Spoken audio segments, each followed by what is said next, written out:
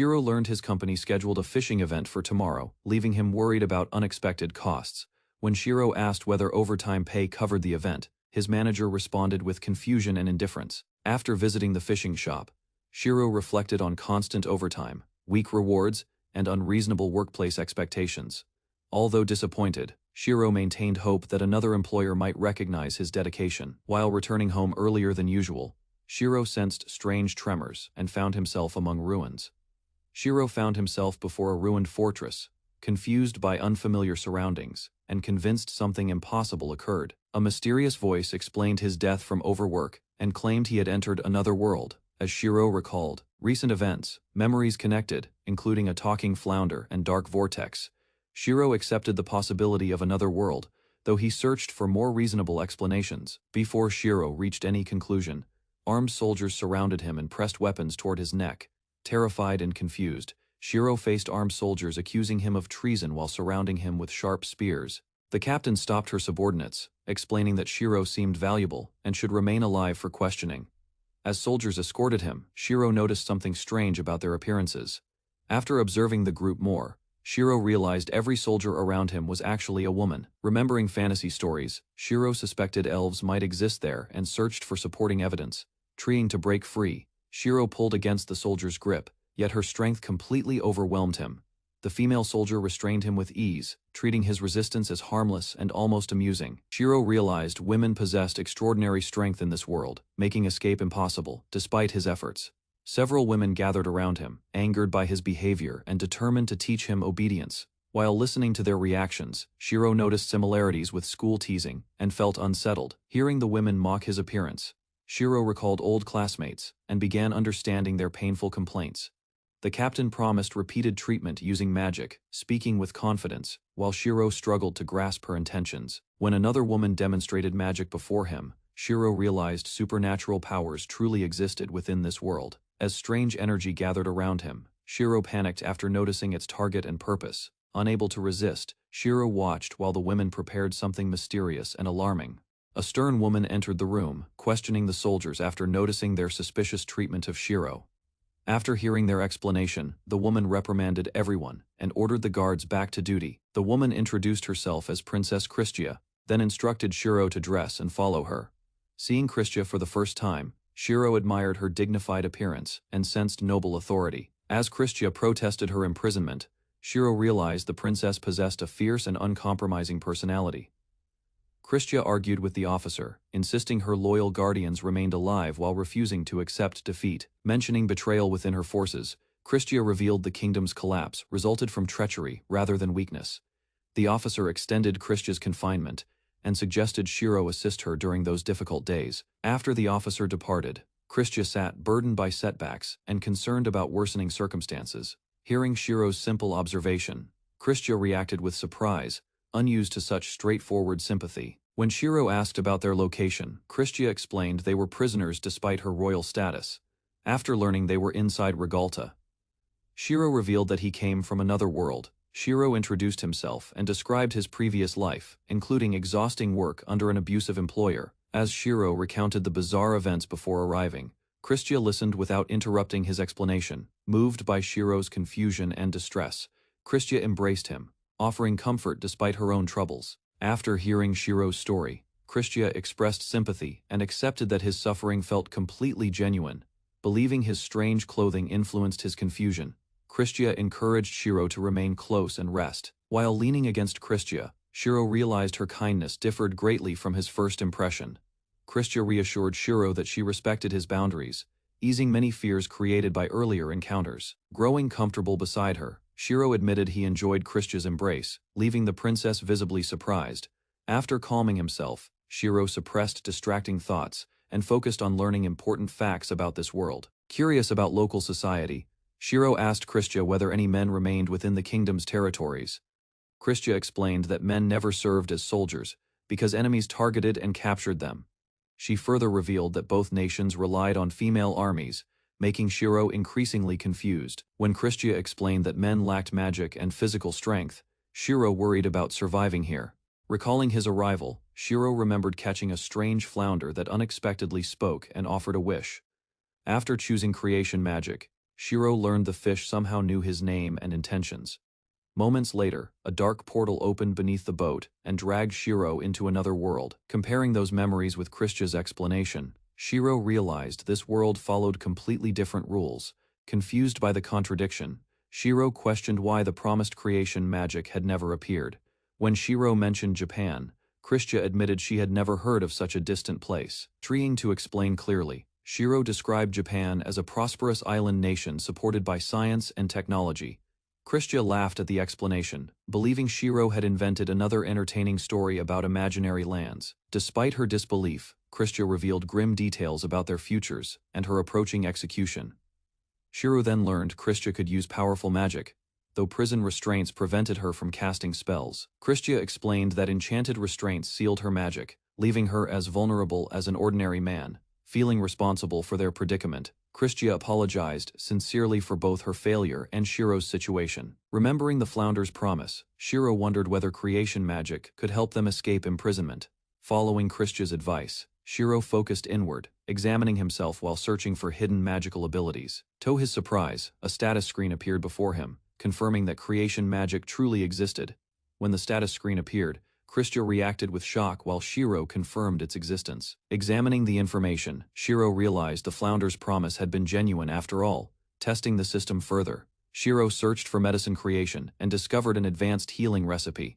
His excitement vanished after learning the medicine required 247 years to produce. Eager to share the discovery, Shiro showed Kristia the screen, only to learn she could not see it. Seeing Shiro's disappointed expression, Kristia guessed he had already started doubting his newly discovered magic. Kristia embraced Shiro again, urging him to accept reality instead of abandoning hope. After remaining together for several moments, Kristia noticed Shiro had regained his composure and confidence. Feeling exhausted from recent events, Kristia decided to rest and lay down within the prison cell. Once Kristia fell asleep, Shiro returned his attention to creation magic and continued investigating its functions. Reviewing his abilities, Shiro discovered water creation and learned it required only 30 minutes to complete. Attempting magic for the first time, Shiro focused inward and activated the water production process. A countdown timer appeared, confirming the magic had started and was functioning properly. While waiting, Shiro noticed the process continued automatically, allowing him to move and think freely. Looking around the cell, Shiro realized the generated water might help clean the mess nearby. Surveying the filthy cell, Shiro searched for cleaning supplies. As unpleasant odors continued spreading everywhere, concerned about disease, Shiro examined the prison and worried their living conditions. While checking his abilities, Shiro found medicine production unavailable and suspected additional requirements remained hidden. After discovering rag production, Shiro considered creating cleaning tools, though the process still required several hours. As Kristia slept peacefully nearby, Shiro monitored the countdown and prepared for his next task. While changing clothes, Shiro worried about his missing boat, confused situation, and uncertain future in this world. Thoughts of his parents and returning home overwhelmed Shiro, causing emotions he could no longer suppress. Noticing tears forming, Kristia realized Shiro's calm behavior had concealed deep anxiety and loneliness. Understanding his distress, Kristia dismissed any embarrassment and recognized his reaction as natural. Kristia embraced Shiro from behind, offering comfort and reminding him that he was not alone. While Kristia comforted him warmly, Shiro realized she faced execution yet still worried about others, feeling guilty for her situation. Shiro apologized sincerely, causing Kristia to reconsider his intentions completely. Kristia found Shiro's honesty endearing and became convinced his concern came from genuine kindness. With growing confidence, Kristia assured Shiro she understood men well and could handle the situation. As Kristia continued caring for him, Shiro experienced unfamiliar comfort and gradually lowered his guard. As the water production finished, Kristia requested assistance, while Shiro received an important completion notification. The finished creation awaited placement, but Shiro became distracted and struggled to explain the situation. Remembering the task, Shiro quickly selected a location, causing fresh water to appear inside the cell. After the successful result, Shiro realized future creations required planning and suitable containers beforehand. Before resting, Kristia praised Shiro warmly and invited him to address her more personally. Lying on the bench, Kristia accepted her fate and reflected upon her remaining days. Watching her, Shiro sensed genuine loneliness beneath Kristia's composed and confident outward demeanor. Remembering Kristia's execution, Shiro resolved to remove her restraints and find a way forward. During their second night in prison, Christia suddenly broke part of the wooden bench with force. Watching in confusion, Shiro wondered why Christia acted so strangely despite her sealed magical abilities. Holding a sharp fragment, Christia revealed a desperate plan to sever her own restrained wrist. Christia explained that restoring her magic mattered more than preserving her injured hand or arm. Determined to escape, Christia instructed Shiro to remove the damaged restraints. After her first strike alarmed by Christia's plan, Shiro begged her to stop and promised he would remove the restraints. Checking his creation timer, Shiro realized success required only a little more patience and time. Ignoring Christia's doubts, Shiro pleaded with surprising precision, requesting exactly 1 hour and 35 minutes. Though unconvinced, Christia accepted the delay and agreed to reconsider her escape plan afterward. As midnight approached, Shiro watched the countdown carefully and asked Christia for several more minutes. Shiro showed Christia his wristwatch, using it to track the remaining time with precision. When the deadline arrived, Christia raised the sharp fragment again while Shiro desperately begged for patience. In panic, Shiro blurted out an outrageous request, hoping to distract Christia from her plan. Surprisingly, Christia accepted his explanation, gathered her resolve and shattered the restraint with brute force. With the bed destroyed and the floor freezing, Christia stayed beside Shiro to keep him warm. As Christia stayed close beside him, Shiro watched the timer and urged himself to endure. At last, the production completed, and Shiro received confirmation that his first crafted item was ready. Exhausted from waiting, both remained unaware that the timing created an awkward misunderstanding between them. Ignoring the confusion, Shiro selected his hands as the appearance point and activated the item. A metal file materialized instantly, leaving Christia stunned while Shiro celebrated his successful creation magic. Examining the file's details, Shiro discovered better materials could greatly reduce future production costs and time. Proud of his achievement, Shiro presented the file and explained his plan to free Christia. Still struggling to accept reality, Christia questioned whether a man could truly wield creation magic. While Shiro filed the restraints carefully, Christia pulled against the chains to assist the process. After the sealing effect weakened, Christia recovered her magic and shattered the remaining restraint. After regaining her magic, Christia cast Sleeping Mist, ensuring the nearby guard remained unconscious throughout night. Confident in her spell, Christia instructed Shiro to stand back and prepare for their escape. Using restored strength, Christia shattered the prison bunk and confirmed her abilities had returned.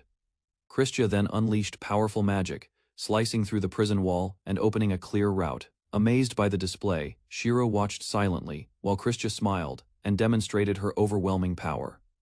Once outside the cell, Christia demonstrated her strength by lifting Shiro with one hand. Both of them took a moment to enjoy finally being outdoors after their imprisonment. Hearing guards, Christia hid with Shiro and explained that pursuing her was dangerous. She revealed a secret underground, then charged ahead and knocked out the guards protecting the area. As Christia entered alone, Shiro reflected that remaining in prison would have been safer, but resolved to follow her instead. Inside the chapel, Christia uncovered a concealed staircase and guided Shiro into an underground tunnel. While explaining their harbor escape route, Christia watched Shiro recall the sea that brought him. After escaping the kingdom, Christia and Shiro traveled by boat, enduring intense sunlight and unfamiliar conditions. Their small vessel drifted across the vast sea, carried far away from the kingdom behind. Surrounded by endless water, Shiro gazed across the horizon and found no land anywhere. Earlier, Christia defeated Imperial soldiers at the harbor, allowing them to steal a fishing boat. As the wind filled their sail, Shiro admired Christia's skill and confidence while navigating. While their boat drifted across open waters, Christia remained calm and focused on their uncertain journey.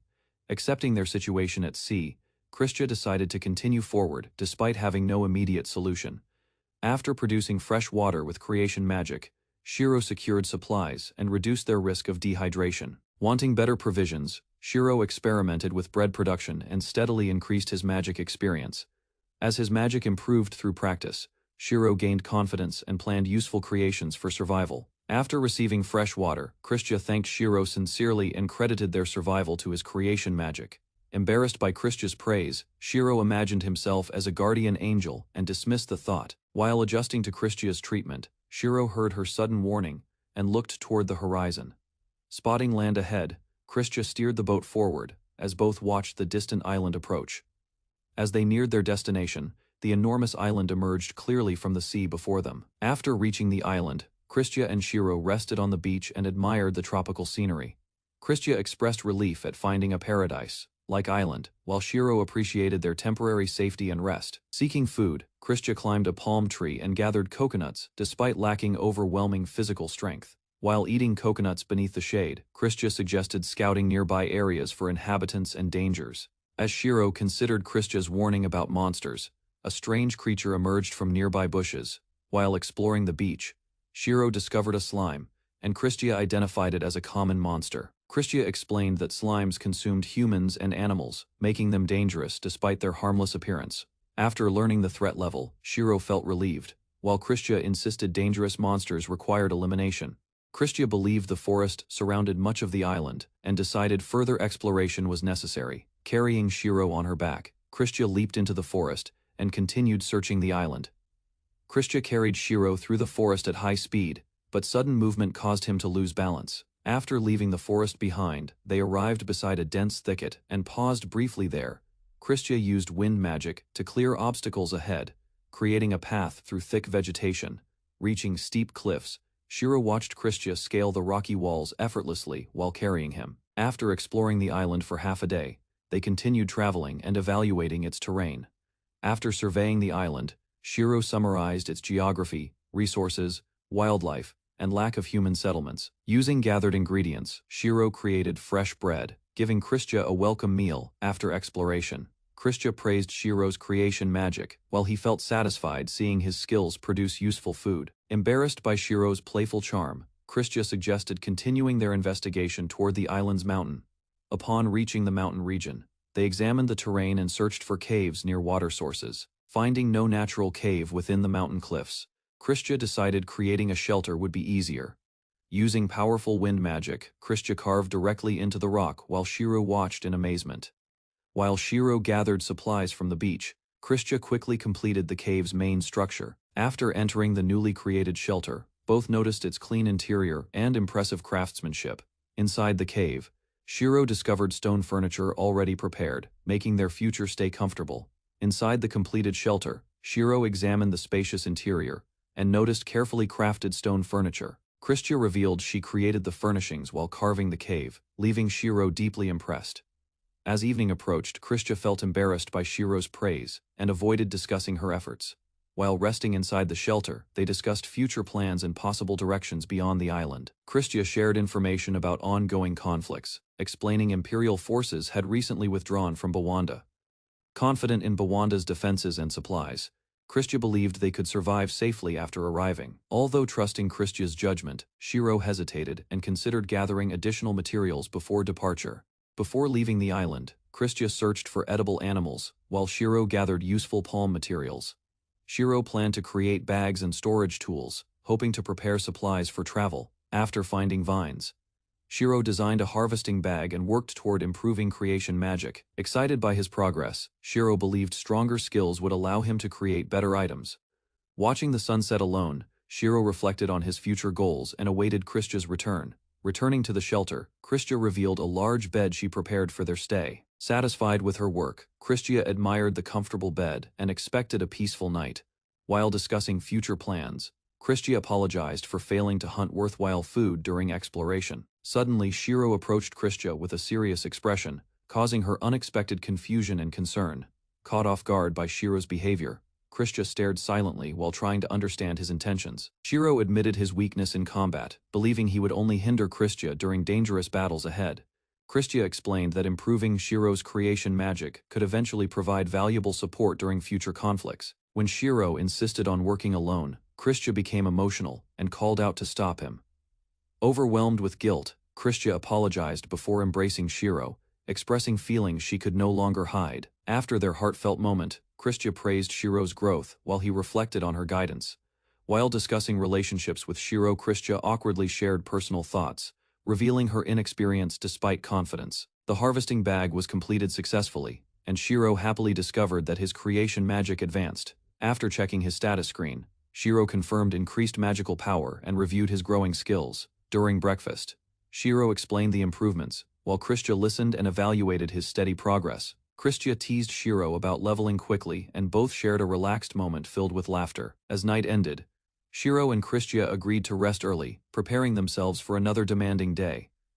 The next morning, Shiro gathered fruit using his harvesting bag, ensuring enough food for survival. While calculating supplies, Shiro created water jugs and planned resources needed for coming days. Shiro improved a stone knife, believing better tools would increase efficiency during exploration and work. Later, Christia dragged a massive creature ashore, astonishing Shiro with her remarkable physical strength. Christia decided to process the giant creature herself, while Shiro assisted by removing useful parts nearby. Using precise magic, Christia sliced the enormous carcass apart and prepared large amounts of meat. The pair built a smoking structure, preserving food supplies while discussing their growing survival skills. After gathering provisions and equipment, Shiro and Christia loaded their boat for departure. While traveling again, Christia noticed Shiro seemed unusual and gently checked on his condition. Christia praised Shiro's company and admitted she enjoyed their time together far more than expected. Shiro wished Christia success ahead, while she expressed regret that circumstances forced their separation. After Christia departed by boat, Shiro watched silently as her vessel disappeared beyond the horizon. Left alone again, Shiro planned future creations and training, determined to grow stronger independently. Shiro dreamed Christia had returned early, eager to reunite after restoring peace and settling affairs. In the dream, Christia proposed building a new life together on the island they discovered. Shiro enjoyed the fantasy, imagining Christia nearby while absent-mindedly touching a harmless slime creature. The slime suddenly sprayed fluid onto him, forcing Shiro to react and clean himself. Awakening from the surprise, Shiro realized everything was only a dream caused by sleeping. After Christia's departure, Shiro faced the island alone and struggled with the sudden loneliness surrounding him. Looking around the camp, Shiro noticed items Christia left behind, reminding him of her presence. Determined to continue independently, Shiro gathered himself and focused on practical tasks instead of fear. Concerned about dangers outside, Shiro considered strengthening the shelter before exploring deeper into the island. While waiting for a fire starter to finish, Shiro endured another uneasy night alone. During another lonely night, Shiro suddenly heard strange sounds and came up with a useful idea. After enduring fear until morning, Shiro completed his latest creation and prepared for safer nights. The production process finished successfully, allowing Shiro to continue strengthening his survival preparations independently. Proud of his work, Shiro examined the newly created spear and admired its balanced design. Recognizing his limitations with swords, Shiro chose the spear because its longer reach suited him. Shiro searched for better materials, testing creation magic on living trees while carrying his new spear. The experiment succeeded unexpectedly, but Shiro learned to keep a safe distance from target trees. After gathering materials, Shiro selected a location and prepared another construction project near his shelter. Using crafted planks, Shiro assembled a simple door, improving security and reducing nightly anxiety. With shelter upgrades complete, Shiro explored the shoreline alone while searching for useful resources. While exploring the island alone, Shiro remembered rice and began missing familiar meals from home. After finding seaweed resembling kombu, Shiro discovered his creation magic could even produce cooked rice. Excited by the discovery, Shiro gathered seaweed and imagined enjoying rice balls with clear soup again. As he faced the distant ocean, Shiro reflected on Japan and the life he left behind. 5 days later, Shiro completed many projects and prepared to finish a long-awaited personal goal. After reaching Creation Magic Level 3, Shiro unlocked golem production and eagerly summoned his first companion.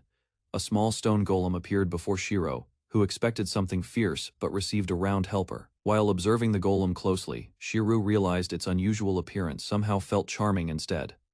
The golem demonstrated surprising strength, carrying heavy loads easily while following Shiro across the island. After rejecting several awkward names, Shiro named the stone golem Iwao and welcomed him. Shiro introduced Iwao to the island, proudly showing his cave home and inviting the golem along. Although Iwao remained silent, Shiro enjoyed the company and guided him across beaches and forests. Shiro brought Iwao to the shore where he first arrived, explaining important places around him. After spending a week alone there, Shiro admitted he was slowly adapting to island life. Wanting Iwao involved, Shiro offered explanations about everything nearby, treating the golem like a friend. Iwao seemed interested in the forest, prompting Shiro to wonder what had caught attention there. After examining the dense woods, Shiro explained crossing them seemed difficult without another road available. Iwao then pointed toward the sea, where both noticed a distant ship approaching unexpectedly. As the vessel drew closer, Shiro grew alarmed, realizing unfamiliar visitors might soon reach the island. After spotting an approaching ship, Shiro ordered Iwao to return home while he watched carefully. Iwao obediently headed toward the cave, though his slow pace tested Shiro's growing impatience. Hidden among bushes, Shiro observed several passengers leaving the large vessel and nearing shore. Using a handmade spyglass, Shiro discovered the newcomers were women dressed similarly to soldiers. As the group stepped onto the island, Shiro worried they might be dangerous invaders. The newcomers landed on shore, revealing an armed pirate crew led by a confident female captain. The captain immediately organized her subordinates, ordering them to inspect the island and secure supplies while exploring. The pirates praised the island's isolation, considering it a perfect hidden refuge. Watching secretly from nearby bushes, Shiro became distracted after noticing the captain's striking appearance. Shiro's concern quickly returned when he overheard their plans, confirming dangerous pirates now occupied the island. While searching the island, 2 pirates complained about the difficult conditions and exhausting exploration. Realizing discovery was possible, Shiro decided to hide deeper within the mountain, alongside Iwao. Just as Shiro prepared to leave, a wandering pirate unexpectedly arrived near the cave. The pirate spotted Shiro immediately and shouted loudly, revealing his presence to everyone nearby. Hearing the alarm, the pirate crew rushed toward the mountain, beginning a dangerous pursuit. The pirate crew surrounded the cave entrance, discovering Shiro and Iwao hiding together inside. Nervous and cornered, Shiro warned the pirates that Iwao would attack anyone approaching further. Unimpressed by the threat, the pirates prepared to force their way into the cave. Before violence erupted, the pirate captain struck her reckless subordinate and stopped the confrontation. The captain apologized to Shiro, promising her crew only wanted supplies before departing peacefully. Despite the captain's friendly behavior, Shiro remained suspicious and refused to trust her promises. The captain explained her crew would gather water and food elsewhere, ensuring Shiro would not suffer losses. After settling the misunderstanding, the pirates departed from the cave area while Iwao watched them leave. Near the shore, several pirates discussed recent events and reflected on the captain's unusual reaction toward Shiro. The crew questioned their captain's kindness, wondering why she showed unexpected patience toward a mysterious stranger. A pirate crew member wondered why the captain became a pirate, recalling her noble background and exceptional upbringing. Despite crude jokes about Shiro, the pirates admitted he remained composed and resilient. The captain's subordinate blamed her attraction toward Shiro's appearance, while Shiro overheard everything. Another pirate suggested the captain preferred inexperienced men, causing embarrassment and disbelief among the listening crew. A pirate remembered a tavern waiter named Lewis, comparing Shiro's appearance to that unfortunate young man. The pirates argued their captain acted stern and authoritative, making her romantic interest seem unbelievable. Janice suddenly appeared behind them, forcing the gossiping pirates into immediate panic and nervous excuses. Janice warned them against speaking, reminding everyone that careless gossip could easily reach their captain. Although grateful the Navy departed, Janice admitted concerns remained regarding keeping an unfamiliar man. Several pirates joked that capturing Shiro would improve morale, making crude remarks about their intentions. Janice revealed she already had a strategy, agreeing their captain lacked flexibility while preparing a practical solution. Iwao demonstrated stone-throwing abilities, but Shiro concluded the golem's movements remained far too slow. Shiro considered creating a giant shield for Iwao, imagining the golem functioning as a durable tank. A notification interrupted Shiro's planning, reminding him urgent preparations required attention before pirate problems escalated. After crafting several torches, Shiro tested their brightness and discovered they produced stronger flames than expected. Shiro decided to craft additional torches, assigning Iwao guard duty and emphasizing their importance against intruders. His tool production skill reached level 3, yet Shiro felt little excitement because pirate threats remained unresolved, unable to relax. Despite recent progress, Shiro spent the night waiting for the pirates' departure. A tremendous booming noise shattered the silence, startling Shiro and forcing him into immediate alertness. Hearing another explosion, Shiro feared pirate activity and worried powerful attacks threatened his safety. Determined to survive any confrontation, Shiro equipped improvised armor and weapons despite their questionable effectiveness. Peering outside beside Iwao, Shiro noticed movement within the darkness and wondered whether another person approached. A mysterious rounded silhouette emerged from the forest, causing Shiro to question the stranger's identity. Under a quiet sky filled with stars, Christia slept beside her sword while the exhausted pirate crew rested. Janice rushed over and informed Christia that a serious problem had struck during the night. Following Janice across the island, Christia discovered several crew members collapsed on the ground. Among those affected, Anne, Hillary, Futch, and Butin suffered the same condition, raising fears of an outbreak. Christia considered finding medical help while refusing to leave the weakened pirates behind. After assessing the outbreak, Christia ordered an empty cabin converted into a sick room and sealed from others. One infected pirate struggled to stand, so Christia prepared to carry him back toward the anchored ship. Before she could react, the fevered pirate lunged forward and struck Christia with surprising force. Staggering backward, Christia watched in shock as the infected man launched strange projectiles. Arrows and deadly blasts rained across the area, forcing Christia to dodge while searching for cover. After studying the attacks, Christia realized the infected pirate could bypass magical defenses. Using powerful wind attacks, Janice approached with an unusual aura, drawing Christia's attention despite the ongoing battle. Speaking with a distorted mind, Janice rejected Cecily's leadership and declared Christia unworthy of command. Consumed by the infection, Christia gathered blazing magic overhead and unleashed a massive flame-burst attack. The explosion shook the island and filled the battlefield with smoke, leaving everyone unable to see, as thick smoke covered the battlefield. Cecily warned everyone to stop fighting before they struck allies. When the smoke began clearing, the group discovered Christia had vanished from the battlefield without a trace. Rather than pursuing her, Cecily decided securing the infected crew remained the more urgent priority. Gathering the remaining pirates, Cecily ordered a return to the ship and planned further investigations. To everyone's shock, Janice claimed ownership of the vessel and commanded the infected pirates to attack. Separated from the others, Christia stumbled through the forest and discovered a small cave hidden among dense bushes. Exhausted, Christia approached before collapsing while asking the strangers for help. Noticing the fresh wounds on her body, the cave's residents realized her condition was dangerous. Without wasting another moment, the worried pair rushed forward and carried Christia deeper into the cavern. Resting on a simple bed, Christia admitted her injuries were severe. After lowering her guard, inside the cave, Shiro panicked over Cecily's condition while searching for a way to treat her.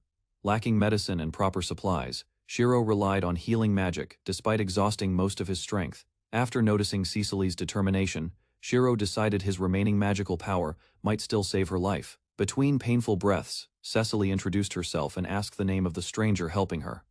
Once introductions ended, Shiro focused on treatment and prepared to stop the bleeding from Cecily's thigh. To examine the injury, Shiro cut away Cecily's clothing and discovered a deep wound.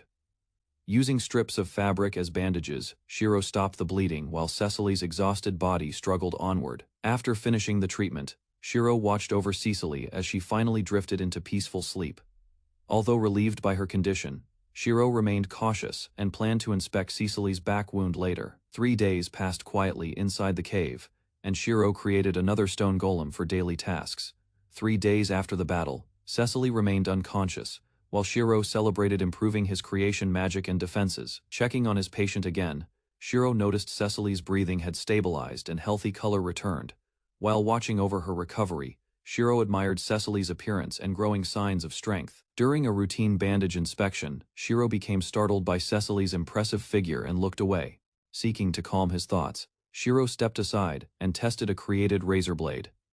Several moments later, Cecily opened her eyes at last and found herself alone inside the cave. Hearing movement behind him, Shiro turned around and apologized for startling the recovering Cecily. Still embarrassed after awakening, Cecily avoided direct eye contact while checking Shiro's concerned reaction. Suddenly noticing Shiro nearby, Cecily panicked and covered herself, convinced he had seen something embarrassing.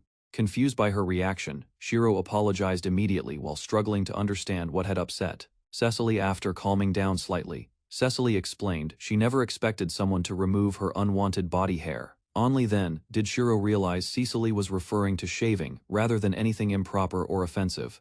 Still finishing his own grooming, Shiro asked for patience while Cecily buried her face in embarrassment. Trying to ease the tension, Shiro joked casually while shaving, causing Cecily to become even more embarrassed. Later that day, Shiro brought fresh mango juice and encouraged Cecily to drink slowly and recover. After tasting the drink, Cecily smiled warmly and praised its flavor while feeling strength return. As they talked together, Shiro checked her condition and learned certain movements still caused pain. Concerned about her recovery, Shiro offered assistance with the drink, leaving Cecily flustered and speechless. Feeling much better, Cecily thanked Shiro and confirmed the name of the person who saved her. After hearing his answer, Cecily praised Shiro's name, leaving him puzzled by the unexpected compliment. Misunderstanding her words completely, Cecily wondered whether Shiro was trying to court her instead. Laughing at her reaction, Shiro denied any romantic intention and urged Cecily to rest. Even after his explanation, Cecily remained flustered, struggling to hide the emotions growing inside her. After Cecily fell asleep again, Shiro began planning everything necessary to support her continued recovery. Considering her condition, Shiro decided to prepare porridge and other essentials since movement remained difficult. Reviewing his progress, Shiro noticed medicine production had finally unlocked and brought him closer to level 5. Meanwhile, the stone golems continued gathering resources, helping Shiro improve production and expand future possibilities. Although eager to explore outside, Shiro stayed near the cave and focused on caring for Cecily. 6 days after arriving at the cave, Cecily examined her injuries and realized the pain had disappeared. Although the wounds no longer hurt, an intense itch spread across the healing areas of her body. Rising from the bed, Cecily showed her recovered strength and thanked Shiro for everything. Embarrassed by the praise, Shiro reminded Cecily that helping others was simply the right thing. With a faint smile, Cecily explained that Shiro's kindness stood out because he expected nothing in return. Wanting to repay the favor, Cecily offered money and promised to accompany Shiro wherever he wished. After hearing his plans, Cecily revealed there was actually one destination she hoped to reach. With a playful grin, Shiro suggested becoming her husband if she needed a companion. Caught completely off guard, Cecily shouted that marriage was not a location and called him foolish. Despite her embarrassment, Cecily hesitantly asked whether Shiro intended to treat his proposal. Still embarrassed, Cecily warned Shiro not to make reckless comments about marriage again. Changing the subject, Shiro asked Cecily to teach him navigation since he planned to build a canoe. Hearing his request, Cecily agreed and promised to share everything she knew about sailing. To reassure him further, Cecily demonstrated her recovered condition and declared handling a canoe would be simple. Soon the pair left the cave together and noticed no sign of the pirates anywhere. After finding no trace of the pirates, Shiro relaxed and spent the afternoon fishing by the shore. While watching the calm sea, Shiro reflected on survival and remained cautious despite several peaceful days. Protected by his stone golems, Shiro enjoyed fishing until Cecily arrived carrying useful building materials. Ignoring concerns about her recovery, Cecily hauled a massive log across the beach and began working. Using fire and precise cuts, Cecily processed the timber while Shiro observed her practical method. While Cecily worked on the canoe, Shiro gathered ingredients and began planning a proper meal. Soon afterward, Shiro caught a fresh Nemesis fish and imagined cooking it with greater skill. Returning from the shore, Shiro prepared the catch carefully and recalled its name from Cecily. Following his recipe step by step, Shiro seasoned the fish and cooked it over steady heat. After adding vegetables and simmering everything together, Shiro proudly completed a pot of Nemesis soup. Teasing her playfully, Shiro used an affectionate nickname, causing Cecily to protest with a bright blush. After tasting the soup, Cecily praised the flavor and quietly asked for another helping. Wanting to continue the joke, Shiro made an outrageous remark that completely overwhelmed Cecily. Unable to handle the embarrassment, Cecily fainted on the spot, leaving Shiro shocked and apologetic. Following several productive days, Shiro reached Creation Magic Level 5 and celebrated another major improvement. While reviewing his abilities, Shiro noticed faster production speeds and began considering future medicine development. The next morning, Cecily finished teaching the basics and led Shiro onto the open sea. Paddling along the shoreline together, they tested the new canoe and circled part of the island. From the water, Shiro admired the island's landscape and enjoyed a perspective he had never seen. While exploring the coastline, Cecily asked whether the island already had a proper name of its own. Several awkward suggestions followed, but Shiro rejected each one and searched for something more meaningful. Remembering someone important from his past, Shiro decided to name it Monte Cristo Island. Though curious about the name's origin, Cecily listened as Shiro reflected on old memories. Leaving the topic behind, they continued sailing south and approached towering cliffs along the island's edge. As they followed the cliffs, Cecily noticed a hidden opening and compared it to a secret harbor. Peering into the darkness, Cecily thought she spotted stone stairs deep within the mysterious cave. Excited by the discovery, Cecily urged Shiro forward while he wondered whether other people once lived there. Guiding the canoe through the narrow entrance, they found calm water, stretching farther inside the cavern. Their suspicions proved correct when ancient stairways appeared ahead, revealing unmistakable signs of human construction. Leaving the canoe behind, Cecily led the way up the ancient stairs while warning Shiro to stay alert. As they climbed higher through the structure, Shiro promised to follow, despite growing unease. Reaching the summit above the cliffs, Shiro grabbed Cecily after seeing the tremendous height below. After calming down, Shiro studied the surroundings and guessed the plateau lay south of the cavern. Spotting a promising forest, the pair decided to search for fruit trees and useful resources. Venturing deeper into the forest, Cecily guided Shiro along an overgrown path that seemed ancient. Beyond the dense trees, both explorers noticed a massive structure rising above the surrounding wilderness. Drawing closer for a better look, they discovered an enormous tower hidden among the forest. Despite centuries of weathering, the mysterious monument remained standing and displayed signs of remarkable craftsmanship. Examining the structure, Shiro compared it to ancient ruins, while Cecily laughed with unusual enthusiasm. The towering structure amazed Cecily, who recognized it as an untouched dungeon hidden on the island. Excited by the discovery, Cecily explained that dungeons contained treasures, monsters, traps, and valuable magical resources. When Shiro worried about entering, Cecily assured him she had no intention of exploring it alone. Her expression soon turned serious as she revealed another matter required attention before any expedition. Thinking about the infected pirates, Cecily vowed they would face consequences for stealing her ship. Although revenge would not bring happiness, Shiro realized Cecily needed that goal to keep moving forward. Trying to support her journey, Shiro promised to build a ship and help Cecily return home. Checking his abilities, Shiro discovered he could finally create proper sailcloth for larger vessels. While planning the project, Shiro trusted Cecily and decided not to hide his magic. Hearing his promise, Cecily smiled and wondered whether she could someday return to the island. Smiling at Shiro's promise, Cecily suggested celebrating together someday with another toast of mango juice. Sitting inside the ancient structure, Cecily explained that untouched dungeons contain tremendous rewards despite their dangers. When Shiro questioned the risks, Cecily argued that worthwhile treasures often demanded courage and sacrifice. Concerned for her safety, Shiro insisted he would rather find trustworthy companions than let her fight alone. Their discussion shifted as Shiro described his preferences, leaving Cecily puzzled by his honesty. Still joking together, Cecily asked whether she could stay at Shiro's cavern again in the future. Without hesitation, Shiro promised to build an inn where Cecily and her companions could rest. Delighted by the proposal, Cecily embraced the idea and named it Shiro's Inn. Growing even more excited, Cecily declared she would pay for lodging whenever she returned. Meanwhile, Shiro considered the plan, realizing an inn could attract travelers and develop the island. After 4 exhausting days of work, Shiro completed a sailboat, advancing their long-awaited plans for departure. Examining the vessel carefully, Shiro questioned whether it could survive rough waters and dangerous conditions. Drawing from experience, Cecily explained that calm regional seas reduced many threats sailors usually faced. While admiring the finished sail, Cecily expressed surprise that Shiro possessed such useful creation magic. Curiosity overtook Cecily after learning the enormous sailcloth had been produced through Shiro's magic alone. As Shiro activated his magic, a massive sailcloth appeared, leaving Cecily stunned by its size. Before Cecily could react, the enormous fabric collapsed over her, burying her beneath countless folds. Emerging from the sailcloth unharmed, Cecily admitted the unexpected demonstration had surprised her more than expected. Checking his progress afterward, Shiro realized level 6 approached quickly and hoped Cecily's ship survived. Once the loading finished, Cecily approached Shiro with a gentle expression, preparing to discuss their departure. Before departure, Shiro prepared wild boar and turnip soup, giving them one final meal together. While sharing lunch beside the completed sailboat, Cecily promised to sample Shiro's future cooking someday.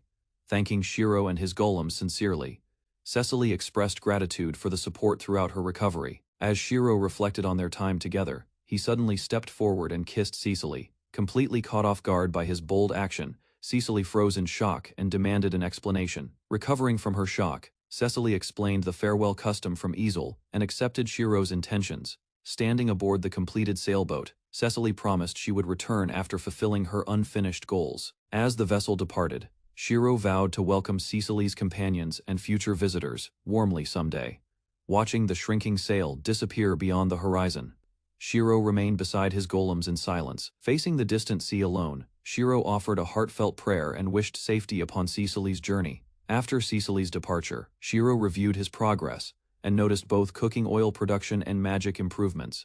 Feeling the island's emptiness, Shiro decided another golem would help ease his growing loneliness. Since creation magic worked, Shiro accepted that expanding his workforce would require additional time. Heavy rain arrived the following day, interrupting Shiro's farming plans and forcing him indoors instead. Watching his golems continue working through the storm, Shiro sensed their loneliness mirrored his own. As rain continued pouring outside, Shiro reminded himself that loneliness belonged to him, not the golems. Preparing for future storms, Shiro collected rainwater while listening to droplets strike nearby barrels. Bored by endless rainfall, Shiro searched for entertainment but found few enjoyable activities on the island. An idea suddenly appeared, and Shiro remembered a useful feature connected to golem production magic. Using clay creatively, Shiro crafted detailed figures resembling himself and Cecily, amusing himself during isolation. While rain trapped him indoors, Shiro imagined advanced autonomous golems and anticipated Iwao's completion with excitement ahead. 2 days later, a third Iwao appeared, giving Shiro extra help and renewed companionship around the island. After reaching level 6, Shiro unlocked, improved golem production, and discovered more design. Eager to expand his workforce, Shiro began creating another golem and celebrated that day alone.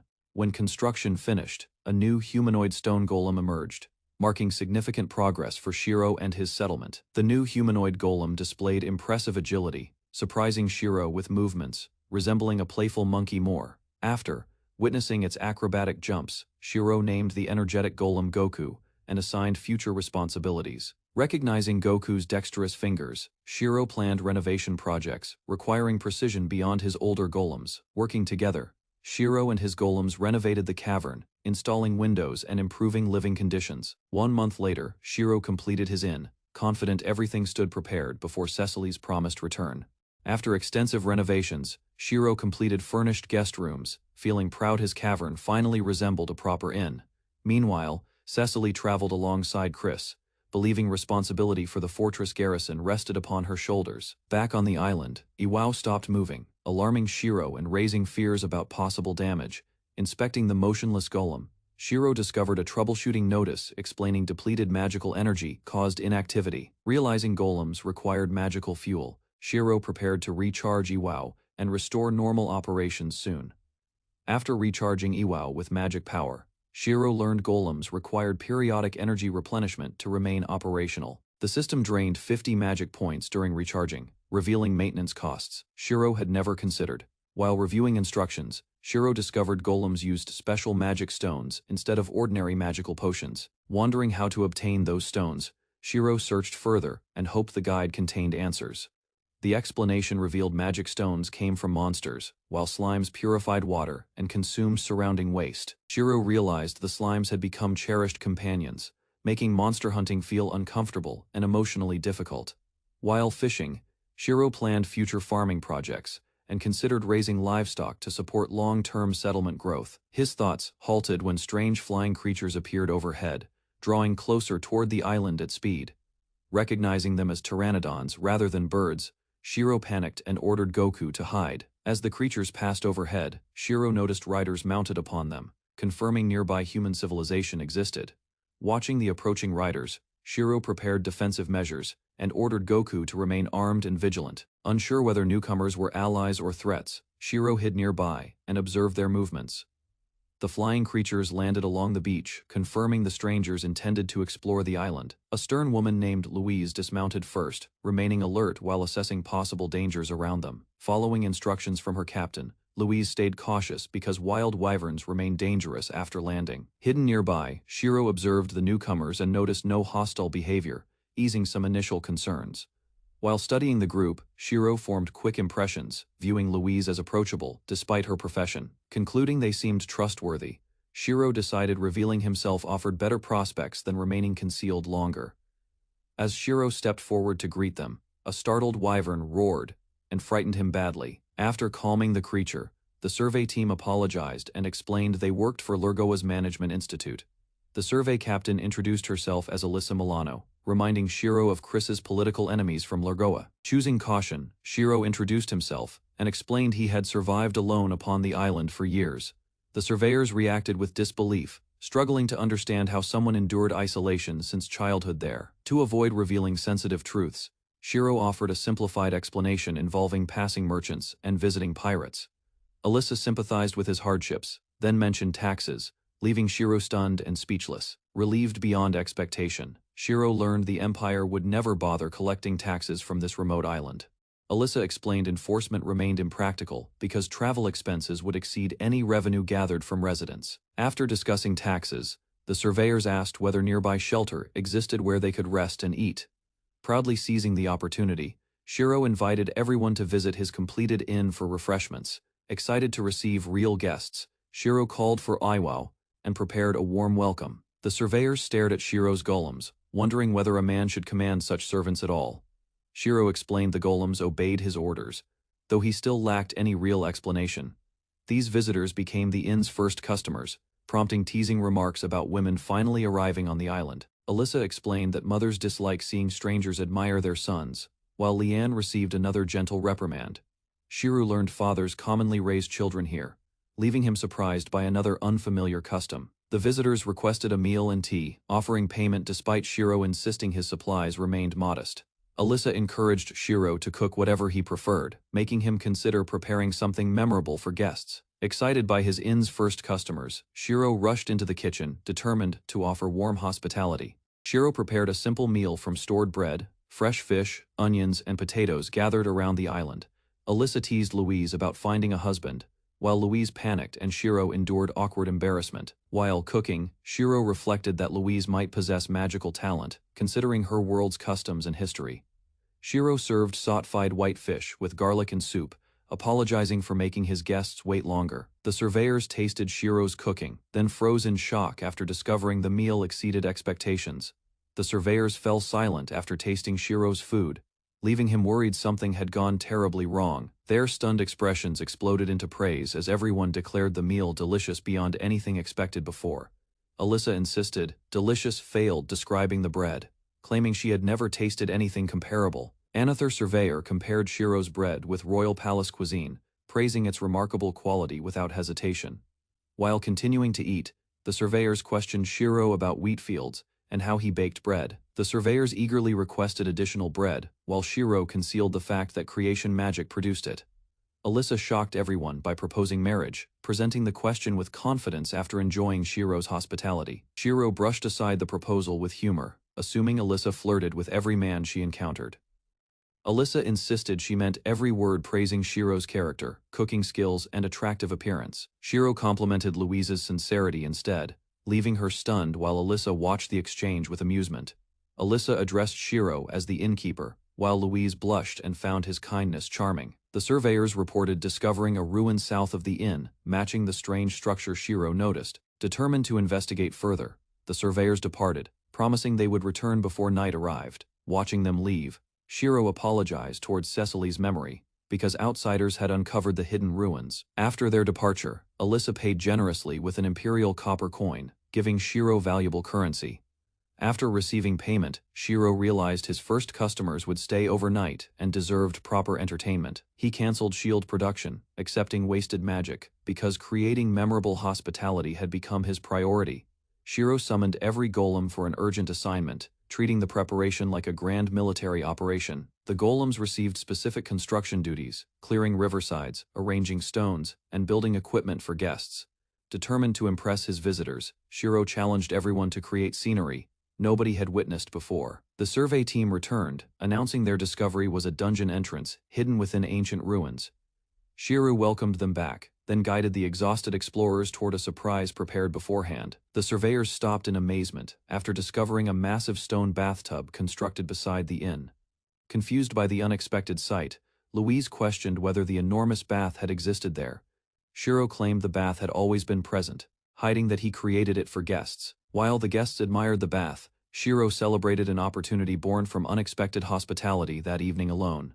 Alyssa dismissed every question and rushed toward the bath, eager to enjoy the rare luxury with her companions. The surveyors appreciating a comfort seldom available during expeditions across remote regions lately. The travelers praised the fragrant water and welcomed chance to unwind after exhausting work. Shiro explained the herbs used, then asked about the temperature while hiding personal motives from the grateful guests. Alyssa praised the bath's perfect warmth, saying months of accumulated fatigue vanished from her exhausted body. Resting beside the bath, Alyssa teased Shiro by asking him to wash her entire body. Shiro dodged the invitation by promising dinner soon, while Alyssa complained about his distant response. Walking away, Shiro admitted temptation existed, though he considered himself fortunate for resisting serious mistakes. Back inside the inn, Shiro confessed that continued exposure might destroy his remaining self-control. After calming himself, Shiro pushed aside distracting thoughts and focused on preparing dinner for everyone. After dinner ended, Shiro lay awake in bed, unable to rest because thoughts from the bath lingered. Remembering Jean during the bath, Shiro expected someone might enter his room and disturb the quiet night.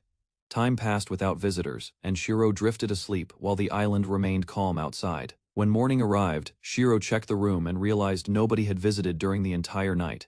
Feeling relieved yet embarrassed, Shiro washed his face outside and greeted Captain Milano. Before work began, Captain Milano reported that Dianel's discovery received top priority, while Shiro asked whether she would return home. Milano hoped to return before the year ended, mentioning her son had waited long. She explained that regular visits mattered because her son might forget her face after prolonged separation. Their discussion shifted when Milano mentioned a survey team consisting of 100 members. Shiro panicked because his inn could host only 4 guests, while soldiers prepared camp outside. Shiro explained that he could only prepare simple dishes, but Milano believed the officers would enjoy them. When Milano revealed she was a knight, Shiro became startled and admired her impressive status. Watching Milano pose, Shiro realized both she and Jean belonged among elite warriors. After accepting the request, Shiro noticed Milano hesitating before bringing up an important matter concerning him. The next morning, Shiro served a hearty breakfast, and the guests praised the meal with enthusiasm. After serving breakfast, Shiro felt relieved seeing everyone satisfied, though he wondered whether he had overprepared.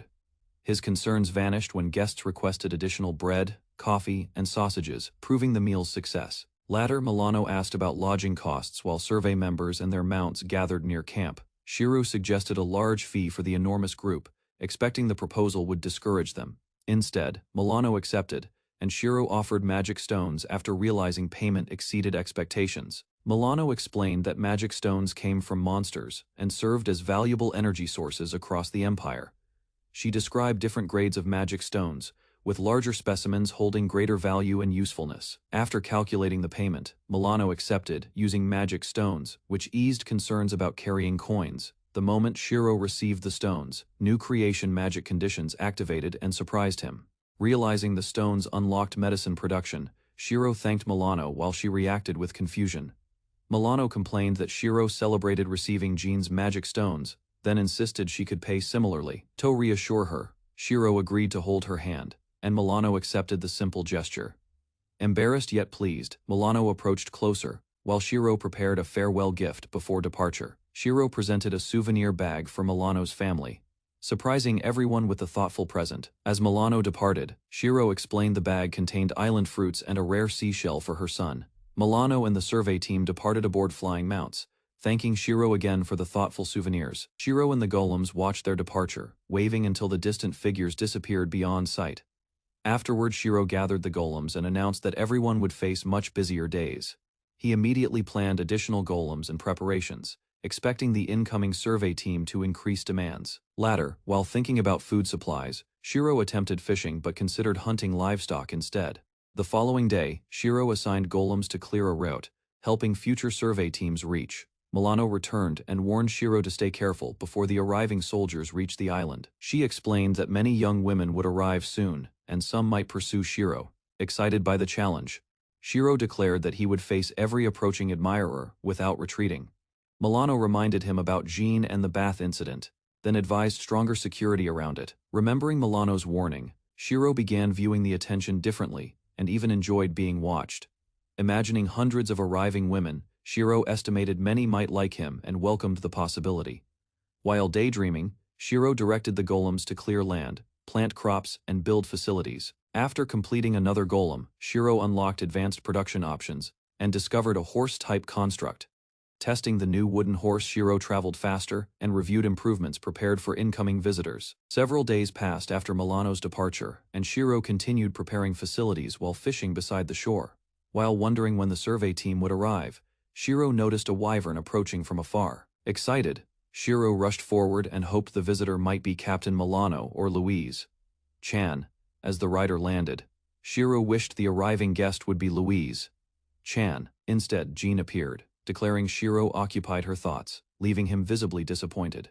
Jean returned, carrying an imperial letter, and handed Shiro a personal gift before departing again. After opening the package, Shiro discovered revealing underwear, leaving him confused about Jean's intentions. More than a month passed, and Shiro learned the survey team's ship would arrive soon. During that period, his creation magic reached a higher level, unlocking powerful metal hound golems. The golems captured a female goat, providing milk supplies, while Shiro enjoyed homemade iced cafe au lait.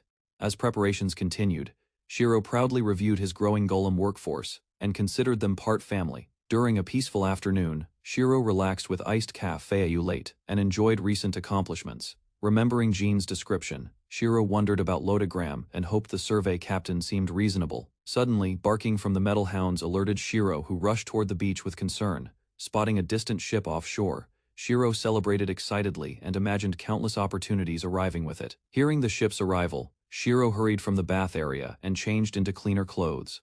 From a cliff overlooking the shore, Shiro watched boats carrying passengers and supplies toward land. The survey team disembarked in orderly groups, transporting equipment while Shiro rushed to welcome them. Seeing the disciplined soldiers, Shiro immediately recognized them as experienced Imperial troops rather than adventurers. Old memories surfaced unexpectedly, making Shiro nervous during the ride and reminding him of Chris Sama. Remembering Chris Sama's achievements, Shiro felt reassured that the Empire remained strong under capable leadership. As the soldiers arrived ashore, Shiro prepared himself to welcome those connected to Chris Sama among the newcomers. Shiro noticed a tall officer and suspected she might be Lotte Graham. Standing beside the officer, a smaller young woman quietly observed Shiro and attracted his attention. Shiro examined the petite soldier carefully, surprised by her appearance and curious about her identity. Shiro received Milano's report and mistakenly assumed the petite girl served merely as an attendant. Diane immediately corrected him, introducing the quiet young woman as Survey Captain Lotte Graham. The revelation shocked Shiro completely when Diane requested lodging so the exhausted captain could rest. Embarrassed by his mistake, Shiro formally greeted Lotte and apologized for misunderstanding her position. While observing Lotte's behavior, Shiro realized she seemed shy and reserved rather than arrogant. Shiro guided Lotte and Diane through the island, explaining how his golems supported daily operations. Watching Lotte quietly endure the bumpy ride, Shiro concluded she felt awkward rather than unfriendly. After reaching the inn, Shiro offered cold towels and suggested using them after traveling. Neither Lotte nor Diane understood the unfamiliar item, leaving them puzzled by its purpose. Once they tried the wet towels, both women appreciated the refreshing sensation and quickly relaxed. The golems served iced cafe late, and Shiro explained different sweeteners while watching Lotte's reaction. After tasting the drink, Lotte praised it quietly, encouraging Shiro to believe food eased conversations. Diane asked about the ice supply, wondering how Shiro obtained enough for regular use. Learning that Shiro created ice with magic, Diane offered assistance whenever additional quantities became necessary. Satisfied with his explanation, Diane made a private request and asked Shiro for help later. While cleaning afterward, Shiro felt satisfied because the visiting officers appeared pleased with his hospitality. The completed preparations increased creation magic to level 10, unlocking several powerful production categories and options. Exploring the new abilities, Shiro created a bird-type wooden golem, designed for deliveries and reconnaissance. Further inspection revealed weapon production and repair functions, exposing possibilities far beyond ordinary craftsmanship.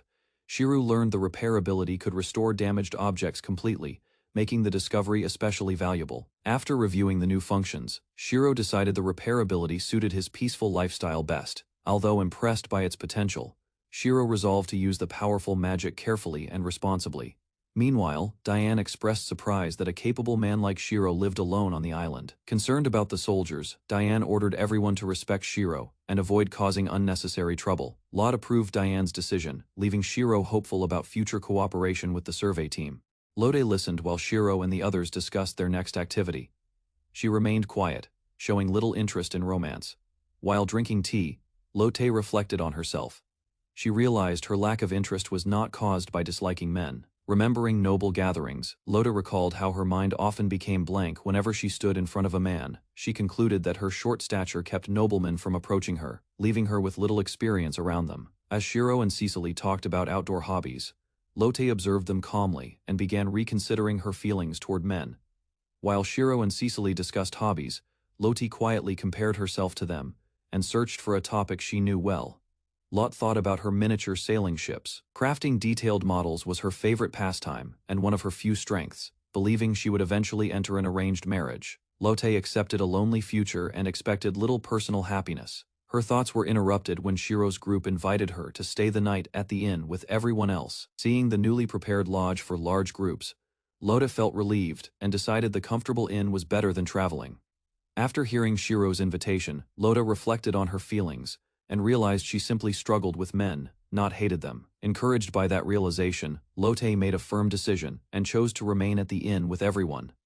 Meanwhile, Shiro organized the lodging arrangements, assigned tasks to his helpers, and prepared everything for the guests. Lotte observed the busy camp and noticed many different soldiers. Some appeared friendly, while others behaved rather boldly. Later, Shiro dealt with an awkward situation involving privacy. The experience reminded him to be more careful around others. While helping around the camp, Shiro noticed most soldiers behaved normally despite a few loud troublemakers among them. After preparations were completed, Shiro happily announced that the bath was ready for everyone staying at the inn. As the others gathered, they realized Lotte was missing. Concerned, they asked Shiro to check on her. Shiro went to Lotte's room and carefully opened the door. Inside, he found her lying quietly on the bed. Seeing her peacefully asleep after the long journey, Shiro concluded she was exhausted and decided not to disturb her. Lotte woke up and discovered Shiro standing inside her room. The unexpected sight startled her, causing confusion as she tried understanding the situation. After listening to Shiro's explanation, Lotte learned that everyone was preparing for the bath. She understood his reason for entering the room. While speaking with her, Shiro noticed a small sailing ship model resting nearby. The crafted object captured his attention. Instead of ignoring the model, Shiro praised its craftsmanship and design. His genuine interest showed respect for the hobby Lotte treasured. Accustomed to receiving little attention, Lotte felt surprised by Shiro's reaction and began considering sharing more with him. Shiro admitted he had never sailed on a real ship before. Lotte learned his knowledge came mostly from observation and imagination. He explained that rough waves and constant swaying would likely make him seasick. Even so, he still enjoyed watching ships. Hearing that answer, Lotte discovered Shiro appreciated ship models as decorative pieces. His perspective differed from most people she knew. Lotte continued speaking about her hobby longer than intended. Noticing this, she worried she had dominated the conversation and bored Shiro. Shiro dismissed her concern and guided her toward the bath. Lotte followed him, carrying a calmer mood than before. Lotte entered the bath area and found Cecily, Elsa, and the others already enjoying the hot water. The comfortable bath matched expectations. While the women relaxed together, Shiro continued working nearby. During construction, he approached close enough for everyone to notice. Elsa observed Shiro's physique and reacted with embarrassment. The unexpected situation drew attention, creating an awkward atmosphere around the bath. Realizing his position appeared inappropriate, Shiro apologized at once. He accepted responsibility and acknowledged that entering the area had crossed boundaries. To ease the tension, Shiro made a joking apology before leaving. The women watched him depart, leaving the bath peaceful again. While relaxing in the bath, Lotte remembered Shiro's interest in her hobby. The thought overwhelmed her emotions, causing her to lose consciousness. As Lotte floated in the water, Shiro became confused by the sudden incident. He struggled to understand what had caused it. The women rushed to help Lotte and demanded immediate action. Shiro jumped into the water despite soaking his clothes. After the emergency settled, Cecily and Elsa concluded Shiro had acted without improper intentions. Even so, embarrassment remained among everyone. When Lotte regained awareness, she explained that surprise had overwhelmed her. The others checked on her condition and discussed Shiro's situation. Although Lotte had recovered, thoughts of Shiro's appearance continued troubling her. Embarrassing memories resurfaced, leaving her flustered and unable to calm down. Later that evening, Lotte attended a strategy meeting with Cecily, Elsa, and the officers. Everyone discussed preparations for tomorrow's mission. While listening to the discussion, Lotte learned that Shiro had prepared food for the gathering. His support helped the meeting continue smoothly. The group reviewed information about the shrine and estimated the required supplies. Based on reports, preparations appeared manageable and straightforward. After considering the shrine's condition, the officers agreed to secure the surrounding area first. Lotte listened. As plans progressed, after reviewing available workers and magical resources, the group estimated that constructing a defensive moat would require approximately 2 days. Lotte approved the proposal and explained how the moat would help keep monsters away from the shrine during preparations. When the meeting ended, Shiro approached Lotte with coffee. He hoped their recent experiences had improved their relationship somewhat. Caught off guard by Shiro's kindness, Lotte became flustered again. She struggled to respond, despite believing some distance remained. Before departing, Lotta's group received generous supplies from Shiro, including food and livestock. The gifts reduced concerns about provisions. Remembering Lotta's fondness for sailing ships, Shiro decided to prepare a special gift. He hoped the gesture would express gratitude. The following morning, Lotte and the officers gathered for breakfast. Everyone appeared tired, though preparations for the upcoming operation continued. While observing the group, Shiro noticed the officers displayed very different personalities. Some behaved formally, while others seemed far more relaxed. As he watched the gathering, Shiro recalled the previous bath incident. The memory left him surprised by several discoveries about people. During breakfast, Shiro noticed Lotta enjoying the food with unusual enthusiasm. Watching her content expression, he felt pleased seeing her relax. Trying to be helpful, Shiro offered additional snacks from his supplies. Lotte rejected the suggestion, leaving him confused by her response. Before construction began, Shiro asked whether he could visit the shrine worksite. Curious about the project he wanted to observe, Lot could not understand his interest in construction work. Shiro explained that watching large projects develop was enjoyable and rewarding. As the officers departed for the shrine, Shiro waved them off. Lot remained puzzled by him, while their relationship continued improving. Before leaving for the shrine, Lotte agreed to let Shiro visit later. Encouraged by her answer, he promised to come after finishing work. Once everyone departed, Shiro organized the remaining staff and assigned daily responsibilities. He wanted every task completed without delays. After arranging the workload, Shiro focused on cooking. He prepared dessert for the evening and completed a special pudding. While working in the kitchen, Shiro considered ways to improve the recipe. He believed additional flavors could make it better. Thinking beyond the current meal, Shiro became interested in creating vanilla ice cream. He began planning how magic might help. After completing his morning tasks, Shiro relaxed in the bath and enjoyed the warm water. The lavender fragrance helped ease lingering fatigue. While soaking, Shiro reflected on his new life. Compared with his previous world, he felt greater freedom and satisfaction. His thoughts drifted toward the people around him. Shiro wondered whether unfamiliar customs influenced how men and women behaved here. Remembering unfinished work, Shiro instructed his helpers to store the pudding. He also planned a visit to the shrine worksite. As he prepared to leave, Shiro reflected on his journey. What once seemed uncertain had become a fulfilling and meaningful life. While soaking in the bath, Shiro realized he had adjusted to island life. The environment no longer felt strange or uncomfortable. Meanwhile, Lotte traveled toward the shrine with the officers. During the journey, her thoughts returned to Shiro and recent events. As she reflected on his behavior, Lotte realized men like Shiro differed from her expectations. The discovery left her thoughtful and curious. She remembered how Shiro worked without hesitation, helped others, and showed little concern for appearances during ordinary daily tasks. Comparing those memories with her own interests, Lotte wondered whether sharing her sailing ship hobby with Shiro would feel easier. While walking toward the shrine, Lotte imagined spending time with Shiro building ship models together. The pleasant fantasy grew more personal. Noticing Lotte's unusual expression, Elsa assumed she was eager for the upcoming dungeon expedition. Lotte failed to understand the comment.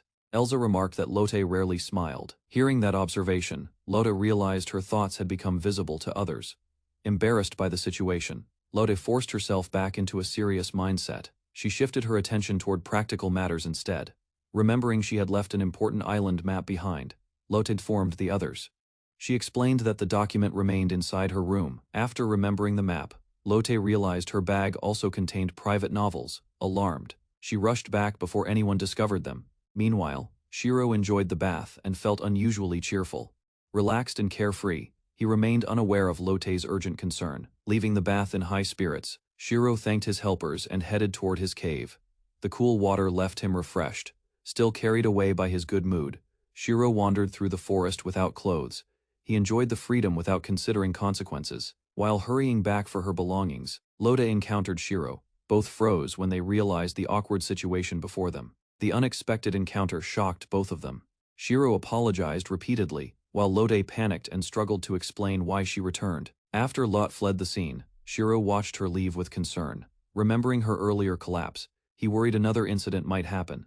Back at the lodge, Lotte tried calming herself down. Unfortunately, the embarrassing memory remained vivid and refused to leave her thoughts. Meanwhile, Shiro returned indoors and changed clothes. Believing the officers had already started working, he prepared to leave soon.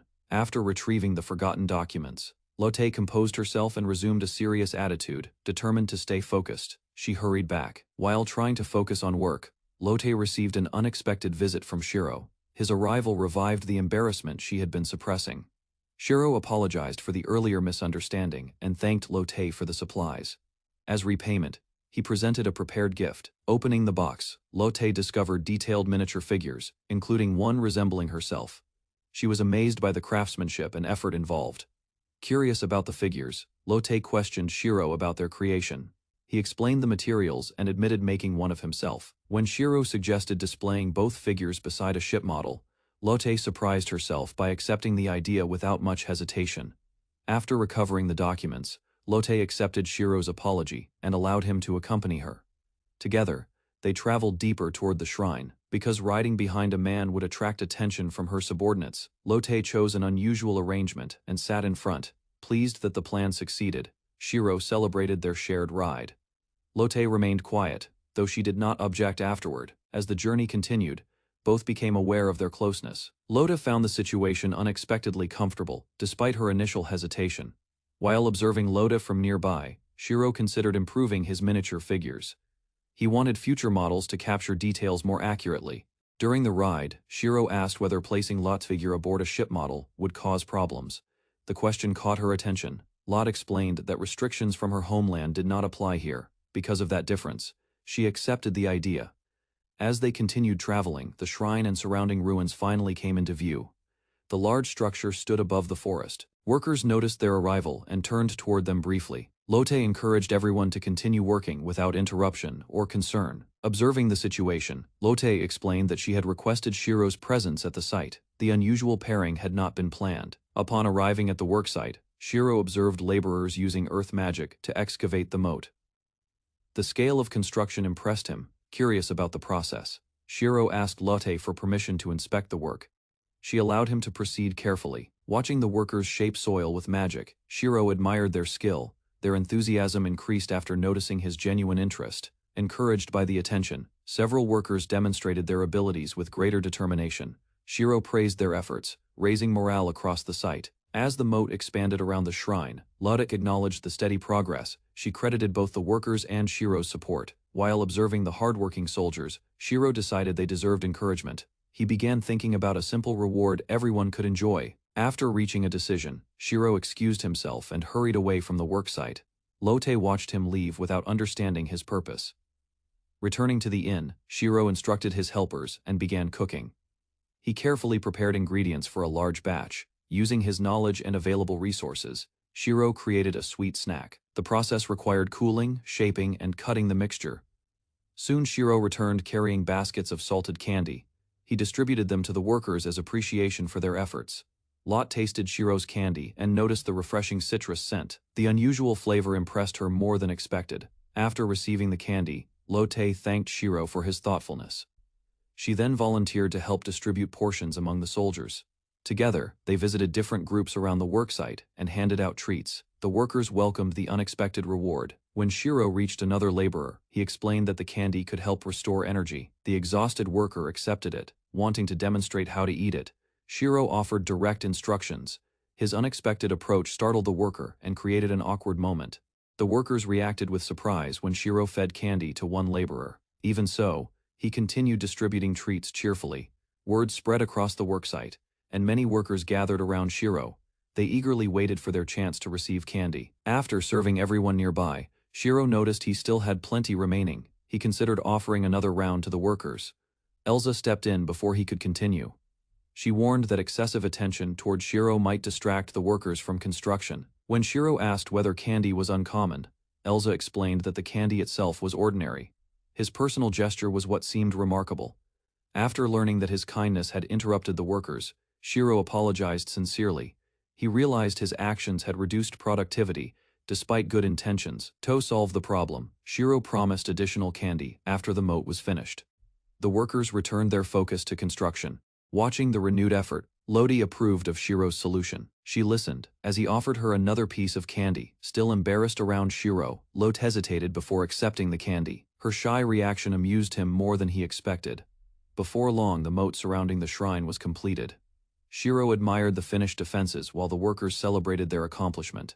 With the moat completed, Shiro thanked the workers and prepared to return home. Meanwhile, his helpers continued building defensive towers around the shrine. Before departing, Lode asked about the evening meal. Shiro described seabream, tempura, making her curious about the unfamiliar dish. As Shiro left the worksite, several officers watched him go. His departure prompted unexpected reactions among the women nearby. One officer praised Shiro's appearance and cooking skills.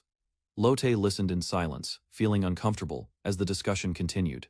The conversation soon turned toward inviting Shiro on future trips. Growing increasingly embarrassed, Lotte struggled to hide her nervous reaction.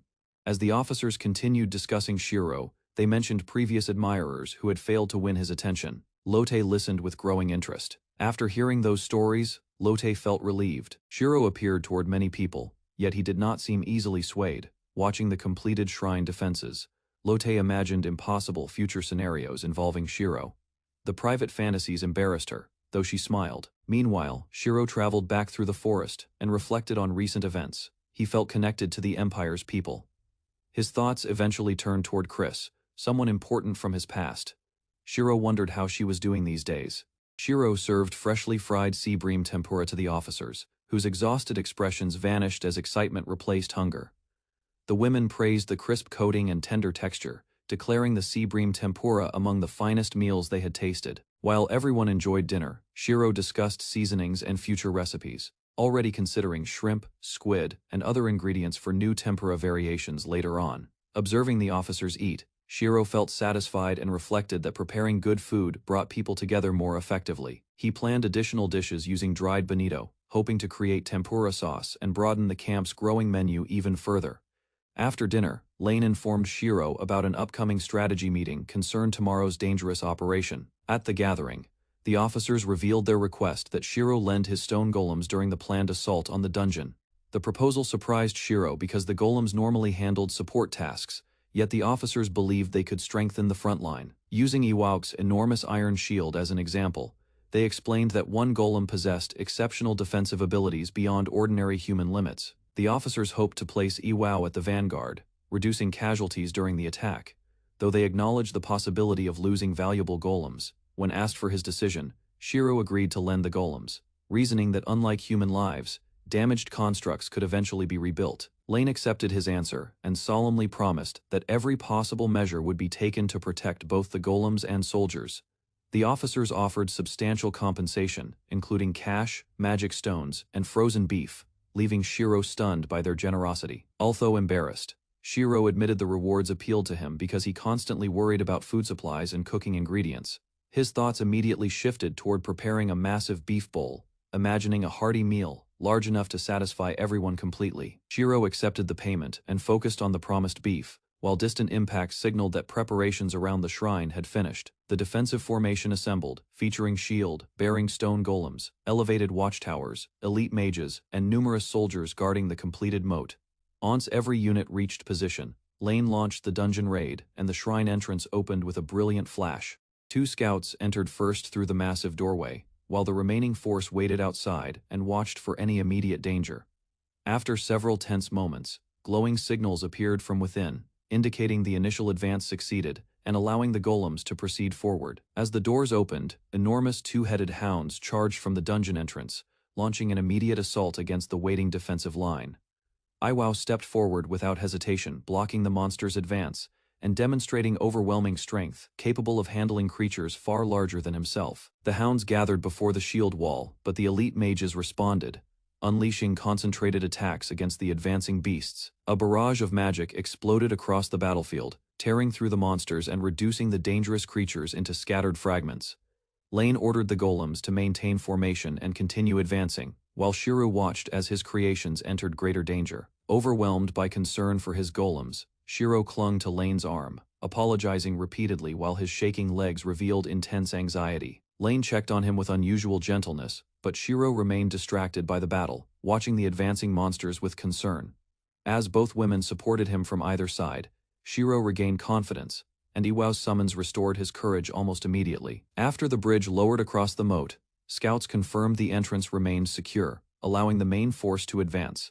Lane ordered Shiro to move the golems into the dungeon first, explaining that the soldiers would follow directly behind them. Lot reassured Shiro before entering the dungeon, reminding him that only he could command the golems and that everyone would protect him. The expedition descended into a vast stone chamber where scouts secured the route ahead, while the main force advanced behind. When another doorway opened, reptilian monsters rushed forward, but the soldiers intercepted them before they could threaten the rear group. Shiro panicked at the sudden ambush, yet Lot remained calm, noting that the monsters encountered thus far seemed weak. Lane warned Shiro that deeper levels contained stronger enemies, then instructed him to send the golems down the staircase first. Sensing Shiro's growing fear, Lota stayed close beside him and promised that both she and Diane would keep him safe. As they descended farther underground, Shiro struggled with the stale air, suspecting either low oxygen levels or strange gases. The harsh environment finally overwhelmed him, causing him to collapse from exhaustion and forcing Lot and Lane to summon medical assistance. Lane urgently calls for Cheryl, the expedition healer. After Shiro collapses inside the dungeon, alarming everyone as the dangerous raid continues forward. While drifting between consciousness and exhaustion, Shiro imagines an ideal healer possessing beautiful eyes, a gentle nature, and an attractive appearance. The approaching healer is revealed to be Cheryl, who promises to heal him, matching his fantasy enough to surprise him. Cheryl sets aside emotion and focuses on her duties, examining Shiro's condition, while considering the risks surrounding the expedition. After checking, Cheryl notes that his heartbeat remains unusually fast, and reassures him that her treatment should improve his condition. Cheryl casts a recovery spell called Healing Hand, explaining that it enhances the target's natural healing ability, while assuring Shiro the process will not hurt. When asked whether touching the patient is necessary, Cheryl explains that healing magic becomes more effective through direct skin contact. Understanding her explanation, Shiro watches as Cheryl places her hand against his chest, causing him considerable embarrassment and confusion. Although Shiro already feels much better, Cheryl insists the treatment remains incomplete and continues the healing process despite his growing discomfort. Graham remarks that Cheryl always applies healing with exceptional thoroughness, while Shiro suspects the healer may be enjoying herself somewhat. After several minutes of treatment, Cheryl finishes the healing spell, and Shiro reports feeling much better, stronger, and noticeably more energetic. As evening approaches, the soldiers emerge from the dungeon, while Lane credits their cooperation for securing the entire first underground floor. Unsure about his next responsibility, Shiro worries about preparing dinner, but the golems reassure him and remain ready to assist. Graham-sama explains that another cook already prepared the meal, then invites Shiro to join the group instead of working alone. The evening feast consists of bread, cheese, grilled pork, and buttered potatoes with beans, providing a hearty meal for everyone. During the evening meal, Shiro notices that the food feels filling yet somewhat unfamiliar, then wonders whether the sweet red wine contains sugar. After drinking several cups, Shiro becomes noticeably intoxicated and celebrates being surrounded by beautiful women, while remaining the only man. Growing more excited, Shiro boasts about exploring a dungeon and discovering valuable treasures, including an ancient magic book and jewelry. Encouraged by the gathering, Shiro continues drinking and declares that such strong wine presents absolutely no challenge whatsoever. Watching his condition with concern, Lane asks Shiro to assist with another taste test tomorrow, hoping he remains cooperative. Drunk and emotional, Shiro loudly declares that he would charge into water, fire, and even dangerous dungeons for Lane's sake. Lane immediately denies Shiro's exaggerated claims, looking both embarrassed and confused as he continues making dramatic declarations before everyone.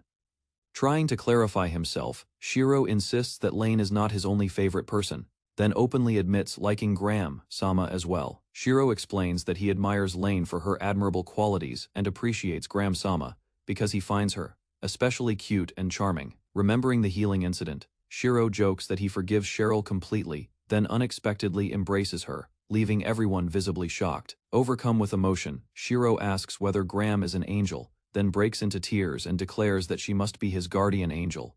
Still drunk, Shiro begs Graham not to abandon him, claiming that he once had a very special person in his life. Hearing those words, Graham becomes curious and reflects on the meaning behind Shiro describing someone as truly special. Shiro recalls a woman named Chris, explaining that he arrived in this world confused and lost before she offered guidance and affection. Looking toward the night sky, Shiro wonders where Chris is now, admitting that he may never see her again. Seeing Shiro overwhelmed by grief, Graham tells him that crying is acceptable, then comforts him with a warm embrace. Exhausted from drinking and emotional turmoil, Shiro falls asleep against Graham-sama, prompting others to discuss the mysterious woman named Chris, believing he cannot remain outside in that condition. Graham-sama decides to carry Shiro to bed while pondering Chris's identity. When Lane warns against any misunderstanding, Graham-sama becomes flustered and angrily denies having improper intentions toward the intoxicated Shiro. After hearing her explanation, the others agree that Graham-sama means well, and she proceeds with carrying Shiro herself. Following Graham-sama's decision, the group watches as she carries the sleeping Shiro herself, while several women observe with obvious envy. The women accompany Graham-sama into Shiro's room, where they notice his large bed and begin making playful observations. Examining the room, several companions comment on Shiro's scent and surroundings, while others appear tempted by the comfort of his bed. After placing Shiro onto the bed, Graham-sama reassures him gently, though his drunken confusion makes the situation somewhat awkward. Still half asleep, Shiro unexpectedly embraces Graham-sama and kisses her cheek, leaving her completely stunned and unable to react. The stunned women watch in silence as Graham-sama struggles to process the kiss, while Shiro simply wishes everyone good night. After confirming Shiro remains asleep, the group decides to leave his room, though several members still seem overwhelmed. The captain orders everyone to return calmly, forbids unnecessary attention toward Shiro, and warns that disobedience will bring punishment. Before leaving, Graham-sama instructs the stone golems to guard Shiro carefully throughout the night while he rests peacefully. Shiro regained consciousness with a painful headache after drinking too much alcohol, struggling to focus. He created a painkiller using creation magic. Recalling the helper's recommendation, Shiro examined the medicine in his hand. Trusting its effect, he swallowed the pill. The medicine worked faster than Shiro expected. His headache disappeared within seconds, leaving him refreshed, relieved, and amazed by the result. Although the headache was gone, Shiro still felt mild nausea. Wanting to recover completely, he headed toward the river for bathing. While approaching the bathing area, Shiro noticed several women showering. Embarrassed by the unexpected sight, he withdrew and planned a private shower. The next morning, Shiro greeted Belle beside the river. Remembering the previous incident, Belle became flustered and avoided meeting his gaze. As Belle hurried away in embarrassment, another adventurer approached Shiro. She thanked him sincerely and recalled his encouraging words. Hearing her gratitude, Shiro casually stated that he would rush into danger for her sake, surprising the woman completely. The woman admitted that such devotion would have impressed her greatly years earlier. Shiro listened quietly while recalling little. As the conversation continued, the woman mentioned the previous night's events. Shiro suddenly worried about what else he revealed. While discussing the previous night, the woman mentioned Chris-sama. Shiro was stunned when she referred to Chris as his late wife. The revelation left Shiro speechless. He realized his drunken stories had created serious misunderstandings involving Chris, a princess connected to Regalta. Noticing his confusion, the woman expressed sincere concern. She promised to support Shiro whenever difficulties arose in the future. After she departed, Shiro reviewed the conversation carefully. He suspected his drunken behavior had caused even more trouble. A forgotten memory suddenly resurfaced in Shiro's mind. To his horror, he remembered kissing Lotta after mistaking her for Chris. After remembering the incident, Shiro collapsed in shock and regret. Determined to correct the misunderstanding, he resolved to apologize properly. While reflecting on recent events, Shiro realized several women showed unusual interest toward him. His mistaken reputation continued spreading rapidly. Accepting responsibility for the confusion, Shiro decided not to deny anything immediately. Instead, he focused on supporting the Iwo expedition. When Graham approached him later, Shiro avoided personal topics and redirected the discussion toward work, hoping to reduce awkwardness. Returning to business matters, Shiro proposed adding Wonder No. 1 to the upcoming battle, believing the creature could provide support. After discussing the expedition plans, Shiro explained that Wonder No. 1 lacked combat experience. He wanted to evaluate its abilities during battle. Graham accepted the proposal with caution. She instructed Wonder No. 1 to withdraw immediately whenever a dangerous situation appeared. Before entering the dungeon, Shiro assigned Wonder No. 2 as his guard. He encouraged No. 1 and thanked it sincerely. The expedition advanced deeper into the underground structure. After securing the first area, the group prepared to investigate unexplored sections. While traveling through the dungeon corridors, the party reviewed previous encounters. Graham noticed Shiro seemed distracted and checked on him. While exploring the dungeon, Shiro admitted that combat frightened him despite possessing creation magic. Graham understood and respected his honesty. A messenger arrived with an important report from another unit. After reviewing the situation, Graham requested immediate communication support. Using creation magic, Shiro created a bird-shaped wooden golem. The small construct carried documents and departed toward the reserve force. As the investigation continued, Shiro noticed the operation required considerable time. Graham explained that safety remained the highest priority. Graham spoke about Lodi's leadership style during the expedition. Although strict in appearance, Lodi genuinely cared about her subordinates' well-being. After receiving confirmation from the scouts, Shiro learned the investigation force was prepared. High morale spread throughout the unit before advancing. Graham quietly approached Shiro before the operation began.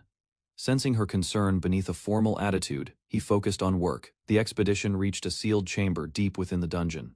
Soldiers raised their shields and prepared for an expected attack. When the door opened, the room appeared empty at first. Moments later, the group discovered a massive cockatrice waiting behind. Recognizing that only one monster was present, Graham decided the conditions were ideal. She ordered Wonder to enter combat. Following Graham's order, Wonder number 1 charged toward the cockatrice. The golem confronted the monster directly without showing hesitation. The cockatrice responded with a fierce attack, but Wonder endured the pressure. Shiro watched anxiously and encouraged his construct. As the battle continued, both combatants displayed impressive agility. Neither side gained a clear advantage during the intense exchange. The prolonged duel gradually shifted in Wonder's favor. The cockatrice's movements slowed, allowing the golem to land stronger attacks. After a hard-fought battle, Wonder defeated the cockatrice successfully. Graham concluded that its combat ability matched several ordinary soldiers. After evaluating Wonder's performance, Graham explained that officers possessed far greater strength than ordinary soldiers. Shiro listened and compared their abilities, realizing only 2 active Wonders remained available. Shiro understood his defenses were insufficient. He decided to improve golem production quickly, reviewing his creation magic status. Shiro calculated the requirements carefully. Producing additional golems would increase his overall combat support. Seeking greater efficiency, Shiro experimented with his repair skill. He considered whether repairing objects could save valuable production time. Testing his repair skill on a broken plate, Shiro restored it completely. The result exceeded expectations despite consuming considerable magic. Further experimentation revealed that repair worked alongside creation magic. Shiro also discovered it functioned on ordinary manufactured objects. Examining Wonder closely, Shiro noticed battle damage across its body. Minor defects and scratches had accumulated during previous fights. Excited by the discovery, Shiro decided to repair Wonder after returning. Confident in the idea, he anticipated improving his golems significantly. Back at the inn, Shiro inspected Wonder's damage and checked the repair cost. The required magic far exceeded his expectations. While considering the problem, Graham visited Shiro with an update. She informed him that the cockatrice meat reached the kitchen. After hearing the report, Shiro postponed repairs temporarily. He decided creating additional golems remained more urgent for future operations. The harvested cockatrice proved surprisingly valuable. Shiro watched the golems process the meat while collecting feathers for profitable trade. Graham explained that cockatrice feathers were fashionable decorations in the capital. Shiro stored the excess materials for later use. Using the harvested cockatrice meat, Shiro prepared a new meal. He seasoned the pieces carefully before deep frying them in oil. When dinner was served, the adventurers gathered eagerly. The crispy fried cockatrice impressed everyone and quickly became the meal's highlight. Alongside the main dish, Shiro offered cockatrice soup. The rich broth delivered a deeper flavor than ordinary chicken soup. After tasting the soup, Shiro began considering new recipes. Inspired by the broth, he imagined creating cockatrice ramen. While Shiro refined his ideas enthusiastically, Graham noticed his unusual smile. His attention remained fixed on developing future dishes. While discussing recipes after dinner, Shiro became excited about a new dish idea. Graham listened before bringing up work. Graham shifted the conversation toward the next day's investigation. Her serious expression immediately reminded Shiro of the ongoing expedition. Concerned about Shiro's involvement, Graham requested relief from her role supervising him. The suggestion surprised both Shiro and Diane. During the discussion, Shiro reported that Wonder's condition had worsened. Continuous activity inside the dungeon had reduced its performance. Diane opposed placing additional burdens on Shiro. She argued that asking an ordinary man to accompany dangerous explorations was unreasonable. After hearing the group's concerns, Shiro apologized sincerely for his limitations. He admitted that fighting alongside the expedition remained difficult. Diane thanked Shiro for all the assistance he had provided. She acknowledged that the investigation's success depended greatly on his support. Feeling guilty about the situation, Graham apologized for making unreasonable requests. Shiro immediately reassured her and dismissed the concern. The officers then asked whether they could help Shiro in return. Their gratitude reflected the trust built during cooperation.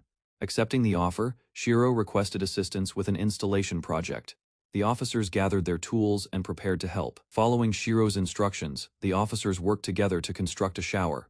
Everyone contributed enthusiastically until the structure was completed. After testing the finished installation, the group admired the result. The officers celebrated happily while Shiro expressed his appreciation.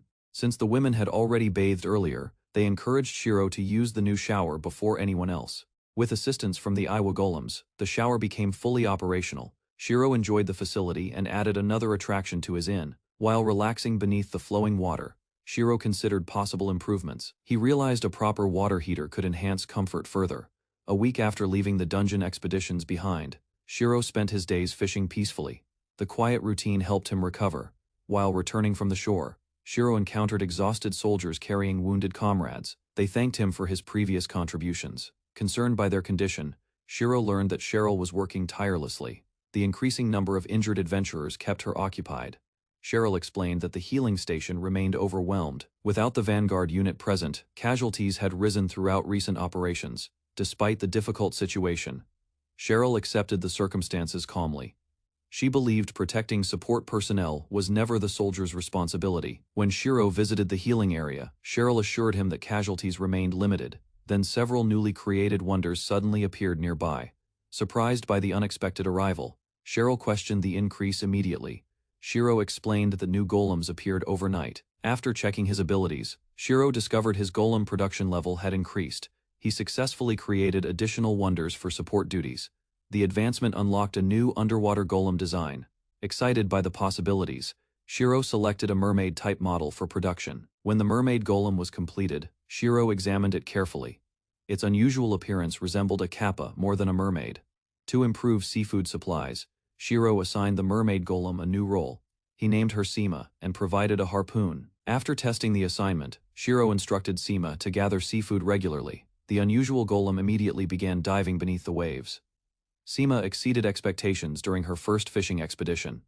She returned with several large lobsters, inspiring Shiro to prepare gratin. The aroma of the finished lobster gratin spread throughout the inn. Returning guests quickly recognized another delicious meal from Shiro. As the inn's atmosphere improved, Shiro noticed Graham seemed far less tense. The uncomfortable misunderstanding between them continued fading gradually. While preparing lobster gratin, Shiro offered Graham a sample taste. Curious about the dish, she accepted the invitation. After tasting the gratin, Graham praised its flavor sincerely. Shiro then suggested serving white wine alongside the meal. The mention of alcohol alarmed Graham immediately. Remembering Shiro's previous drunken behavior, she strongly opposed the idea and demanded caution. Embarrassed by the reminder, Shiro apologized once again for the incident. Flustered, Graham insisted he should not worry anymore. While helping in the kitchen, Shiro noticed Graham seemed unusually cheerful. She admitted feeling happy because conversations with him had become easier. Shiro listened quietly as Graham reflected on her feelings. The realization appeared difficult for her to express openly. Gathering her courage, Graham confessed that speaking with men had always been difficult. She wanted to overcome that weakness. After hearing Shiro's question, Graham finally expressed herself, honestly. She admitted that she genuinely enjoyed talking with him. Graham's heartfelt confession delighted Shiro immensely. Trying not to embarrass her further, he returned his attention to cooking. As they continued talking, Graham praised Shiro's cooking skills. Curious about his background, she asked where he learned them. Shiro explained that his parents owned a restaurant, which inspired his abilities. Then he jokingly offered an inappropriate service. Taking the comment seriously, Graham immediately scolded him. She firmly rejected the suggestion and reminded him to behave properly. After ending the conversation, Shiro headed toward the bath. Meanwhile, Graham reflected on how straightforward and honest he remained. Relaxing in the bath, Shiro drifted into pleasant memories. He recalled an intimate moment with Chris and smiled unconsciously. While bathing, Shiro's imagination drifted toward memories of Chris. The fantasy became increasingly embarrassing as his thoughts wandered further. After leaving the bath, Shiro reflected on recent events carefully. He compared Graham's kindness with Chris's bold and energetic personality. Considering Graham more seriously, Shiro wondered why he felt comfortable around her. The thought briefly led him toward romantic possibilities. Almost immediately, Shiro rejected the idea as unrealistic. He convinced himself that someone as serious as Graham lacked romantic interest. Pushing those thoughts aside, Shiro focused on his current priorities. He preferred a peaceful life helping others and managing the inn. Determined to improve the inn further, Shiro spent time developing facilities and training golems. Nearby, Graham watched him quietly. Later, Graham reported recent dungeon developments to Shiro. Although casualties remained low, the investigation force continued facing difficult battles. When Graham mentioned defeating hundreds of insect-type monsters, Shiro immediately panicked. He preferred avoiding detailed discussions about giant insects. Noticing Graham's exhaustion from constant work, Shiro suggested taking breaks more often. She admitted feeling tired but continued smiling. Wanting to help, Shiro gently massaged Graham's shoulders. The unexpected contact startled her and left her completely flustered. As the massage continued, Graham gradually relaxed under Shiro's care. He encouraged her to rest and ease accumulated fatigue. Shiro reminded Graham that constant work without breaks was unhealthy. He worried that exhaustion would eventually affect her condition. Feeling the tension leave her shoulders, Graham became noticeably calmer. Shiro remained focused on helping her recover comfortably. The peaceful moment ended when another officer entered unexpectedly. Seeing the scene, she immediately misunderstood what was happening. Before the confusion could grow further, Shiro explained the situation clearly. He insisted that he was only giving Graham a massage. After the misunderstanding was cleared, Lane accepted Shiro's explanation calmly. He even promised to give her a massage later. Before leaving, Lane revealed the real reason for her visit. She had brought freshly obtained red boar meat. Excited by the ingredient, Shiro immediately began imagining recipes. The rare dungeon monster provided many possibilities for future meals. While storing the meat, Shiro reflected on the expedition's success. He appreciated that edible monsters created valuable food resources. Unable to contain his enthusiasm, Shiro started planning several red boar dishes. Graham realized another cooking experiment was about to begin. Excited by the new ingredients, Shiro proposed preparing an elaborate feast. His enthusiasm surprised everyone and quickly overwhelmed the discussion. Diane immediately reminded Shiro that his proposal resembled medical treatment rather than ordinary hospitality. The explanation left him speechless. Realizing the misunderstanding, Shiro abandoned the strange idea at once. Instead, he focused on creating another useful golem model. That evening, Shiro looked forward to the coming day with unusual excitement.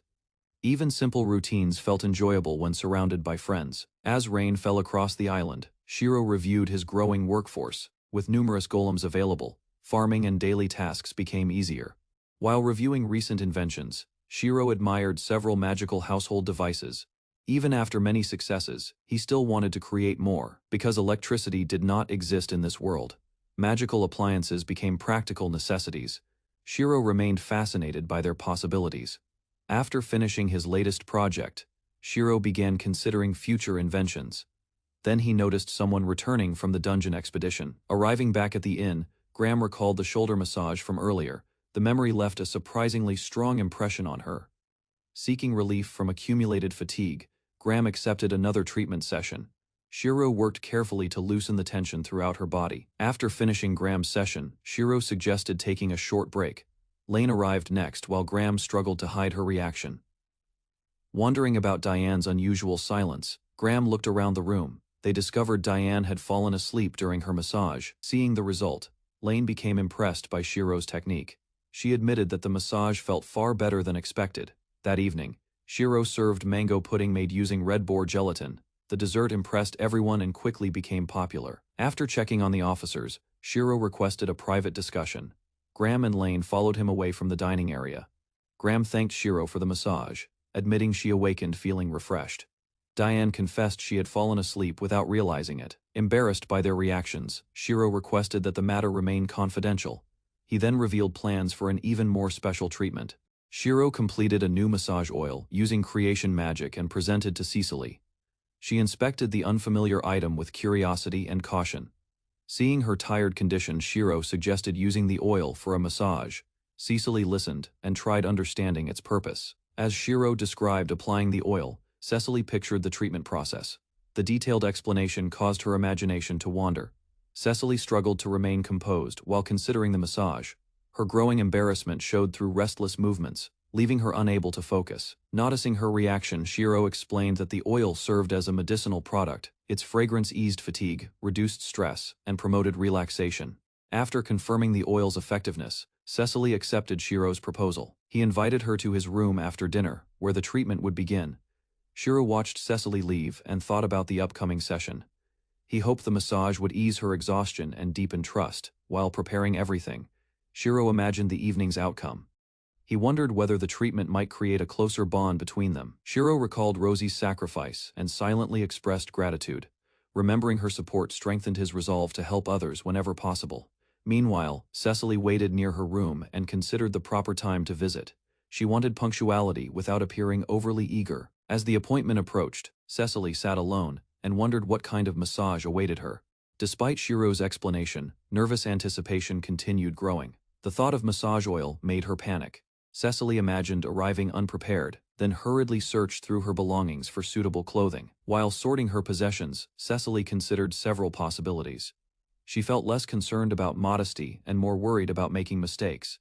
After emptying a storage box, Cecily compared several undergarments. She examined each option carefully and questioned which appearance seemed most appealing. Cecily rejected the older choices and selected the cleanest pair available, believing it offered the best impression. She prepared herself. Before leaving, Cecily examined herself in the mirror and accepted her appearance. With no further preparations possible, she gathered her resolve. Although doubts remained about her figure, Cecily remembered Shiro's kindness. That reassurance eased some anxiety and encouraged her to continue. When Cecily arrived, Diane confirmed that everything was ready. Feeling somewhat underprepared, Cecily followed her toward Shiro's room anyway. Shiro welcomed the guests into a neatly arranged room. The prepared bed and calm atmosphere showed his serious approach. As the treatment began, Diane changed into suitable loungewear. First, Cecily watched and prepared herself for the upcoming massage. Diane stepped forward first and revealed her choice of attire without hesitation. Cecily stared in surprise and questioned whether she had prepared enough. Shiro invited everyone to relax and set aside unnecessary worries. He encouraged them to treat the session as a chance to recover. When asked to lie down, Cecily approached the bed with visible tension. Her stiff posture revealed how nervous she remained, trying to follow instructions. Cecily settled onto the bed. In her confusion, she positioned herself than Shiro had expected. Shiro noticed the misunderstanding and hesitated, wanting to avoid embarrassing Cecily. He decided to remain calm and continue. Shiro began the treatment by working on Cecily's shoulders. As his hands eased the tension, he checked whether any discomfort remained. The pressure brought immediate relief, and Cecily admitted the massage felt pleasant. Her nervousness weakened as she focused on relaxation. While continuing the treatment, Shiro reminded himself that local customs differed greatly. He tried maintaining focus despite the unusual situation.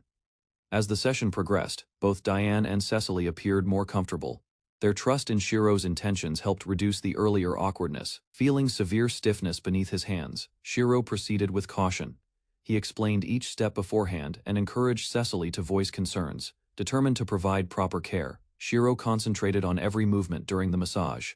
He devoted his full attention to easing fatigue. After considerable time passed, the treatment finally ended. The peaceful atmosphere and accumulated relaxation caused both women to drift asleep. Lot awakened first and realized she had rested through most of the session. Embarrassed by this discovery, she gathered herself. Cecily suddenly sat upright after hearing Shiro speak. Confused by the situation, she learned both women had fallen asleep. Feeling refreshed, Lotte praised the experience and admitted her exhaustion had disappeared. Shiro welcomed future visits whenever either woman felt tired. With the massage finished, Cecily felt reluctant to leave. The comfortable experience lingered in her mind, making the evening seem shorter. Before departing, Shiro offered refreshments to Cecily and Lotte. He prepared a fruit cocktail and encouraged them to enjoy it. Both women sampled the unfamiliar drink and approved of its flavor. Their curiosity grew as they continued drinking together, watching their reactions. Shiro considered adding cocktails to his services. He believed unique refreshments could attract even more visitors. After spending additional time together, Cecily and Lotte finally returned home. Shiro remained outside, reflecting on another successful evening. Thinking about the cocktail recipe, Shiro realized many ingredients were still unavailable. He concluded that confidence had been his greatest limitation. Motivated by new ideas, Shiro practiced bottle handling techniques with Rosie. He hoped better presentation would improve future customer experiences. On a bright morning, Shiro set out across the sea with Seema. excited by the outing. He looked forward to testing new possibilities. While preparing the boat, Shiro invited Cecily and Lotte to join him. Since both had free time, they accepted. The vessel accelerated across the water at remarkable speed. Cecily and Lotte reacted with surprise as waves scattered around them. Observing the performance, Lotte compared the craft to a high-speed vessel. Shiro considered future journeys across much greater distances. As they traveled farther from the island, Shiro asked about nearby lands. Lotte explained which region lay closest beyond the sea. As the conversation continued, Lotte explained that a troubled battlefield existed less than 300 kilometers away across the continent. Surprised by the distance, Cecily questioned whether Shiro could truly reach the mainland. Shiro considered how weather conditions might affect travel. Lot warned that traveling alone as a man carried serious risks. Her explanation highlighted dangers beyond simple transportation challenges. Learning about unrest near the royal capital, Shiro considered helping with reconstruction. However, Lot noted that access routes remained restricted. Lot reminded Shiro that his status attracted attention throughout the empire. His connection to the island carried considerable political importance. Lot surprised Shiro by suggesting he accept an official leadership position. The proposal would grant authority and formal recognition. Although the offer included annual compensation, Shiro remained uncertain. He suspected the responsibilities might outweigh the benefits, despite guaranteed support. Their discussion ended when the boat reached a special fishing area. Curious about the location, Shiro asked its purpose. Lot explained that valuable seafood could be gathered there and encouraged participation. After some hesitation, Cecily agreed to try. While preparing for the activity, Lotte revealed her personal motivation. She wanted her companions to enjoy the island and create memorable experiences together. After entering the water, Cecily admired the scenery beneath the surface. Her innocent comment surprised Lotte, who immediately became flustered. Shiro remained focused on the fishing activity and adjusted his clothing for swimming. His practical approach left the others speechless. Realizing Shiro intended to fish without concern for appearances, Lotte guided Cecily into the water and followed after her. Bubbles surrounded the group as they descended toward the seabed. Cecily adapted and began exploring the underwater environment. The excursion proved successful as valuable seafood appeared nearby. Lot gathered lobsters while Cecily discovered an abalone among the rocks. After collecting large amounts of seafood, the group returned toward shore. From the boat, Shiro noticed an unusual gathering along the beach. Drawing closer, they discovered many visitors enjoying the sunshine.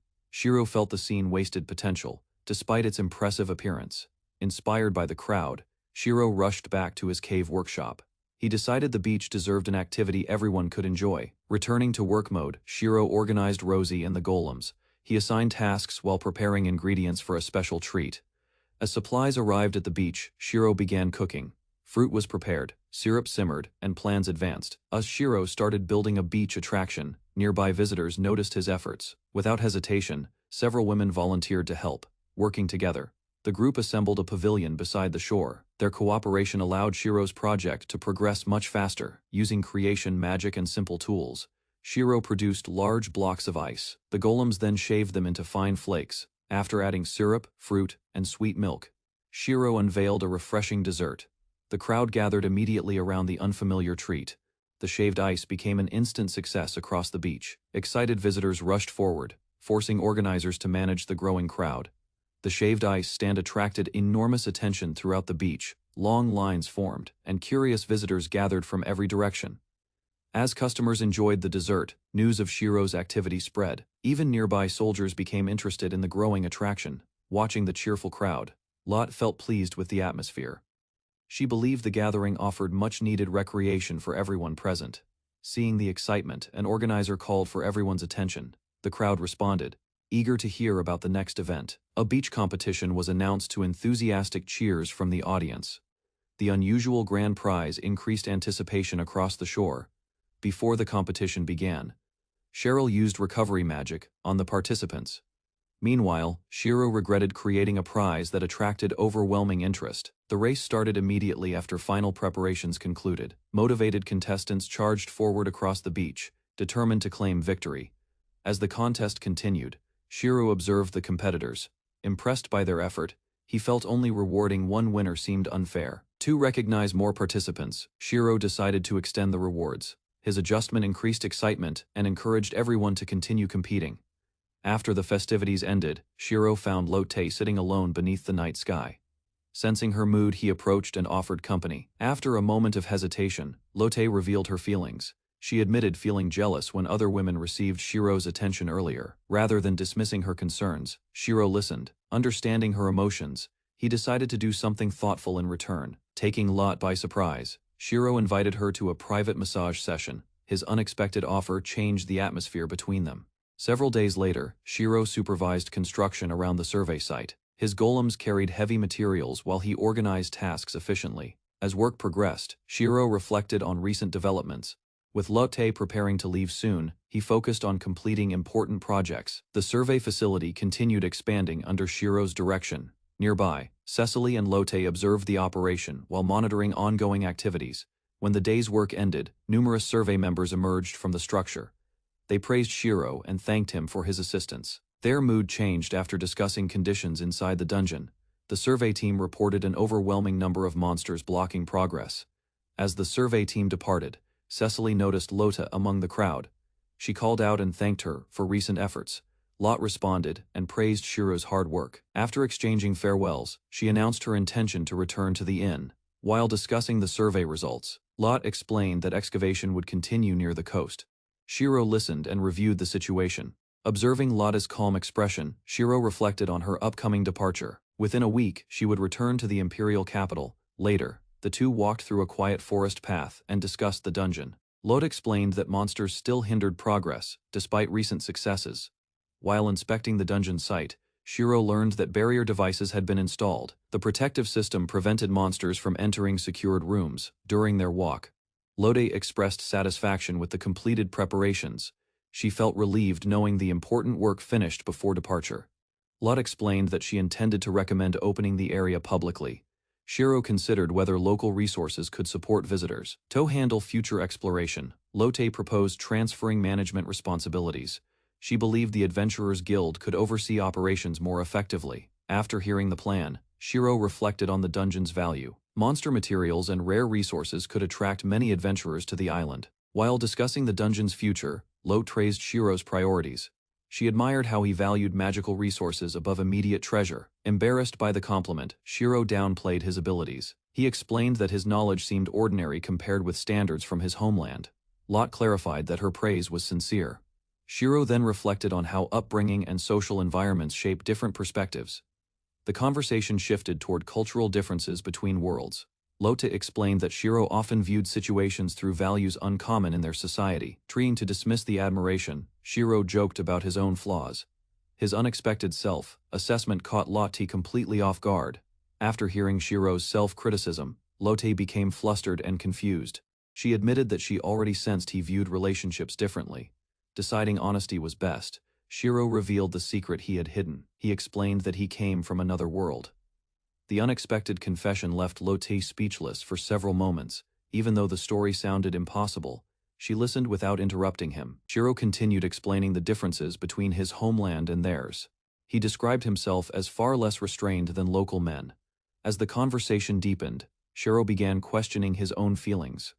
He wondered whether his growing attraction toward Lotte carried selfish motives. Overcome with guilt, Shiro apologized for his earlier thoughts and withdrew the massage invitation. He feared his feelings had crossed boundaries. Lotte listened before asking direct questions about his attraction. Cornered by her honesty, Shiro admitted his feelings without excuses. Wanting complete clarity, Lotte pressed further about his intentions. Embarrassed but truthful, Shiro acknowledged that his attraction extended beyond admiration. Instead of reacting with anger, Lotte became unusually shy and thoughtful.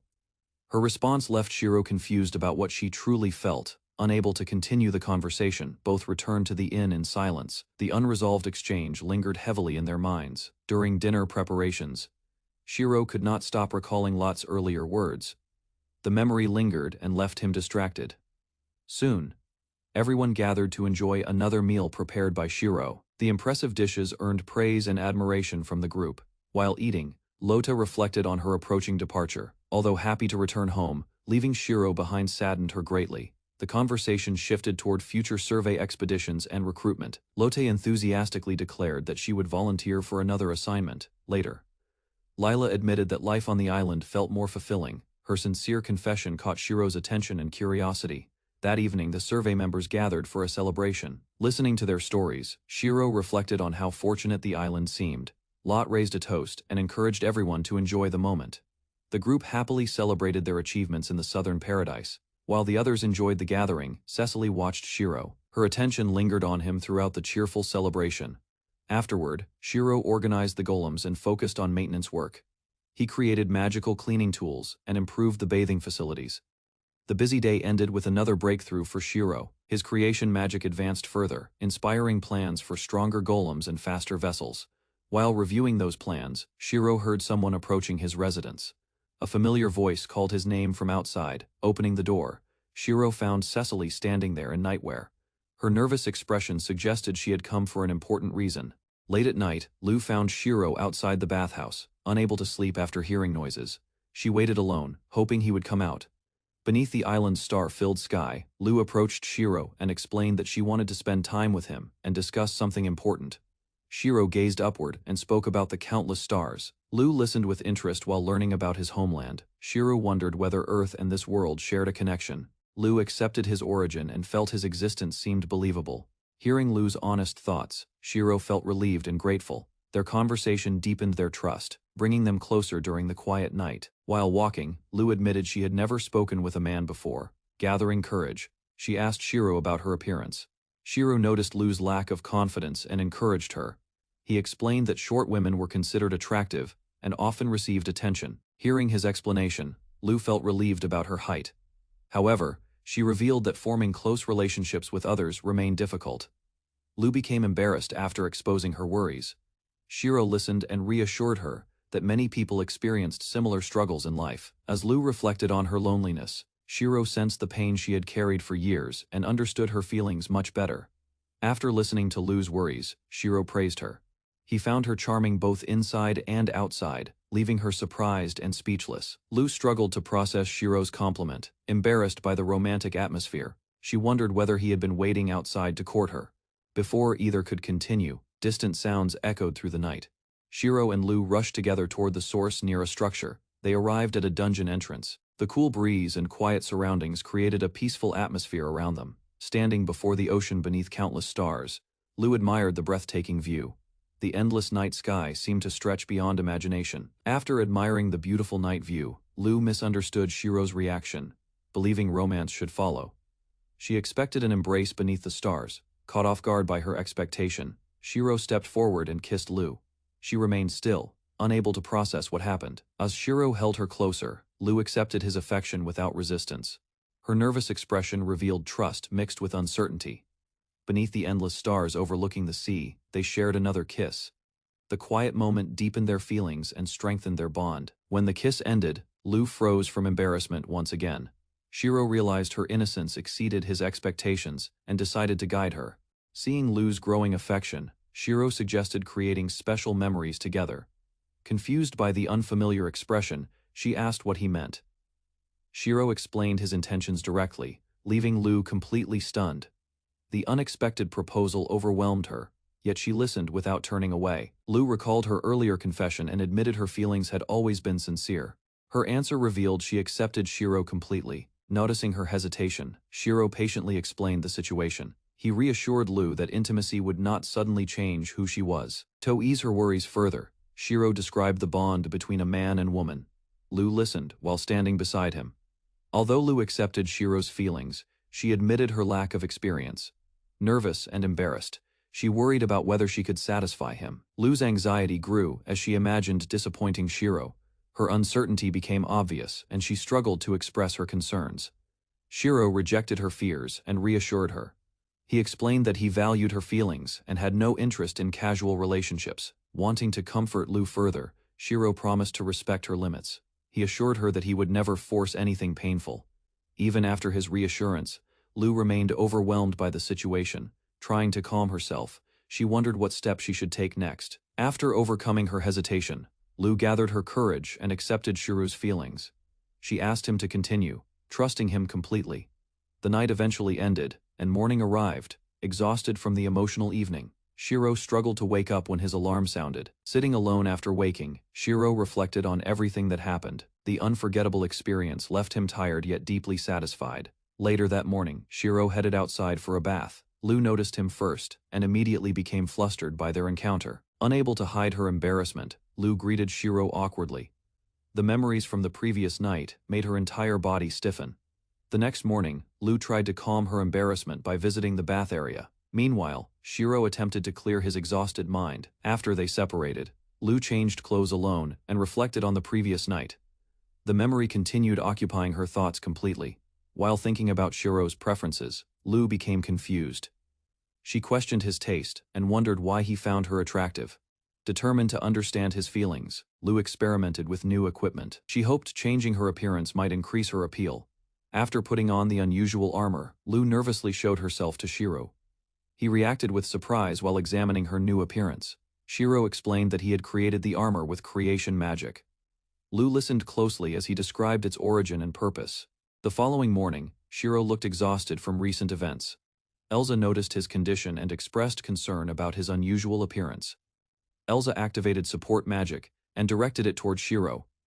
The spell restored his strength, leaving him refreshed and full of energy, grateful for the assistance. Shiro returned to work. With renewed motivation, he prepared breakfast and continued managing daily tasks. After completing another project, Shiro decided to spend time at the beach. The peaceful scenery gave him a chance to relax. While enjoying the coastline, Shiro noticed the weather growing hotter. He began considering new inventions to make life more comfortable. At the beach, Shiro trained the 3 golems to handle a small boat. Their progress impressed him as they practiced together. While watching the training, Shiro considered improving transportation routes. He planned to explore a faster path through the dungeon cave. Using the boat, Shiro reached the cave entrance and climbed the staircase. Soon, he successfully arrived at the destination above. After completing the route test, Shiro saw Team Wonder arrive as well. The result confirmed that the shortcut worked efficiently. Back near the settlement, Shiro inspected collected waste and discarded materials. The growing amount of trash reminded him of future challenges. While exploring the dungeon route, Shiro and his companions encountered skeletal monsters. Their equipment suggested they had once been soldiers or knights. After defeating the monsters, Shiro inspected the recovered weapons. Most items were damaged beyond use, though the metal remained valuable. Among the loot, one unusual sword caught Shiro's attention. Despite its poor condition, he decided to keep it. Examining the blade more carefully, Shiro sensed it possessed a special history. The weapon felt surprisingly balanced in his hands. Using creation magic to analyze the sword, Shiro discovered its true identity. It was a legendary holy blade requiring extensive repairs. After identifying the sword as a sacred relic, Shiro examined its details carefully. The enormous repair cost forced him to postpone restoration. Later, Elsa prepared a special dessert and iced coffee for dinner. Her impressive cooking skills surprised Shiro and everyone present. After tasting the dessert, Elsa could not hide her satisfaction. The delicious flavor quickly improved her mood and earned praise. While Elsa enjoyed another serving, Shiro asked about the sword's origin. He hoped she could explain the mysterious name. Elsa revealed that Exocius was a guardian angel revered by holy knights. The explanation confirmed the sword's legendary significance. Elsa explained that Exocius possessed immense holy power. Many powerful light spells relied on its strength and could destroy countless enemies. Intrigued by the story, Shiro asked whether Exocius was commonly depicted carrying a sword. He hoped to confirm his suspicion. Elsa described religious paintings showing Exocius holding a radiant blade. The details closely matched Shiro's discovery, strengthening the connection. Realizing the possibility, Shiro considered the sword's true value. Restoring such a legendary weapon could become an extraordinary achievement. Before they could continue discussing the matter, several women approached Shiro. Their sudden attention left him confused and uncomfortable. As more people gathered around Shiro, he looked for a private moment with Elsa. She suggested discussing another matter instead. Shiro abandoned his original excuse and brought up the reward discussion. However, his attention remained focused on the mysterious sword. Taking out the damaged blade, Shiro revealed the real reason for the conversation. He wanted Elsa's opinion about Exocius's sword. Elsa stared at Shiro with disbelief as he presented the legendary weapon. The situation felt absurd enough to leave her speechless. After recovering from her surprise, Elsa reminded Shiro about their previous conversation. She believed the sword's identity had already been proven. Shiro revealed that creation magic could restore the legendary sword.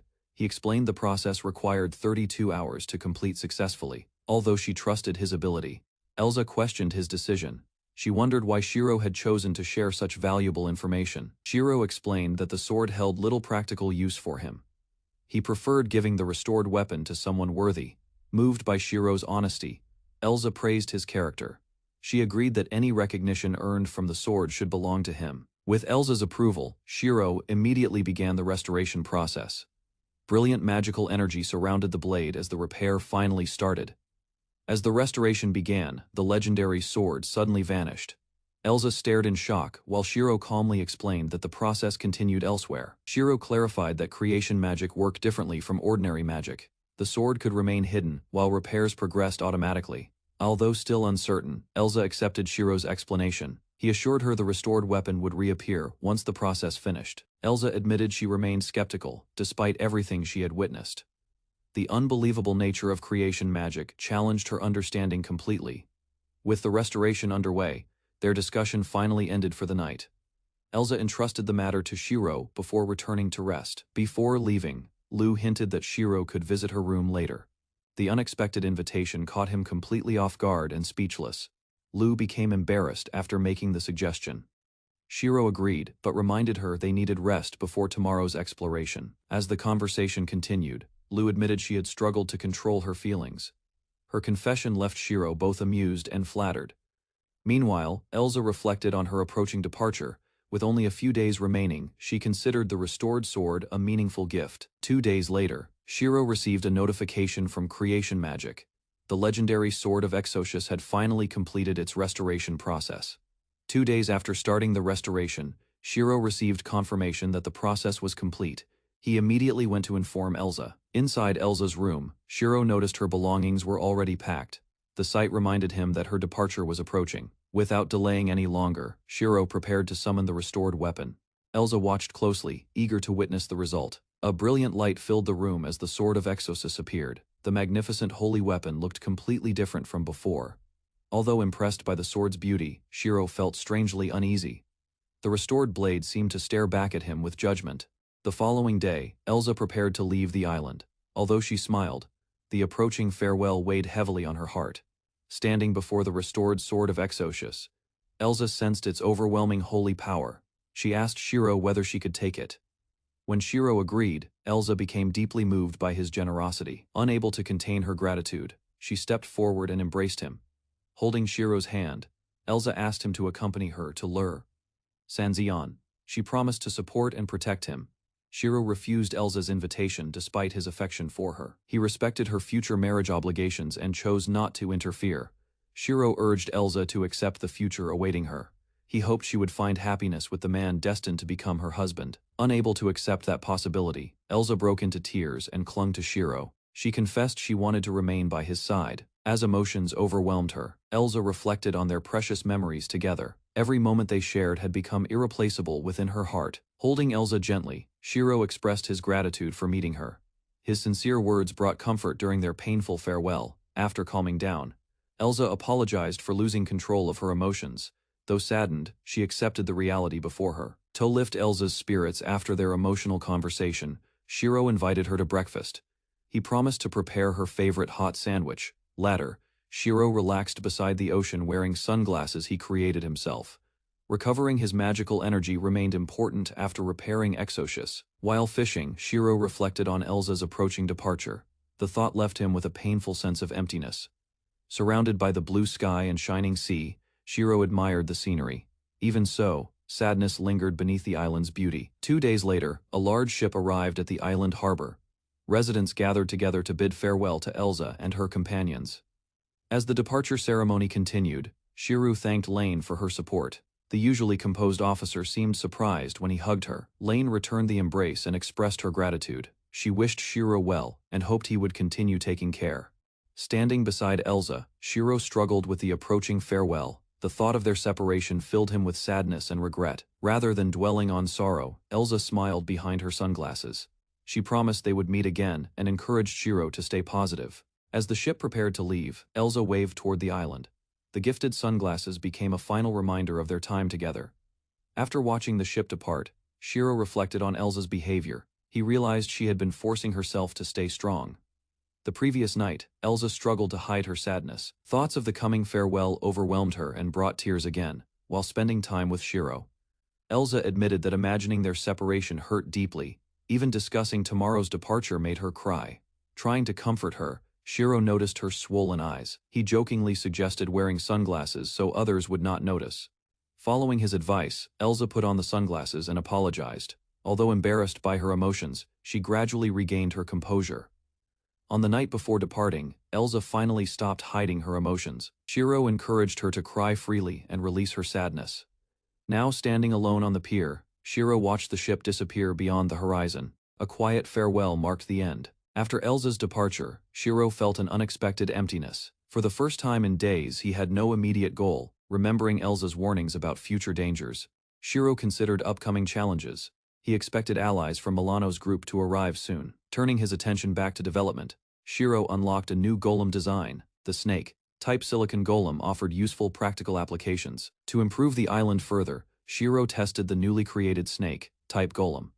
Its usefulness convinced him to put it to work immediately. Despite staying busy with development projects, Shiro could not ignore his loneliness. Elsa's departure had left a noticeable emptiness behind. Far from the island, attention shifted to the port town of Maltea. New events began unfolding beyond Shiro's daily life. A cloaked woman wandered through the town's narrow streets alone. Thoughts of abandoning her previous life continued troubling her deeply. Removing her hood, Lotte revealed herself at last. Remembering Shiro, she appeared determined to pursue a path connected to him. Although grateful for reaching the city, Lotte admitted she had been happiest during the days spent beside Shiro. Pushing aside her emotions, Lotte focused on unfinished business. She remained determined to settle her conflict with Janice once and for all. Meanwhile, Janice hurried through the town carrying supplies. Unaware of Lotte's presence nearby, she worried about returning home. Lotte arrived in Maltea, wearing a hooded cloak that concealed her appearance. While she prepared herself to continue pursuing vengeance against enemies, perched above the streets, Lotte surveyed the town from a rooftop and directed her familiar to gather information about suspicious activity. A pirate associate spotted the people they had been searching for, confirming that members of the crew remained active nearby. While remaining hidden, Lot overheard pirates discussing their situation, learning they believed their pursuer had died and posed no threat. After recognizing Butin among the pirates, Lotte recalled Janice's suffering and resolved that he would become her next target. Lot secretly followed 2 pirate crew members toward the warehouse district, suspecting they were heading somewhere important for private business. After cornering one pirate woman, Lotte ordered her to remove her boot.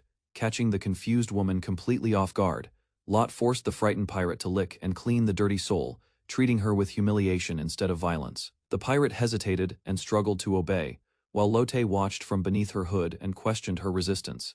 Unable to endure the degrading demand, the terrified pirate begged for mercy. But Lotte rejected her plea immediately. Watching the humiliation continue, Lotte grew disgusted with the scene and decided the pirate had already suffered enough punishment.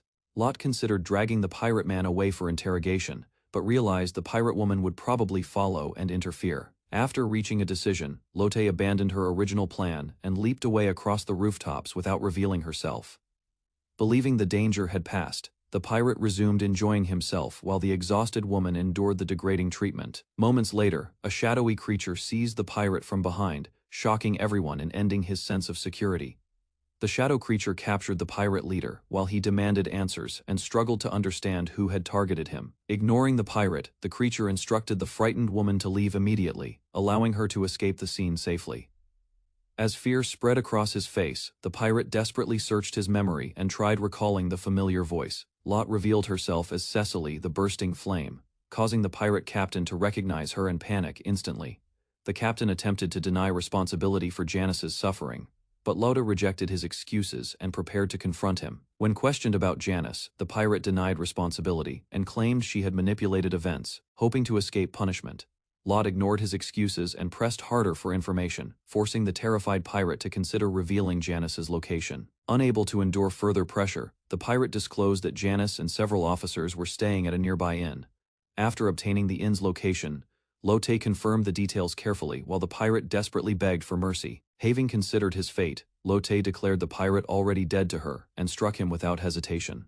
After extracting the information she needed, Lotte killed the pirate leader and counted him as another completed step in her revenge. Leaving the corpse behind, Lotte departed the area and headed toward the inn where Janice and the officers stayed. Arriving outside the Three Thrushes Inn, Lotte peered through a window and discovered several officers gathered around cards.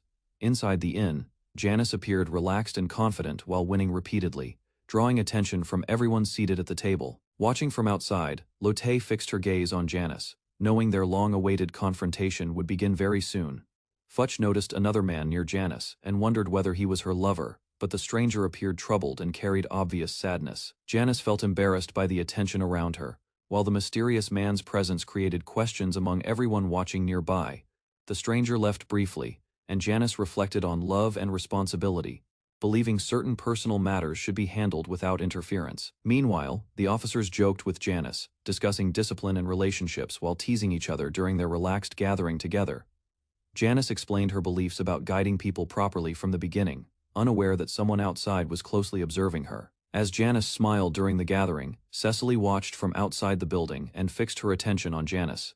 While Janice and her officers relaxed around a card table, Cecily watched from a rooftop and prepared to make her move. Cecily reviewed the people inside the building, considering their positions and habits while planning the safest approach against Janice. Knowing Janice was cautious and alert, Cecily rejected direct attacks and searched for a method that would avoid detection. She selected an ancient magical artifact, believing its hidden power could create destruction while concealing her involvement from others. After climbing above the target building, Cecily positioned the artifact carefully and prepared its activation with determined focus. Watching Janice and her companions enjoy themselves, Cecily concluded that people needed love to find happiness, though she struggled explaining it. As laughter echoed from the gathering below, Cecily accepted that Janice and the others were living according to their hearts. Believing her revenge had reached its conclusion, Cecily abandoned her former purpose and left behind her life as an avenger. With her decision made, Cecily looked toward the future and considered what path she would follow from that day. Choosing freedom over hatred, Cecily resolved to become an adventurer and begin a new journey across Monte Cristo Island.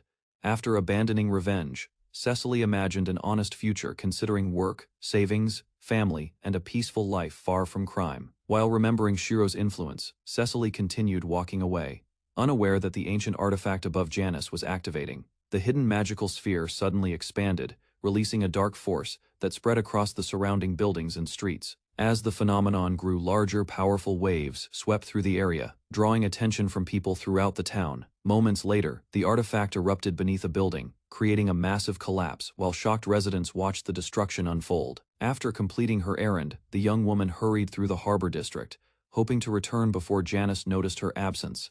Remembering the unpleasant treatment she received earlier, she accepted the experience calmly and continued carrying the purchased liquor. When she approached the building, Janice unexpectedly greeted her and invited her inside, surprising the woman with kindness.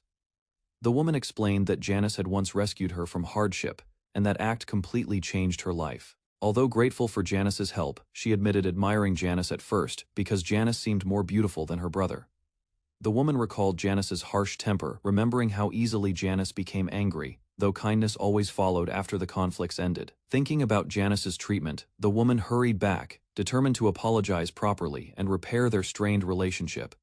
Before reaching her destination, she noticed unusual commotion ahead and sensed that something serious had happened nearby. Arriving at the scene, she found buildings destroyed and residents confused, leaving her shocked by the sudden disaster. As emergency efforts began, people gathered to contain the damage, while the woman stared at the ruined structure in disbelief. Surveying the wreckage, the woman searched desperately for survivors and wondered whether magic or another force had caused the catastrophe. While examining the collapsed building, she worried about crushed victims beneath the debris until something suddenly caught her attention. Spotting scattered silver coins among the rubble, she followed the trail and moved deeper into the destroyed structure, reaching the remains of the restroom area. She finally discovered Janice, trapped beneath heavy debris, and called her name. Though severely injured, Janice remained alive and urged the woman to find a healer quickly before her condition worsened. Finding Janice's purse beneath the rubble, the woman realized she finally had enough money to pay for a healer. Clutching the purse tightly, she ran through the streets toward the healer's residence, determined to save Janice's life. Despite her exhaustion, she pushed forward, fearing Janice would become angry if she delayed and arrived too late. As she hurried across the square, thoughts of Janice's terrible injuries filled her mind with growing concern. Remembering Janice's broken body, the woman wondered whether Janice could ever return to her usual harsh behavior, making her anxiety grow. Reaching a crossroads, she recalled the healer's location and carefully chose the correct path, refusing to waste precious time. Holding the purse tightly, she viewed the money as a blessing and believed this chance could completely change her future. Filled with determination, the woman accelerated through the empty streets, focusing only on reaching the healer before Janice's condition worsened. Without hesitation, she continued running into the night, carrying Janice's hopes and her own uncertain future toward salvation. Several weeks after Graham and her companions departed from the island, Shiro remained behind alone, missing company while anticipating future changes. As he considered the island's future, Shiro resolved to prepare himself, hoping to welcome newcomers and find companionship. Wanting the island to attract visitors, Shiro envisioned a tropical resort-style inn and started planning improvements around the cave. Before beginning major construction projects, Shiro checked his current abilities and discovered that continuous production work had strengthened many skills. After creating bread through creation magic, Shiro raised food production to its maximum level, reducing production time and improving efficiency. After tasting the improved bread, Shiro felt satisfied with the result. Higher quality enhanced the flavor, increasing his confidence. Medicine production reached level 4, allowing Shiro to create alcohol. He immediately produced sake and considered preparing warm drinks. With supplies prepared, Shiro traveled offshore by boat. He chose a distant fishing spot and hoped for a worthwhile catch. Although his first fishing experience after arriving in this world ended badly, Shiro still enjoyed fishing as a relaxing pastime. While spending quiet days fishing and reading books, Shiro learned more about local customs, history, beliefs, and culture. While reading books about this world, Shiro noticed unusual stories and novels. The material revealed a society centered around women. After relaxing aboard his boat, Shiro considered several ideas. He imagined improving the vessel and adapting it for transportation. The peaceful afternoon ended when an unfamiliar voice suddenly reached Shiro. Startled from his rest, he opened his eyes. Shiro discovered a mysterious hooded figure standing nearby. The stranger approached, while an unfamiliar ship rested beside them. Unable to recognize the visitor, Shiro questioned the stranger's identity. Meanwhile, the hooded figure seemed surprised by his reaction. The mysterious visitor claimed a special connection to Shiro and realized he failed to recognize her. To reveal her identity, she removed her disguise. When the covering came off, Shiro saw severe burns across one side of her face. Despite the injuries, she smiled confidently. After studying her appearance, Shiro finally remembered where he had seen her before. Recognition struck him with surprise. The woman introduced herself as Janice, Cecily's former vice captain. Her confirmation connected the stranger to Shiro's earlier experiences. Janice explained that she came specifically to meet Shiro. Her wounds resulted from Cecily's revenge after departing the island. Janice explained that Cecily had used a powerful secret treasure orb. The artifact granted gravity magic, an ability considered impossible. Consumed by anger after surviving Cecily's attack, Janice planned her revenge. Rather than killing Cecily immediately, she intended prolonged suffering. Janice revealed that she investigated Shiro before arriving. Learning about Cecily's feelings toward him made him her first target. Enjoying Shiro's frightened reaction, Janice threatened his life. She even planned to send part of him to Cecily. Realizing the danger, Shiro called for Seema's assistance. The nearby golems reacted at once and launched an attack against Janice. Janice cut through the attacking golems with ease. Their surprise assault failed, leaving Shiro's defenders scattered across the water. After destroying the golems, Janice remained calm and confident. She treated the attack as insignificant and prepared for her next move. Shiro soon found himself captured and restrained aboard the boat. Remembering earlier hardships, he struggled to understand his worsening situation. Bound and helpless, Shiro regretted lowering his guard. Months of peace on the island had weakened his sense of caution. Janice enjoyed Shiro's vulnerable position and continued tormenting him. His discomfort and fear seemed to satisfy her growing resentment. Janice mocked Shiro while comparing herself to Cecily. Refusing to cooperate, he insisted Cecily surpassed her, provoking irritation. Angered by Shiro's answer, Janice struck him and promised further punishment. She intended to break his resistance through fear. As Janice approached again, Shiro forced himself to stay calm.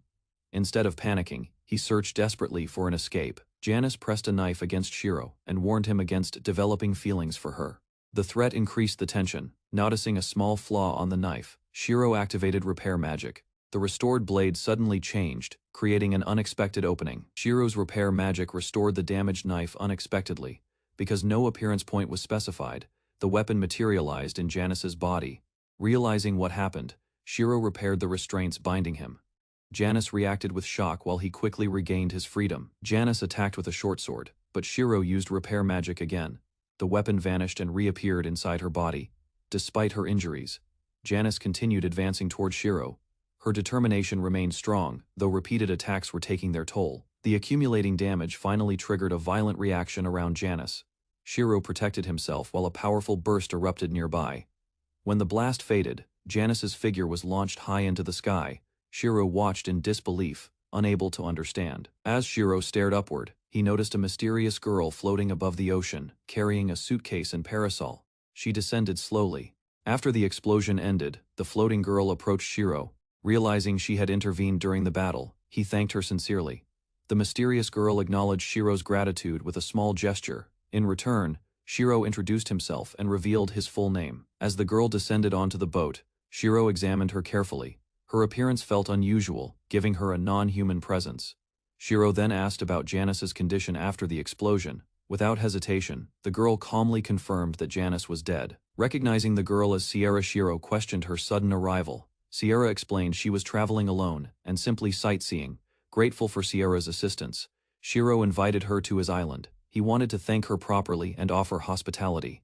Sierra accepted the invitation without objection. Meanwhile, Shiro instructed nearby golems to recover the abandoned boat from offshore. After reaching the island, Shiro guided Sierra toward the inn. The pair traveled together through the forest on horseback. During the journey, Shiro noticed Sierra seemed completely unconcerned about his appearance. Her calm attitude left him puzzled. Wanting to welcome his guest, Shiro asked Sierra what meal she preferred. Without hesitation, Sierra requested blood as food. Sierra's request left Shiro completely confused. Certain he had misheard her words, he struggled to believe she wanted blood. Trying to understand the situation, Shiro listened carefully. Sierra explained her preference while revealing knowledge that shocked him greatly. Sierra clarified that ordinary humans rarely knew about such matters. According to her, only vampires understood the classification system. After connecting several strange details together, Shiro asked directly about her identity. Sierra calmly confirmed that she was a vampire. Although surprised by the revelation, Shiro remained grateful toward Sierra. His attention shifted toward understanding her motives and future intentions. Curious about vampire habits, Shiro asked whether Sierra drank directly from people. Sierra immediately rejected the idea and explained why.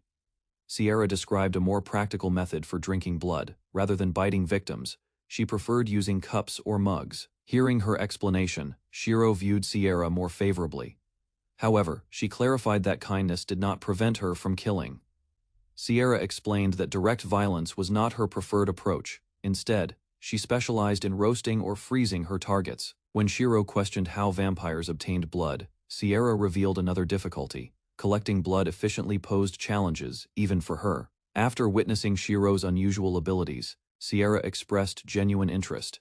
She had never encountered a man capable of using magic. Shiro suspected Sierra noticed his repair magic during the battle. Deciding caution could wait, he focused on hosting her. Upon reaching the inn, Shiro cleaned himself thoroughly before meeting Sierra. He wanted to remove any concerns about contamination. While washing, Shiro considered how to satisfy Sierra's request. Since injuring himself was undesirable, he searched for alternatives. Reviewing his creation magic options, Shiro discovered he could produce blood directly. He prepared a small amount and planned refreshments. While Shiro prepared refreshments, Sierra waited quietly inside the inn. She remained patient as he completed the necessary arrangements. Once everything was ready, Shiro returned and guided Sierra to the dining area. He proudly presented the prepared meal. Shiro placed a goblet filled with blood before Sierra. The unexpected offering immediately captured her full attention and curiosity. Seeing the blood type she preferred, Sierra showed visible excitement. Shiro apologized for the simple preparation and limited selection. Before drinking, Sierra questioned the blood's origin. Shiro explained that creation magic produced it, assuring her it was safe. Sierra tasted the blood and immediately praised its quality. After going without proper blood for some time, she looked relieved. The blood's flavor transformed Sierra's expression completely. Her reserved demeanor vanished, revealing excitement that caught Shiro entirely off guard. While enjoying the drink, Sierra requested another serving. Shiro estimated production would require several additional minutes before completion. Without hesitation, Sierra agreed to wait patiently. She even encouraged Shiro to prepare another cup while she finished hers. As the blood restored her energy, Sierra became noticeably livelier. Looking toward her suitcase, she eagerly anticipated the upcoming meal. Opening her suitcase, Sierra revealed a large supply of valuables. She announced plans to stay for a month and pay generously.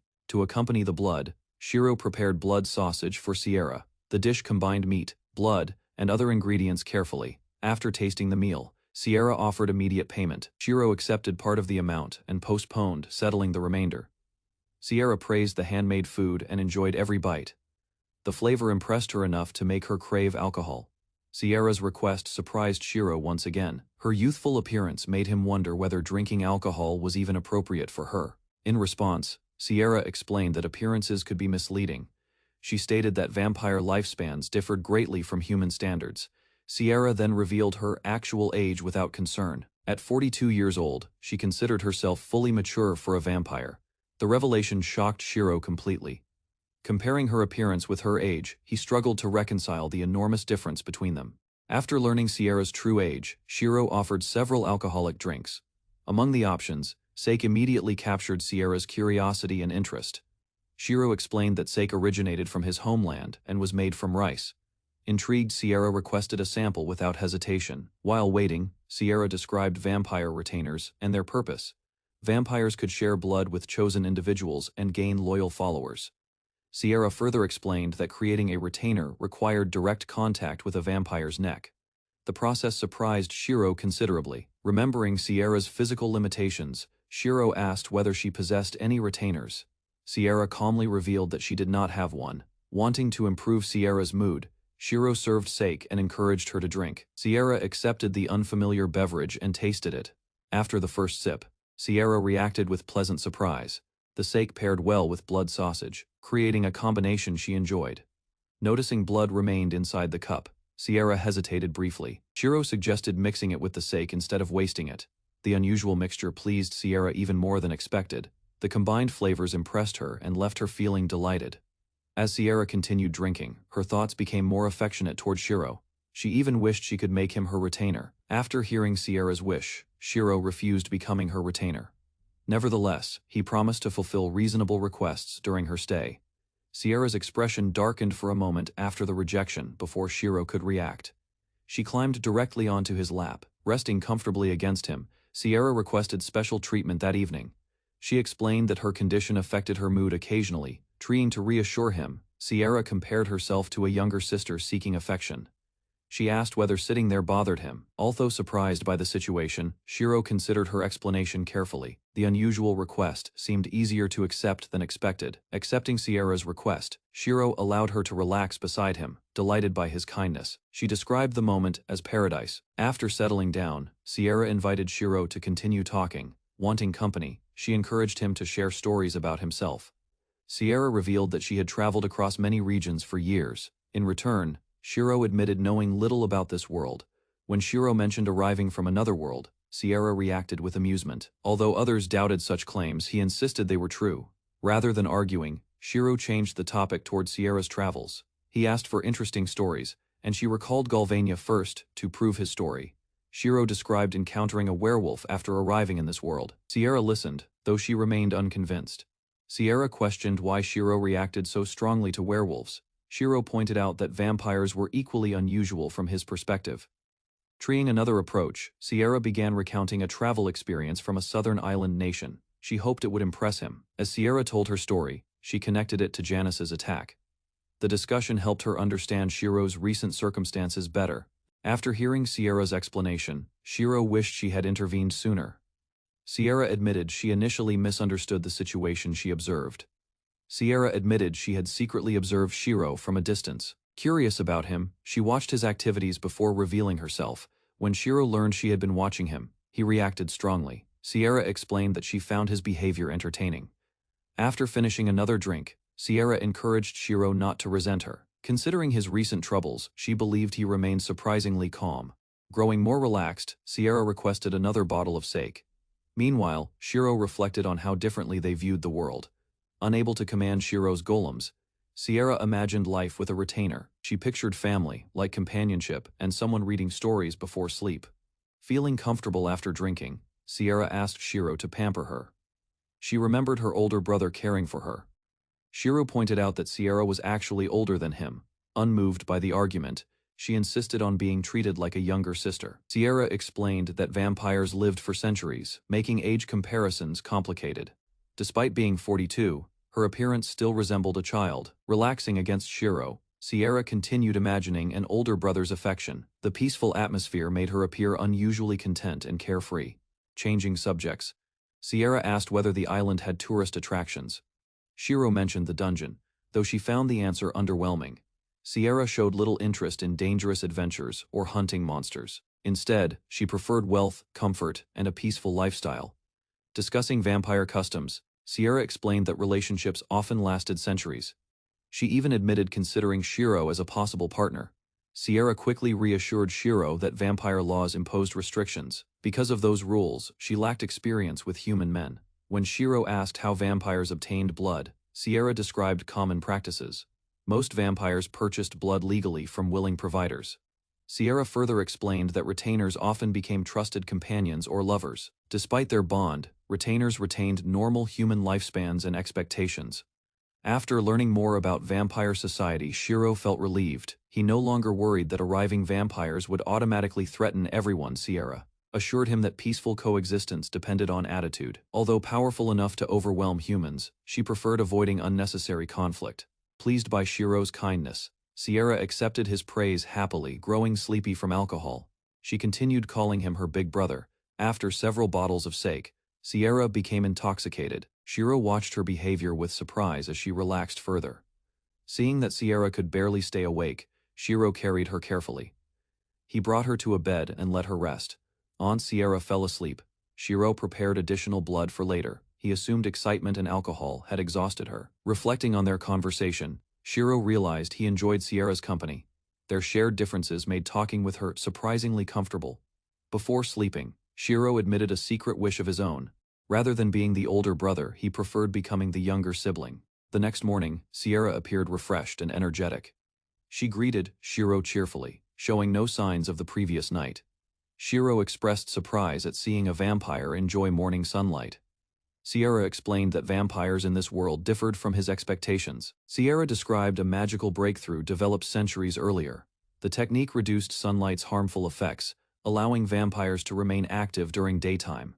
Interested in the explanation, Shiro asked whether Sierra was using that protective magic. She revealed that she relied on an item instead. Showing the accessory she wore, Sierra explained its function. The item provided light, shielding magic, making daytime travel much easier.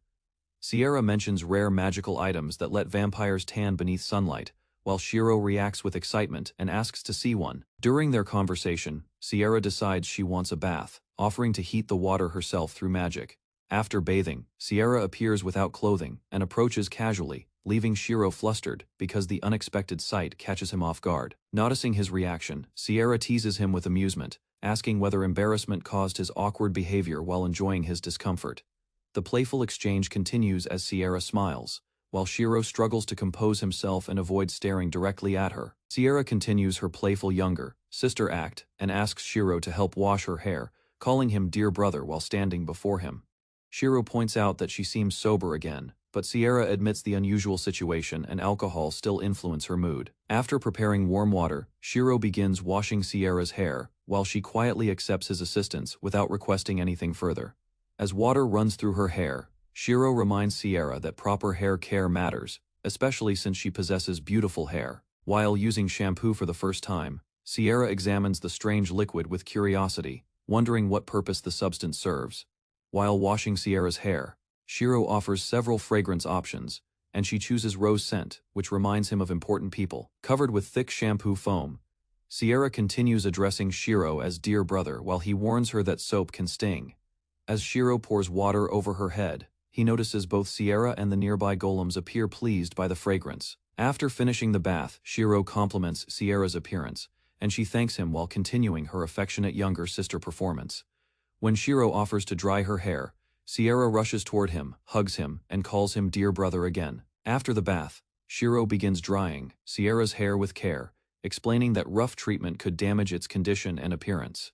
While Shiro dries her hair, Sierra becomes alert, sensing an unfamiliar presence nearby, and abandoning her playful younger sister behavior. Sierra warns Shiro that visitors will arrive soon, explaining that she can detect someone approaching their location from nearby areas.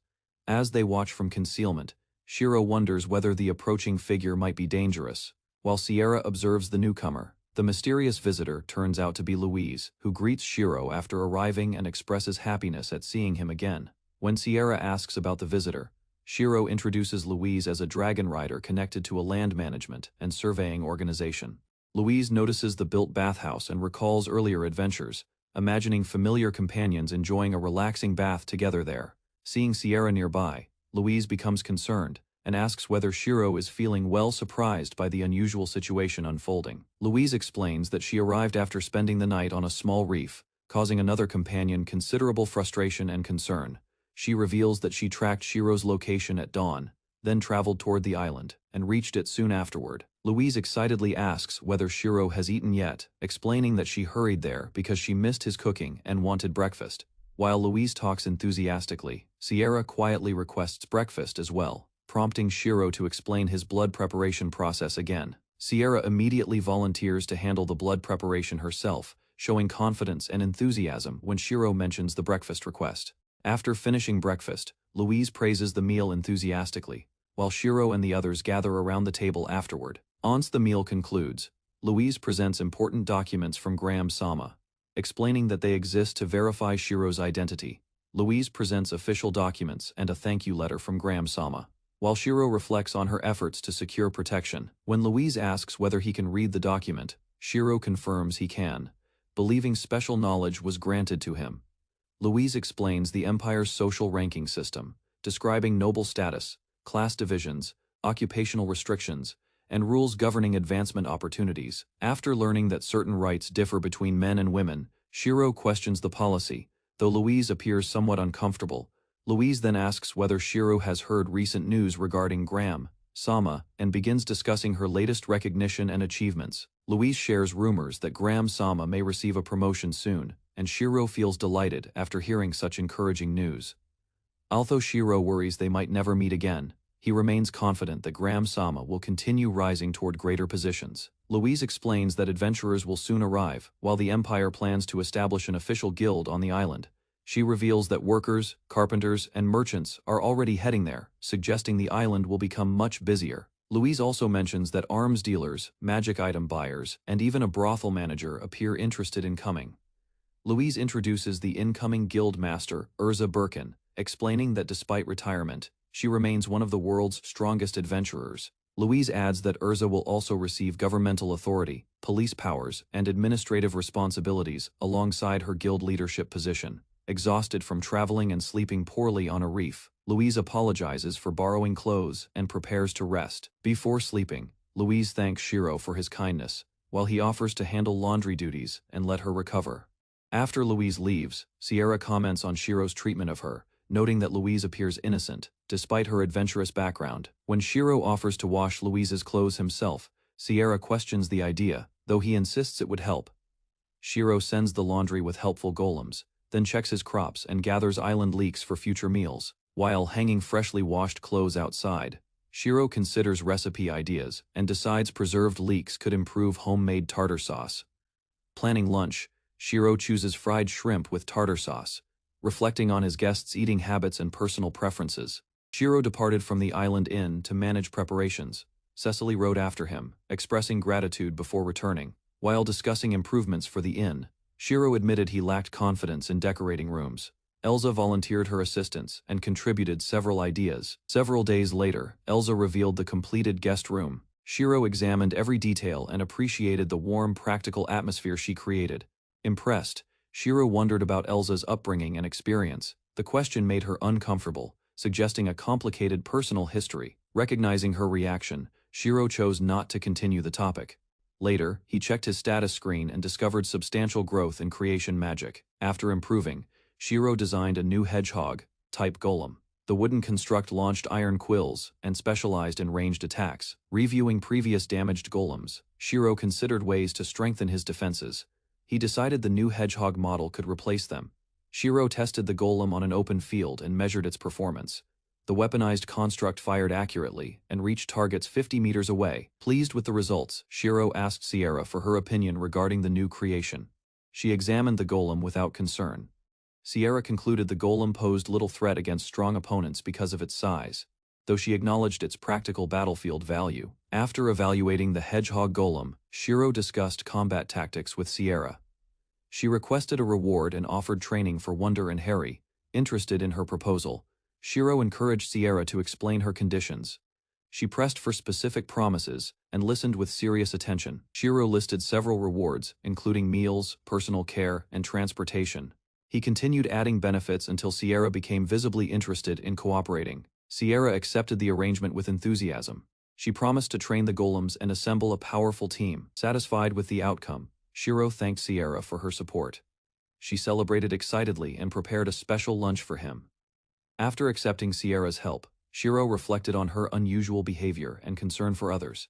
He concluded her actions stemmed from loneliness. Shiro gathered his growing force of golems and introduced Sierra as their instructor. He ordered everyone to follow her guidance. Beginning the training session, Sierra selected Wonder Number 1 for evaluation. She explained that future progress depended on each golem's learning ability. As training continued, the golems copied successful movements from one another. Sierra planned to repair damaged units and preserve acquired skills. While observing, Shiro focused on transportation projects. He believed improved ships would soon allow regular travel between neighboring islands. While inspecting his transportation projects, Shiro repaired a damaged flying device. He considered converting it into an emergency evacuation vehicle. 2 days passed as Shiro continued developing future plans for the island. Meanwhile, everyone waited for the guild delegation's arrival. Several ships finally appeared on the horizon and approached the island. Their arrival confirmed that the expected guild representatives had come. As the ships neared shore, a woman identified Shiro from the deck. Without hesitation, she leaped into the sea. To everyone's shock, the woman sprinted across the water toward the island. Sierra observed her technique and recognized extraordinary physical ability. The mysterious woman reached the island and approached Shiro. Her intense presence surprised everyone as she confirmed his identity. She introduced herself as Urza Birkin, the newly appointed guild branch chief. Her youthful appearance contrasted with her actual age. After the introductions ended, Urza requested a tour of the island. Shiro welcomed her politely and accepted the request. While observing Urza, Shiro noticed her focus remained fixed on work. She appeared determined to inspect the island before relaxing. Without delaying the visit, Shiro began guiding Urza across the settlement. He planned to show the dungeon route after touring the area. As the tour continued, Urza expressed approval of Shiro's efforts. She openly praised his accomplishments and viewed him favorably. Shiro escorted Urza toward the pier using a horse-drawn cart. Although tired from travel, she insisted on continuing the inspection. While reviewing the settlement, Urza studied the island layout from memory. She preferred confirming every important detail through direct observation. Along the road, Urza noticed several round golems moving in formation. Curious about their purpose, she asked Shiro for an explanation. Shiro explained that the golems maintained and repaired roads through constant traffic. Understanding their function, Urza nodded in appreciation. During the tour, Urza evaluated the island's development and predicted rapid growth. She believed merchants would establish stores once accommodations improved. Their discussion shifted toward lodging prices and future competition. Shiro explained his inn remained small and served only a limited number. Curious about local standards, Shiro asked about guild accommodation costs. Urza described crowded sleeping arrangements that offered little comfort despite lower prices. To demonstrate his approach, Shiro guided Urza to the inn. She inspected the exterior and entered to examine the facilities. Urza praised the private rooms, bath and drinks. She then questioned whether Shiro offered services beyond meals and lodging. After hearing Shiro's explanation, Urza understood the situation immediately. She promised to warn others and prevent troublesome visitors from causing problems. Urza revealed her dislike of dealing with people she distrusted. She assured Shiro that anyone acting improperly would face consequences. Sierra expressed complete confidence in her role as Shiro's protector. She declared that no threat would reach him. Sierra's fierce attitude worried both Shiro and Urza during the discussion. They feared her reactions might create unnecessary trouble later. Ignoring their concerns, Sierra embraced a more refined training style. Urza approved the idea, while Shiro remained unconvinced. As guild activities increased, Shiro relied on his golems to transport cargo. Their efficiency impressed visitors and reduced manual labor. After receiving payment in magic stones, Shiro inspected the collection with satisfaction. He intended to expand production and strengthen operations. While organizing supplies near the shore, Shiro was approached by an unfamiliar merchant. The woman requested confirmation of his identity. The merchant introduced herself as Madame Damas, a business representative. She explained that her company operated weapons, food, inns, and brothels. After their introduction, Madame Damas summoned several workers to meet Shiro. Their exhausted appearance surprised him and raised immediate concerns. When Shiro met the workers, he was shocked to discover several men among them. Such a sight was extremely unusual in this world. Madame Damas apologized and explained the circumstances. The group had endured severe hardship while working in remote regions. As Shiro spoke with one worker, he learned they had nearly died before arrival. Their weak condition alarmed him. The workers explained that men were often treated like livestock during transport. Disturbed by the practice, Shiro offered them recovery potions. After receiving kindness and assistance, the workers expressed heartfelt gratitude toward Shiro. They praised his compassion and promised to support one another. 3 weeks after the guild representatives arrived, the island changed. New buildings appeared, businesses expanded, and development continued at an impressive pace. As more adventurers gathered near the settlement, the atmosphere transformed. The once quiet island resembled a thriving dungeon frontier. While reviewing recent activity, Urza counted hundreds of adventurers among the arrivals. She expected even greater numbers and increased magic stone collection. Urza questioned whether Shiro understood the survival rate within new dungeons. He answered, demonstrating familiarity with the dangers involved. Urza explained that most challengers never returned from their first expedition, despite the risks. Desperate adventurers continued seeking opportunities to change their lives. During their discussion, Urza estimated the dungeon's first floor would have fewer casualties. Shiro believed the area remained dangerous despite preparations. Lotgram explained that numerous traps on the first floor had been disabled. She also organized countermeasures to improve adventurer safety. Hearing about her contributions, Urza praised Lot's competence and potential. She predicted that Lotta would achieve considerable success in the future. Proud of Lot's accomplishments, Shiro listened as Urza finished her evaluation. Their meeting concluded, and Urza returned to guild duties. After watching Urza leave, Shiro remembered another responsibility awaiting him. Realizing this, he prepared to address the adventurers personally. Once adventurers settled on the island, Shiro gathered everyone together. He thanked them for coming and began explaining important safety rules. Shiro emphasized fire prevention as the highest priority within the settlement. He warned that larger populations increased the danger of accidents. To reinforce the lesson, Shiro referenced an incident involving carpenter Lekka. Several days earlier, suspicious behavior had drawn unwanted attention. During the investigation, Lekka admitted entering a private bath area without permission. His explanation only made the situation appear more suspicious. As further details emerged, Shiro learned that Lekka had threatened another resident. The carpenter insisted he never intended serious harm. While describing the incident, Lekka recalled a strange sensation overwhelming him. His body turned cold, and fear replaced his confidence. As Lekka continued speaking, Sierra appeared and confronted him. Her intimidating presence shattered any remaining courage he possessed. After Sierra's arrival, Shiro noticed an unusual reaction between them. Embarrassment spread across Sierra's face while Lekka remained completely frozen. The misunderstanding ended with Sierra calmly explaining her actions. She admitted giving Lekka a minor warning that left him terrified. Following the incident, Shiro became more cautious about daily life. He even brought Wonder or Harry whenever visiting private areas alone. While discussing, Shiro asked Sierra for her opinion. She explained that many people had encouraged him to charge more. Shiro worried that higher prices would discourage customers from staying. He remained uncertain whether the inn could attract enough guests. Sierra argued that the rates matched accommodations found in major cities. She believed the comfort and quality fully justified the cost. Before Shiro could continue worrying, a group of adventurers arrived together. They requested food and drinks, proving demand already existed. As customers filled the inn, Shiro served grilled giant crab and cold beer. The guests enjoyed the meal, attracting even more visitors. As the inn became busier, Shiro handled orders from multiple customers. Sierra protested when he assigned additional work instead of serving her. Shiro reminded Sierra that he could not leave the inn unattended. Although dissatisfied, she listened, while he described her as family. Touched by his words, Sierra proposed spending time together after work. Caught off guard, Shiro promised to grant her request. Nearby adventurers overheard part of their conversation and misunderstood the situation. Several expressed envy toward Sierra's close relationship with Shiro, while Sierra reflected on having a dependable older brother. Work continued. Throughout the settlement, craftsmen labored steadily as the island expanded further. While inspecting the settlement, Shiro visited the blacksmith district and observed constant repair work.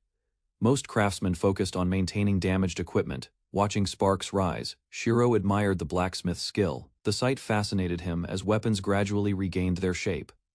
One blacksmith noticed Shiro staring and approached him. Although surprised, Shiro apologized and explained that he meant no offense. Shiro admitted that the sparks and craftsmanship had captured his attention. The blacksmith became embarrassed and warned him against such remarks.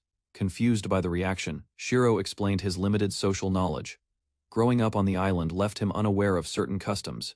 The blacksmith explained that men who admired fire too much were viewed suspiciously. Hearing this unexpected custom, Shiro reacted with complete disbelief. Trying to clarify, the blacksmith compared Shiro's remark to an overly personal compliment. Shiro immediately apologized for his mistake.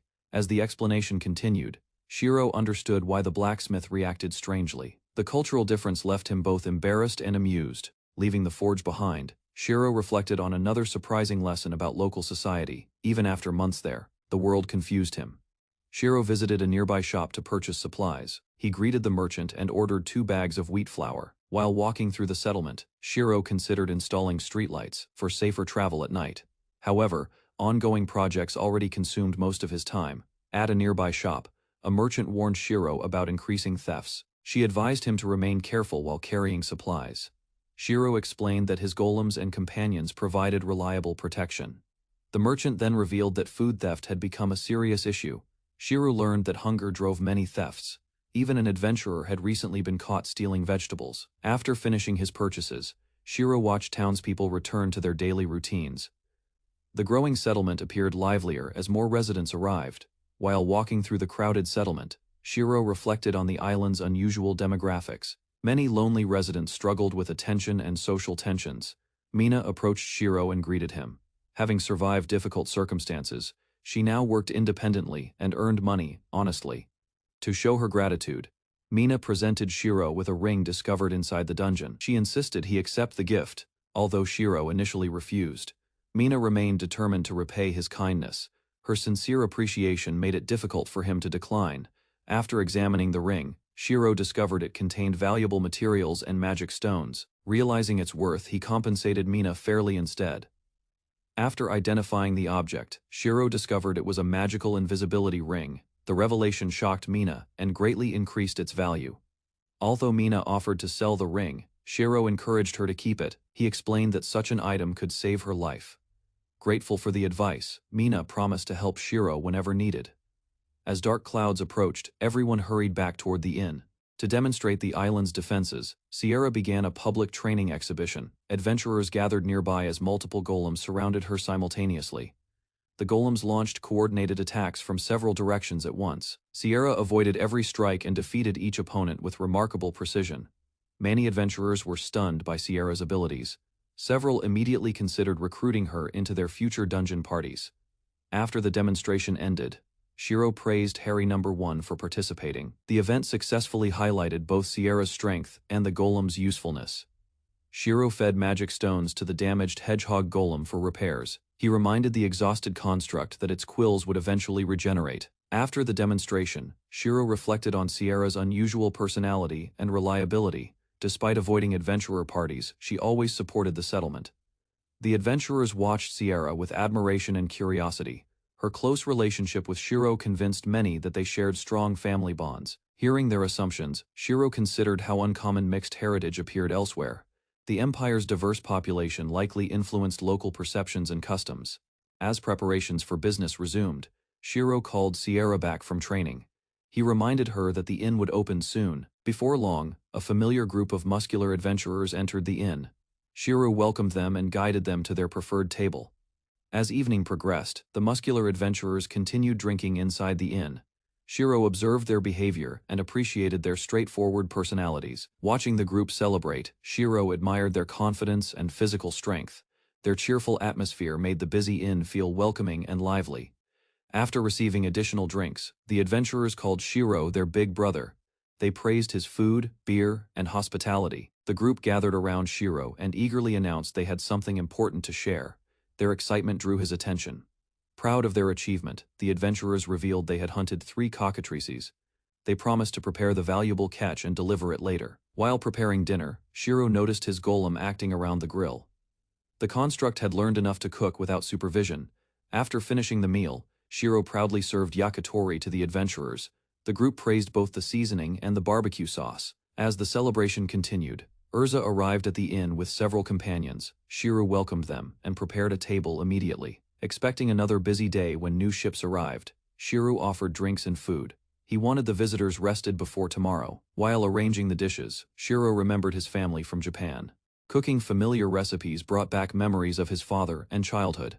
While preparing food for another busy evening, Shiro thought about his family in Japan.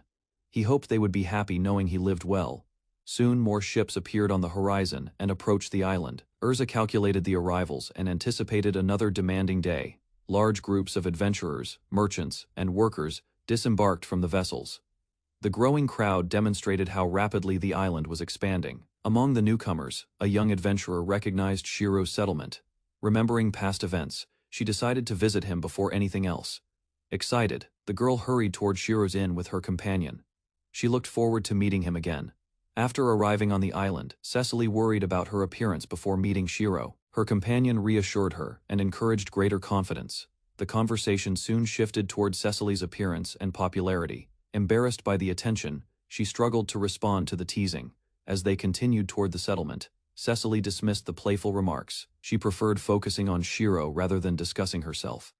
Elsewhere, Shiro supervised golems handling the settlement's laundry system. The constructs washed, rinsed and dried clothing through an efficient process. After the laundry was finished, Shiro thanked Sierra for helping with household tasks together. They completed the morning's work beneath clear skies. While discussing, Sierra realized she had stayed on the island for over a month. Shiro assured her she remained welcome. Sierra explained that she no longer felt like an ordinary guest. Spending every day with Shiro had made their relationship much closer. Remembering their frequent baths together, Sierra tried describing their situation. She emphasized that their bond was not romantic or physical.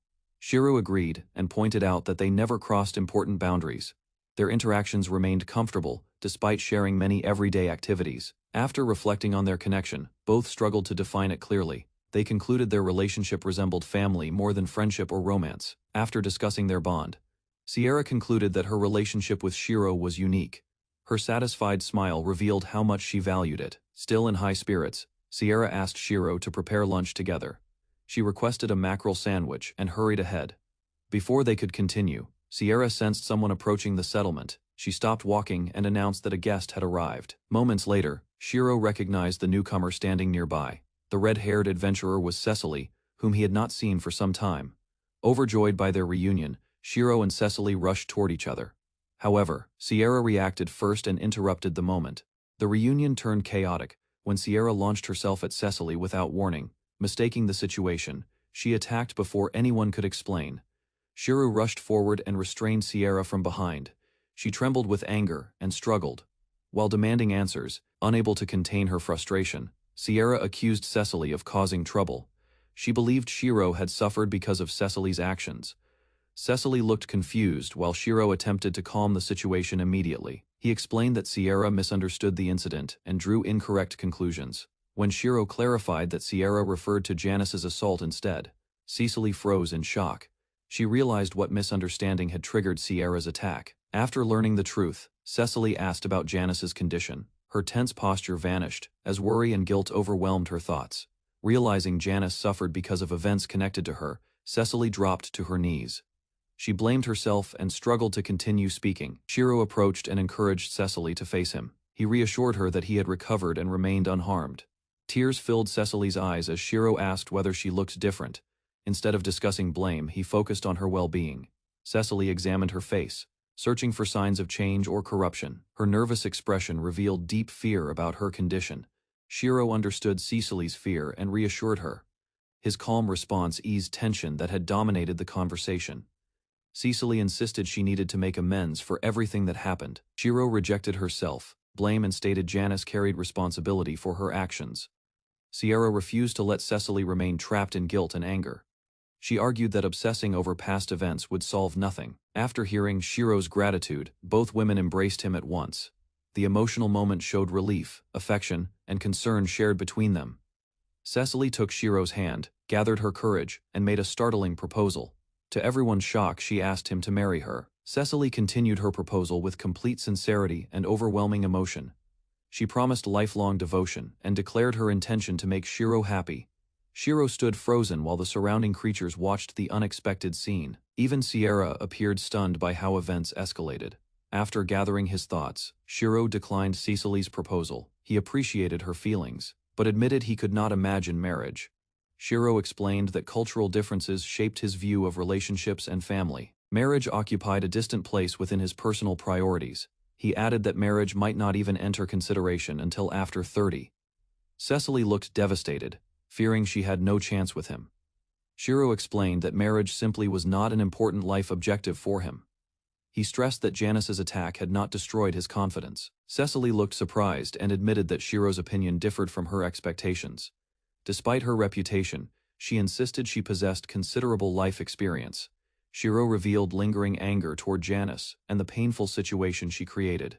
Nevertheless, he refused to surrender hope or become bitter. Cecily realized he rejected marriage for personal reasons. His decision had nothing to do with her worth. Before Cecily could process everything, another misunderstanding emerged. The cheerful newcomer concluded that Shiro preferred unrestricted romantic relationships. A cheerful young woman interrupted the conversation and introduced herself as Rouge. She explained that she had arrived on the island alongside Cecily. Rouge announced that her cloak concealed a large chest. Her bizarre introduction left everyone confused and speechless. Rouge shifted the discussion toward casual intimacy and flirtation. She suggested a one-night relationship as casually as discussing the weather. Rather than rejecting her outright, Shiro responded with awkward honesty and humor. He admitted that confidence and physical attractiveness appealed to him. Rouge described her experience and ability to charm interested men. Her playful confidence contrasted with Cecily's emotional and serious confession. Shiro clarified his position. He explained that attraction alone never determined whether he pursued relationships. He stated that physical intimacy required trust and genuine confidence in another person. Because of that principle, Rouge's proposal received a firm rejection. Rouge paused to consider his answer and seemed unusually thoughtful.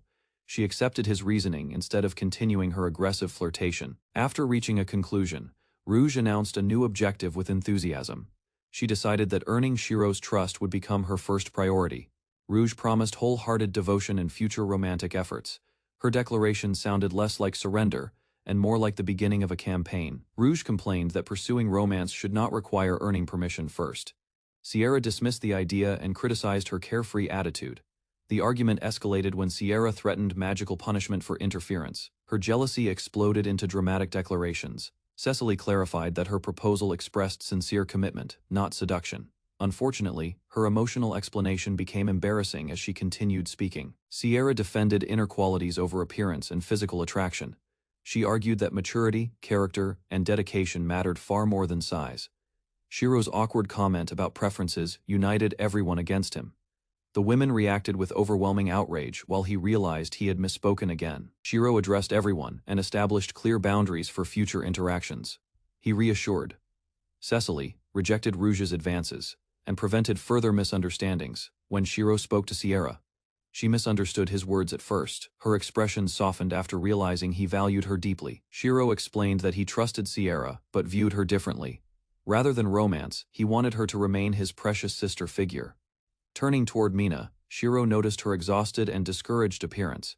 She looked devastated after suffering another disastrous defeat inside the dungeon. Mina lamented her terrible luck and wondered whether she cursed companions. Despite her misery, Shiro reminded her that survival mattered most.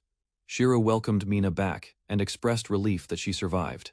He offered food, knowing exhaustion and hunger troubled her. While Mina ate, Shiro encouraged her with practical advice and kindness. He reminded her that people recover when they continue moving forward. Rouge watched the interaction and reached an amusing conclusion about Shiro.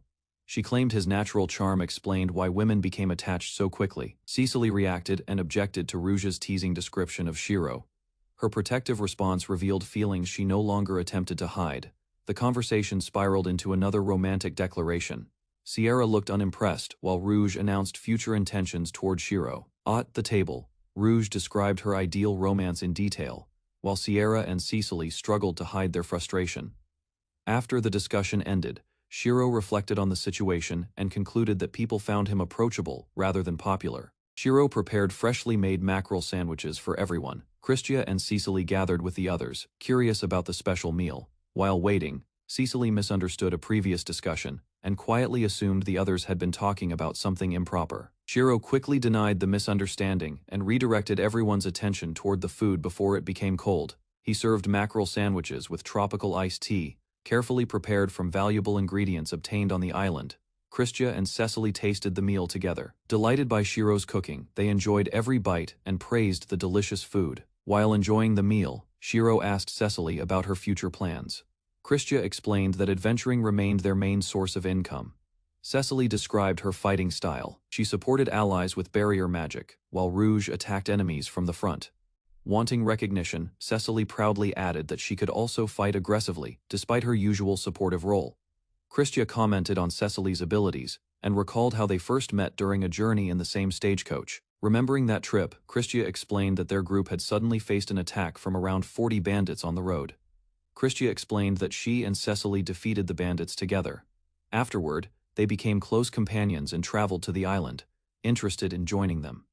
Mina introduced her abilities. She specialized in traps, short-range weapons, and simple water and wind magic. Shiro listened carefully. He learned that Mina often reduced her equipment weight by creating water when needed. After discussing her skills, Christia suggested exploring the dungeon together, first to evaluate Mina's abilities in practice. The proposal was accepted. Mina officially joined Christia and Cecily's team, looking forward to future adventures on the island.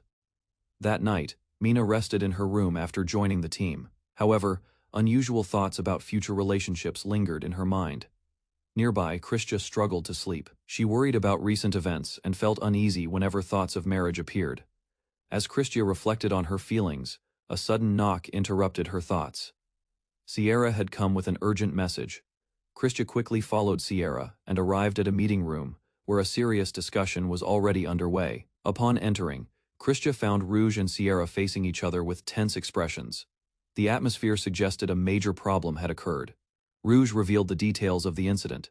2 prostitutes had been murdered near the brothel. Only moments before the report, Shiro was shocked by the news. The situation became even stranger when he learned that both victims were men. Believing the case might involve male visitors, Rouge ordered the brothel to stop accepting customers for the night. After the meeting ended, Sierra noticed Shiro's concern and accompanied him back, intending to discuss the matter further. Later, Sierra stayed beside Shiro to calm his worries. As the night grew quiet, both tried to rest despite the unsettling case. Although Sierra stayed beside him, Shiro remained awake. The murder case continued troubling his thoughts throughout the quiet night. Before dawn, a magical timer lamp activated. The sudden alarm pulled Shiro away from his restless thoughts. After turning off the device, Shiro noticed Sierra was still awake. Concerned, he asked what was bothering her. Sierra calmly accepted Shiro's compliment about her appearance. Her direct response left him feeling slightly embarrassed. As the conversation continued, Shiro questioned why Sierra cared so much about him. At the same time, the murder investigation remained on his mind. Still curious, Shiro asked why Sierra chose to stay beside him. After some hesitation, she gave a simple answer. Sierra explained that she appreciated Shiro's personality and intelligence. She insisted his appearance was not the reason for her interest. Shiro jokingly asked for a score and received an unexpectedly low rating, leaving him completely shocked. The conversation continued as Shiro asked whether Sierra considered him a friend. Her answers only made him more confused. Reflecting on their relationship, Shiro concluded that he truly valued Sierra as a friend. Though his feelings remained complicated and uncertain, gathering her courage, Sierra directly admitted that she found Shiro attractive and often thought about him that way. Her unexpected honesty stunned Shiro. Realizing her feelings were genuine, he struggled to hide his surprise. Sierra explained that attraction alone was not enough. What mattered was whether someone chose to act on those feelings. Shiro asked if Sierra hoped for a deeper relationship. She teased him while waiting for his honest answer. After careful thought, Shiro concluded that a romantic relationship would be difficult. Differences in status, expectations, and responsibilities would likely create problems for both of them. Sierra admitted she would feel jealous if Shiro became involved with another woman. Her feelings were stronger than she expected. Shiro reassured her that he did not see her as someone who could simply be replaced. Even so, Sierra remained uncertain. After hearing his thoughts, Sierra teased him again. She found his careful reasoning surprisingly mature and amusing. Shiro trusted his instincts and chose not to pursue a romantic relationship. Sierra quickly understood the meaning behind his answer. Wanting to ease his worries, Sierra declared that she would not force anything. She promised to remain Shiro's precious friend as morning approached. The next morning, Sierra prepared assorted baked sweets and brought them as snacks for everyone on the island. Shiro shared the treats with Mina and the others. He explained that adventurers needed extra energy after their work. As they parted, Sierra promised to help whenever trouble appeared. Shiro appreciated her support and looked forward to working together again. Later, Shiro visited the brothel and brought baskets of freshly baked sweets. The workers gathered around, delighted by the unexpected gift. The workers thanked Shiro warmly. Since treats were rare in their daily lives, the sweets quickly improved everyone's mood. As they enjoyed the snacks, several workers explained that even small acts of kindness were unusual for their customers. Listening to their stories, Shiro remembered the recent murder case and wondered whether the incident was truly over one worker, then revealed that she had been the first person to discover the victims. Her statement immediately caught Shiro's attention. The workers introduced Shiro to Lloyd and Clive, explaining that both were among the most popular male prostitutes on the island. Shiro was surprised by Lloyd's popularity. Unlike others, Lloyd was known for his kindness and willingness to help clients. As the discussion continued, Lloyd mentioned seeing the victims before their deaths and confirmed they had been regular workers. Describing the scene, Lloyd explained that the bodies had been found in a bathroom, covered in blood from multiple stab wounds. When Shiro asked about suspects, nobody had answers. Based on the victims, he began suspecting the murderer might be a woman targeting men. After leaving the brothel, Shiro reviewed what he had learned. The victims' circumstances and backgrounds continued to trouble him. He considered how male workers usually traveled with protection, while poorer newcomers often lacked the same security. The more Shiro thought about the case, the more difficult it seemed. The victims had likely been isolated before the attack. While organizing his thoughts, Shiro unexpectedly encountered Madame Damas and greeted her during the afternoon. Madame Damas explained that she had been looking for him. She then revealed that she had a special request to discuss. Madame Damas revealed her request. She wanted Shiro to help protect the male workers until the murderer was caught. After considering the problem, Shiro suggested placing his golems nearby. Disguised as decorations, they could act as hidden guards. Madame Damas welcomed the idea and promised compensation. As they discussed details, Mina arrived after noticing unusual activity. Mina questioned why Shiro was taking on extra responsibilities, despite already managing the inn and other duties. Shiro explained his reasoning. With a killer targeting men still at large, he wanted to support the workers and help keep them safe. Shiro planned to assign his golems as guards, but Mina immediately declared that she, Cecily, and Rouge would help instead. Before Shiro could respond, Christia, Cecily, Mina, and Rouge suddenly appeared together after hearing unusual rumors. The three adventurers explained that they heard Shiro was accepting clients and rushed over to investigate the situation. Christia admitted she had also heard the strange rumor. Mina's reaction made it clear she had helped spread the misunderstanding. As more people gathered nearby, Shiro realized the rumor was already spreading across the island and hurried to clear things up. To protect the workers, Sierra convinced everyone to stay together in one area. She believed extra support was necessary until the murderer was found. While waiting, Mina curiously asked about the workers' fees. Clive seemed surprised by the sudden question. Clive explained the prices and daily earnings. The amount shocked Mina, who had never imagined such expensive services. Lloyd added that most of the income went elsewhere, leaving workers with only a small portion for themselves. Their discussion ended when a visitor named Porta arrived looking for Clive. Despite his fatigue, Clive prepared to hear the request. As Clive prepared to meet the visitor, he complained about the request.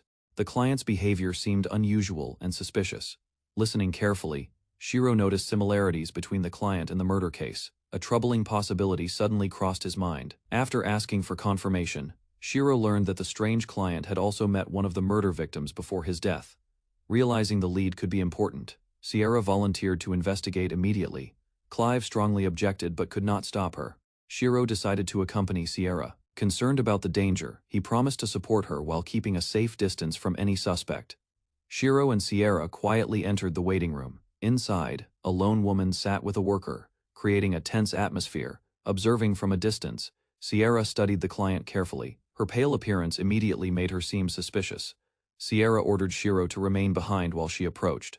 The woman appeared unarmed, but Sierra stayed cautious. After getting closer, Sierra noticed a faint scent. Realizing it resembled blood, she immediately confronted the woman. The suspect reacted instantly. As the woman tried to escape and fight back, Sierra moved first and exposed her as the likely murderer. The suspect suddenly launched a fierce counterattack. Sierra blocked the assault, but the woman's speed and strength were alarming. During the struggle, Sierra was injured by poison. The effects quickly weakened her, forcing Shiro to worry from nearby. Before the suspect could finish her attack, Cecily arrived and intercepted her. She immediately joined the battle to protect Sierra. Cecily and the murderer exchanged powerful blows. Neither side gained a clear advantage as the fight intensified inside the room. Watching the battle unfold, Shiro realized the woman was far more dangerous than expected. She was matching both Sierra and Cecily in combat. As the battle continued, Sierra pushed Shiro behind her. The suspect suddenly retreated toward the wall, searching for an escape route. Mina reinforced the defenses and promised to protect everyone. Moments later, the suspect released another cloud of poison across the room. Using the confusion to her advantage, the murderer escaped through the entrance. Christia realized the suspect had gotten away. After the poison settled, Christia checked on everyone. Mina was sent to find help while Shiro remained safely behind Sierra's barrier. Coughing from the poison, Christia reviewed everything that had happened. She finally reached a conclusion and identified the likely culprit behind the murders. After the suspect escaped, Sierra used wind magic to blow the remaining poison away from the brothel and toward the sea. Once the danger passed, Shiro checked on Sierra. She assured everyone that the poison had little effect on her. A scout golem was sent to follow the fleeing suspect. While waiting for news, Shiro observed Sierra's condition closely. Meanwhile, Christia received treatment. Although her injuries were healing, recovery was taking longer than everyone expected. As Christia regained her strength, Rouge questioned her conclusion. Despite the difficult battle, she remained convinced that White Worm was connected to the murders. While recovering, Christia revealed an important clue. During the fight, she noticed a tattoo connected to the former Iron Ram Corps. Rouge was shocked by the revelation. Few survivors from that destroyed military unit were believed to still be alive. Although she had never met White Worm personally, Christia believed the suspect perfectly matched the descriptions she had heard. Confused by the name, Shiro asked about White Worm.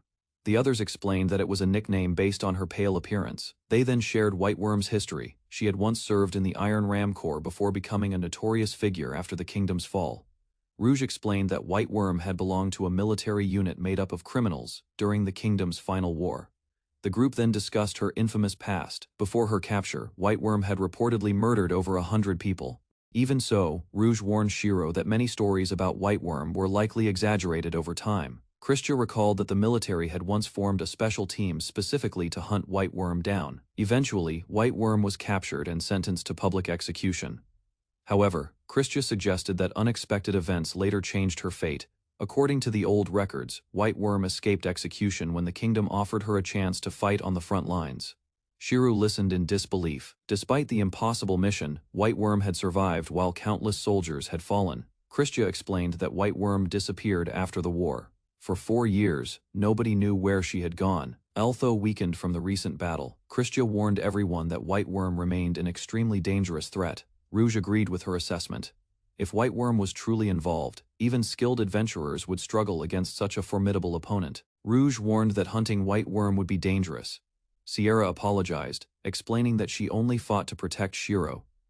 Sierra remained concerned about Shiro's safety. She believed White Worm's obsession with targeting men made him a potential target. Trying to lighten the mood, Shiro joked about being watched by a dangerous criminal. Meanwhile, his scout golems continued searching. A report soon arrived from the golems. One had chased the suspect, while another unexpectedly appeared with important information. The tension briefly faded as Shiro reacted to the golem's antics. Even so, everyone remained alert while tracking White Worm's movements. A scout golem finally returned with important news. It had located White Worm's hiding place and reported the discovery immediately. Upon hearing the report, Rouge issued an official guild order. He selected Sierra and Cecily to join the pursuit.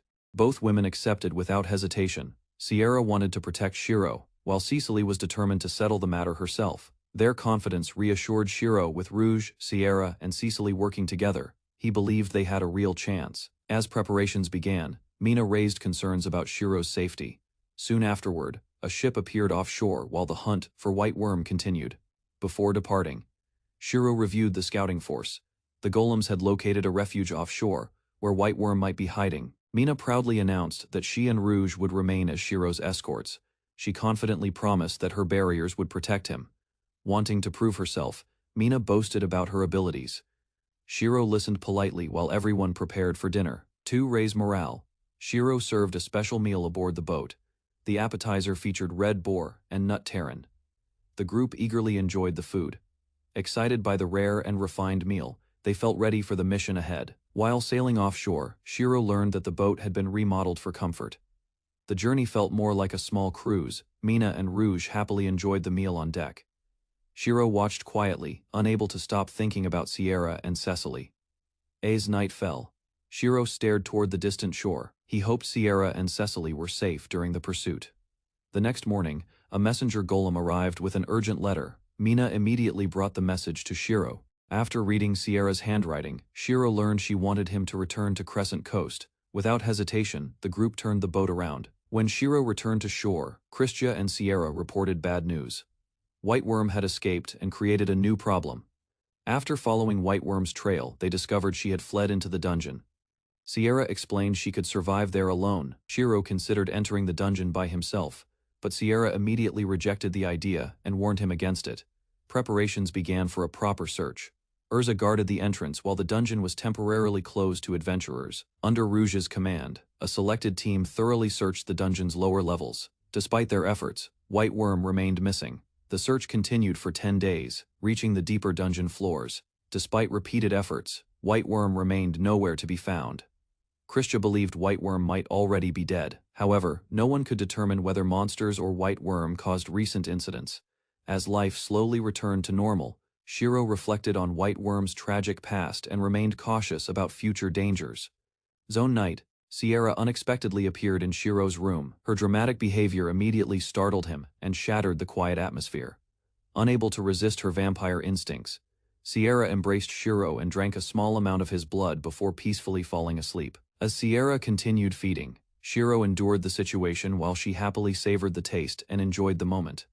Excited by the experience, Sierra became increasingly playful and possessive, while Shiro struggled to keep up with her enthusiasm. The narration revealed this was a reward for Sierra's efforts during the White Worm search, making the roleplay official, still energized afterward. Sierra planned more playful interactions with her friends, while Cecily unknowingly became her next target. Shiro found Cecily exhausted after recent troubles. Wanting to help her recover, he carefully prepared a private massage for recovery. During the session, Cecily reacted awkwardly from unfamiliar sensations, while Shiro stayed focused on easing tension and fatigue gently throughout. As the massage continued, Shiro noticed differences in muscle firmness and wondered how Cecily maintained her strength despite recent hardships. Realizing accumulated stress weighed heavily on Cecily, Shiro carefully worked across tired areas, helping her relax while restoring comfort gradually. By morning, island life felt peaceful again, and discussions about past dangers faded as residents returned to daily routines together.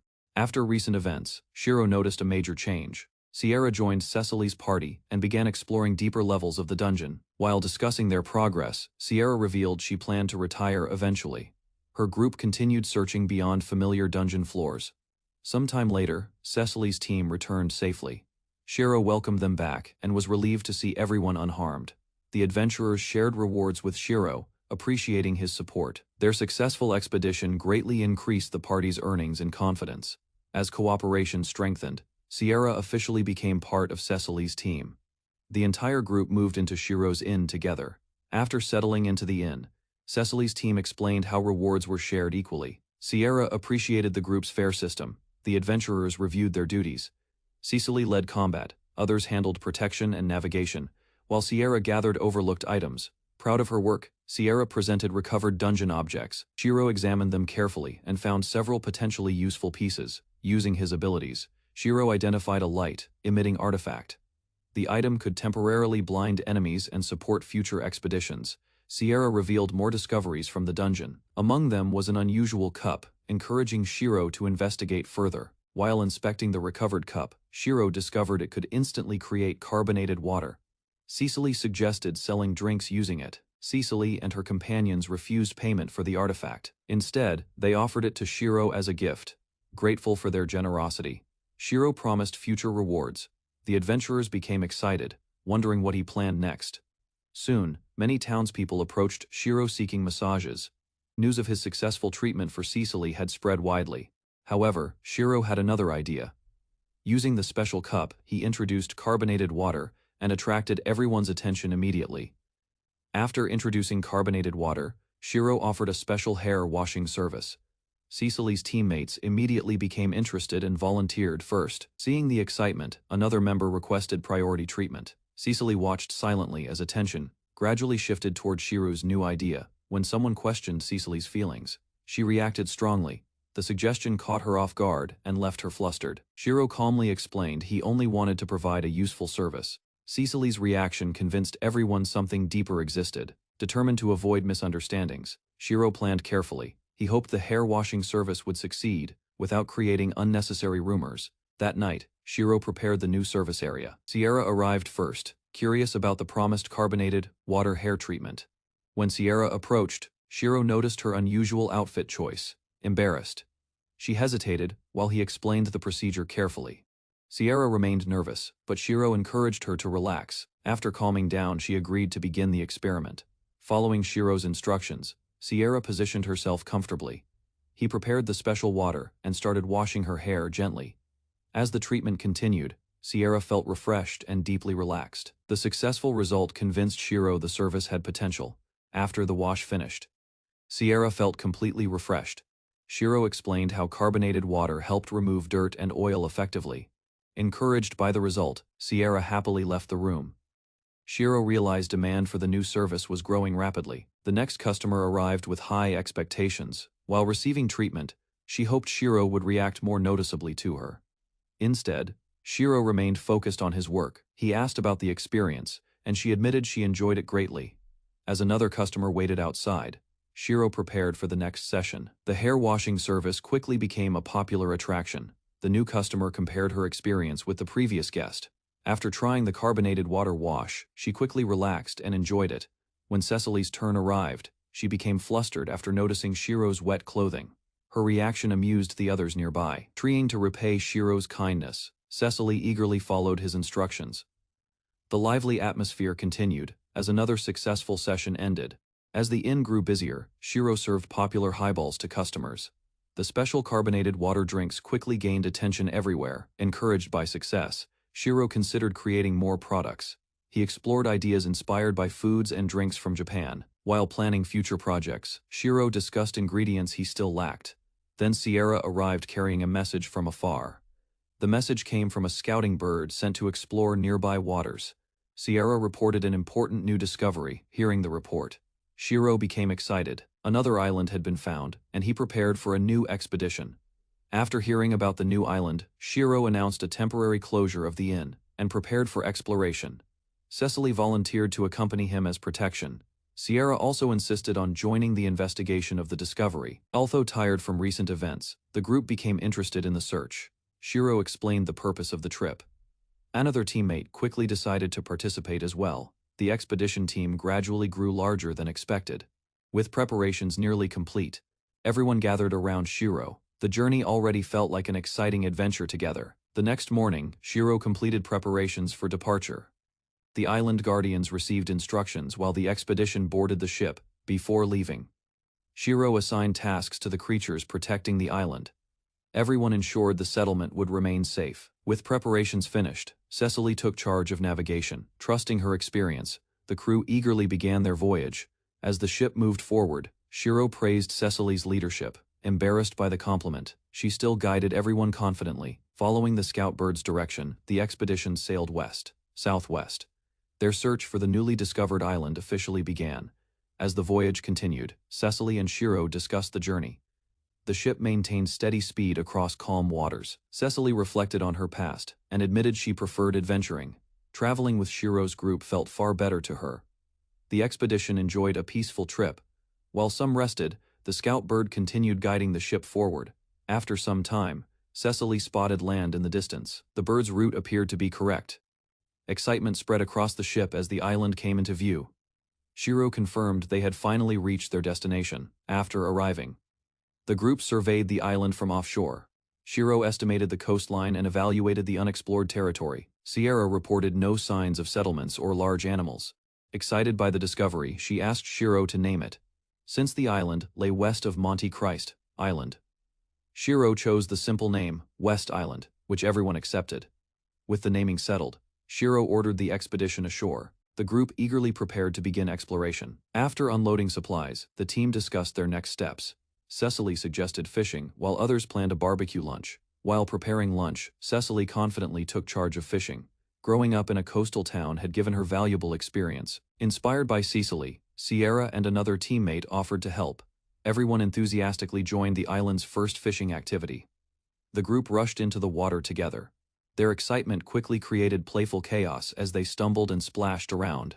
Watching from shore, Shiro enjoyed the lively scene. Soon he joined the others, making the outing even more energetic. Even Sierra decided to participate fully.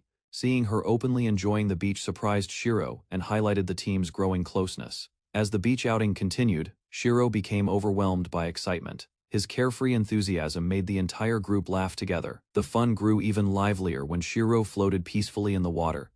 Everyone enjoyed the relaxing tropical atmosphere. Before lunch, Shiro encouraged the group to spend more time at the beach. Nobody wanted the enjoyable moment to end. Eventually, the excitement faded and exhaustion took over. After playing for hours, the entire expedition fell asleep beside the shore. When Shiro awoke, he noticed how peaceful everyone looked. Surrounded by trusted companions, he quietly appreciated the happiness they shared. As the group rested on the beach, Mina quietly reflected on Shiro's kindness. His words lingered in her mind, noticing her reaction. Shiro explained his thoughts honestly. Mina became increasingly aware that he viewed the world differently. Encouraged by the peaceful atmosphere, Mina tried expressing her feelings more openly. Shiro listened, unsure of her intentions. Before the moment could continue, Sierra suddenly interrupted. Her unexpected arrival instantly shattered the quiet mood between them, claiming Mina was in danger. Sierra dragged Shiro away. Cecily watched the scene while everyone laughed at the confusion. The group finally remembered their original purpose and suggested lunch. Shiro found himself carried along by their enthusiasm. While preparing the meal, Sierra openly praised Shiro. Embarrassed by the attention, he quickly redirected everyone toward cooking. As the sun moved lower, the expedition spent the rest of the day relaxing and playing together on West Island. After returning from the beach, Shiro reviewed his progress. His creation magic had improved, allowing him to produce new inventions. Satisfied with his growth, Shiro considered future projects. Increased magical capacity meant he could create and maintain more equipment. As evening approached, Cecily reflected on the relaxing day. She wondered whether spending time together had delayed their exploration plans. While discussing the island, Cecily admitted she enjoyed staying there. The peaceful atmosphere made her reluctant to leave. Shiro understood her feelings, but explained the island's charm came from being an occasional destination. The conversation ended with quiet agreement.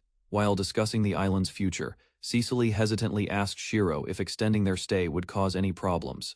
Caught off guard, Shiro immediately agreed. Cecily became flustered but promised to remain by his side longer. Relieved by his answer, Cecily thanked him sincerely. The peaceful evening strengthened the bond they had gradually built. The next morning, the group gathered once again. Their brief vacation atmosphere faded as thoughts returned to exploration. After breakfast, Sierra reminded everyone of their objective. With renewed energy, the expedition prepared to explore West Island further. The expedition continued surveying West Island, while others checked different areas. Shiro focused on exploring deeper into the forest. After reaching a rocky hill, Sierra noticed Shiro acting secretively. Curious, she asked why he had brought her there. Shiro revealed a hidden bag of valuables and explained his concern. He wanted to keep the discovery safe from thieves. Together they searched for a suitable hiding place. A large turtle-shaped rock caught Shiro's attention. Using his abilities, Shiro created a concealed storage space inside the rock. Satisfied with the result, he secured the treasure for future use. After securing the hidden treasure, Shiro suggested giving it to Cecily and the others, but his proposal caused Sierra's expression to change. Sierra admitted that being entrusted with important things felt painful, because trust often led to attachment, while separation always followed afterward. Remembering centuries of farewells, Sierra explained that humans aged and disappeared while she remained behind, carrying memories long after everyone departed. Shiro listened and apologized, but Sierra accepted her circumstances, explaining that such loneliness was simply part of her reality. After sharing their thoughts, Sierra suggested returning to the others, while Shiro resolved to value present friendships rather than distant futures. While returning from the rocky hill, Shiro slipped and scraped his arm. Seeing him injured, Sierra rushed over in concern. Trying to ease her worries, Shiro joked about finding a snack. However, Sierra's expression revealed emotions he did not expect. Unable to contain herself, Sierra held Shiro's injured arm and drank from the wound. Tears appeared as she clung to him. Sierra confessed that his blood brought her comfort rather than hunger. As a vampire, the experience filled her with joy. Realizing what had happened, Shiro understood Sierra's attachment more clearly. He reflected on how much his kindness had meant to her. After drinking his blood, Sierra gathered her courage and proposed becoming Shiro's retainer, revealing feelings she had concealed for a long time. Shiro cared deeply for Sierra, yet hesitated because accepting her proposal meant creating a lifelong bond carrying serious responsibilities. Seeking another path, Shiro suggested becoming a couple instead. But Sierra explained that vampire traditions required strict rules and commitments. Sierra described how retainers and relationships were connected within vampire society, admitting she had accepted friendship because she expected rejection. Though uncertain about the future, Shiro chose not to turn away. Together, they agreed to face those feelings. After Shiro accepted her feelings, Sierra became overwhelmed by happiness. Excitement replaced hesitation, and she struggled to control her growing emotions, unable to hide her feelings any longer. Sierra moved closer to Shiro. He comforted her and tried easing her anxiety. For a moment, Sierra wondered whether they should simply follow their hearts. The possibility of crossing that boundary tempted her. Shiro paused and considered the consequences. Questions about vampire customs, future obligations, and their friendship filled his thoughts. Facing each other in silence, Shiro and Sierra regained their composure. Both understood that their relationship deserved careful consideration moving forward. After their private conversation ended, Shiro returned to the group. Cecily, Mina, and Sierra greeted him while hiding curious expressions. Reflecting on recent events, Shiro admitted that leaving West Island felt bittersweet. The adventure brought happiness, regret, and lingering emotions. 3 days later, the expedition departed West Island and sailed home. Everyone promised themselves they would return again someday. Back at the inn, Shiro searched for Sierra during a break. Entering her room, he discovered she was missing. While looking around the room, Shiro noticed a sealed letter resting nearby. Realizing it belonged to Sierra, concern quickly grew. Opening the letter, Shiro learned that Sierra had chosen to leave. Rather than watching another farewell, she departed first this time. Through the letter, Sierra confessed her love once more. She explained that those left behind often suffered as much as those departing, traveling alone beneath the open sky. Sierra accepted that humans and vampires followed different paths, despite wishing they could remain together. Sierra reassured Shiro that rejecting her retainer proposal had been correct. She wanted love freely given, never affection created through obligation. Before ending her message, Sierra promised she would always support him and hoped fate would allow them to meet again. As she disappeared beyond the horizon, Sierra left one last wish behind, hoping Shiro would remember the vampire who loved him. Standing alone inside her room, Shiro reread the letter. Though Sierra had gone, traces of her presence remained. Lying across the bed, Shiro reflected on everything. Regret filled his heart as he wished he had treated Sierra more warmly. Cecily arrived carrying fresh meat, offering it to Shiro while maintaining her usual warmth, despite the lingering absence of Sierra lately. Mina handled fieldwork beneath the summer sun, urging Shiro to rest indoors for everyone around the island. Natalie helped manage the inn and stored supplies, showing greater kindness toward Shiro as the group adjusted to life, while practicing smiles before a mirror.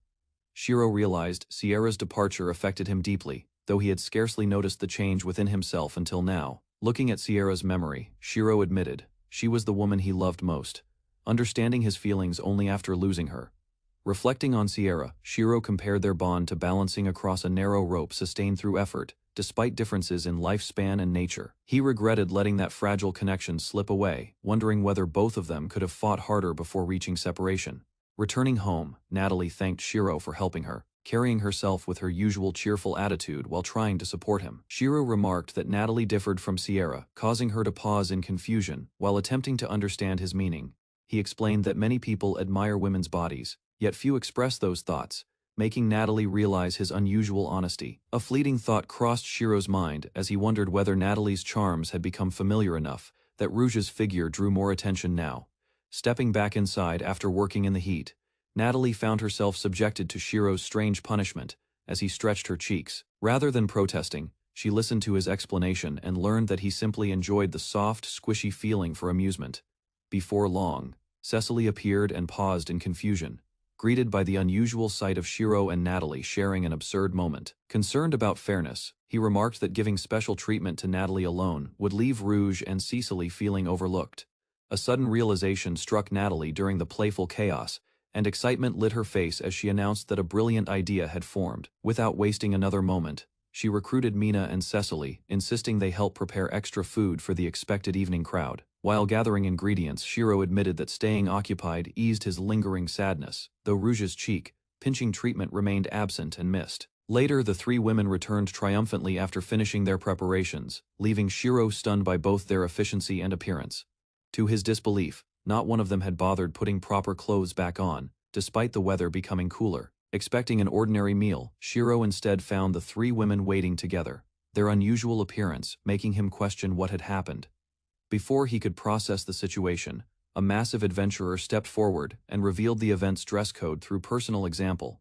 With obvious pride, Natalie announced that the gathering existed solely to lift Shiro's spirits. After everything he had endured recently, the true extent of the scheme became clear when Shiro discovered notices inviting guests to attend with their upper bodies uncovered. As the celebration began, the atmosphere resembled a carefree social gathering rather than anything improper, with patrons sharing drinks and conversation.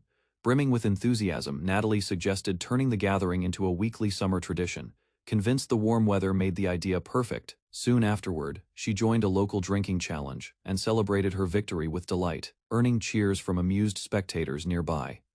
Watching the lively scene unfold, Shiro noticed Sierra's empty seat and felt a wave of sadness creep back into his thoughts. A realization came to him then: happiness and loneliness could exist together, each refusing to erase the presence of the other. Even so, comfort remained within reach, and the smiling faces around him reminded Shiro that life still offered meaningful connections. Brimming with enthusiasm, Natalie suggested turning the gathering into a weekly summer tradition, convinced the warm weather made the idea perfect. Soon afterward, she joined a local drinking challenge and celebrated her victory with delight, earning cheers from amused spectators nearby. Watching the lively scene unfold, Shiro noticed Sierra's empty seat and felt a wave of sadness creep back into his thoughts. A realization came to him then: happiness and loneliness could exist together, each refusing to erase the presence of the other. Even so, comfort remained within reach, and the smiling faces around him reminded Shiro that life still offered meaningful connections.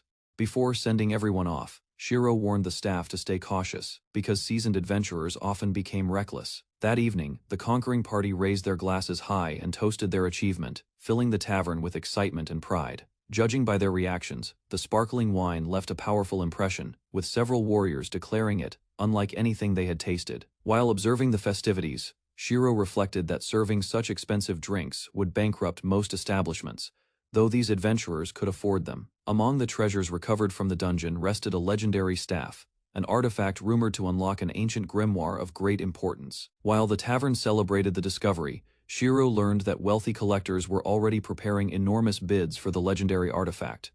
The mood around the table shifted at once when everyone realized Cecily's party had searched that same area without finding it. Trying to lighten the atmosphere, Shiro demonstrated a magical throwing stone, whose enchantment ensured every toss struck its intended target. Although Mina dismissed the item as little more than a novelty, Natalie seemed far more interested in Shiro's comforting attention. As the evening wound down, Cecily protested his favoritism, yet the others appeared content enjoying the warmth and companionship.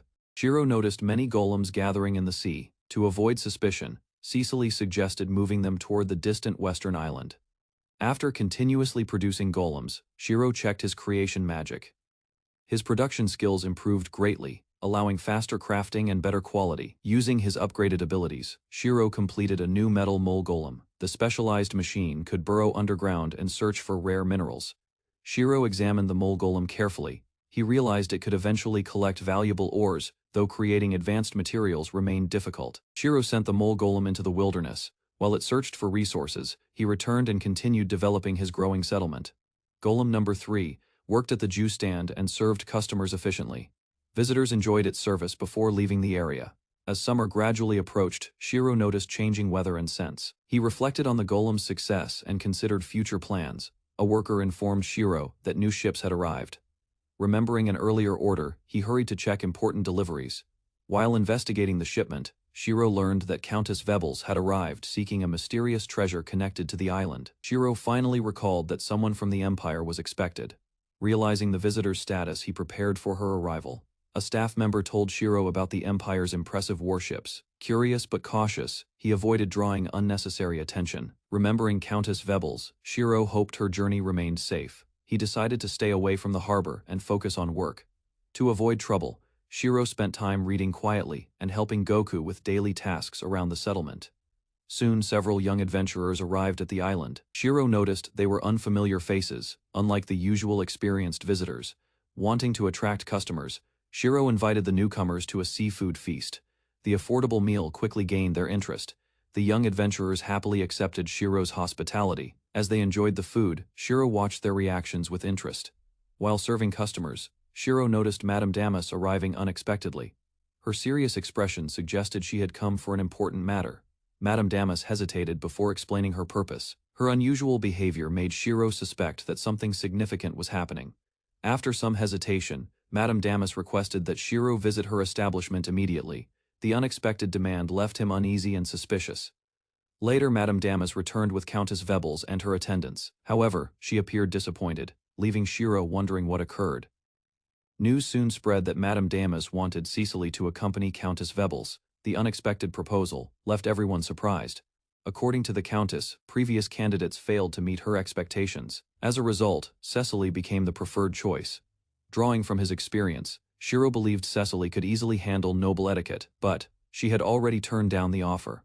A worried expression remained on Cecily's face, while the others tried to understand her reasoning. The atmosphere quickly grew tense. Rather than feeling relieved, Cecily feared she had offended an influential noble. To avoid further trouble, she wished Madame Damas success in settling the matter. Concern spread across the room after news of the Empire's warships reached the island. Determined to help, Cecily and her companions promised to protect Shiro. Meanwhile, Shiro remained focused on work and prepared a special dessert for his guests. Trusting the others, he continued serving customers. Before the meal could continue, several uniformed escorts entered the area. Their sudden appearance drew everyone's attention. Leading the group was a stern butler named Wolf. Without wasting time, he began searching for a man called Shiro. After stepping forward, Shiro introduced himself to the visitor. Realizing the Countess had truly sent someone, he listened to Wolf's purpose. Wolf confronted Shiro and accused him of treating Countess Vebles. The serious allegation created a tense atmosphere. Caught off guard, Shiro explained that he had merely declined an invitation arranged through Madame Damas. Confusion replaced his initial surprise. To support the accusation, Wolf repeated a statement made by Shiro. Hearing those words left him completely bewildered. Firmly denying the claim, Shiro insisted he had never spoken so rudely. At that moment, he realized someone had likely distorted the story.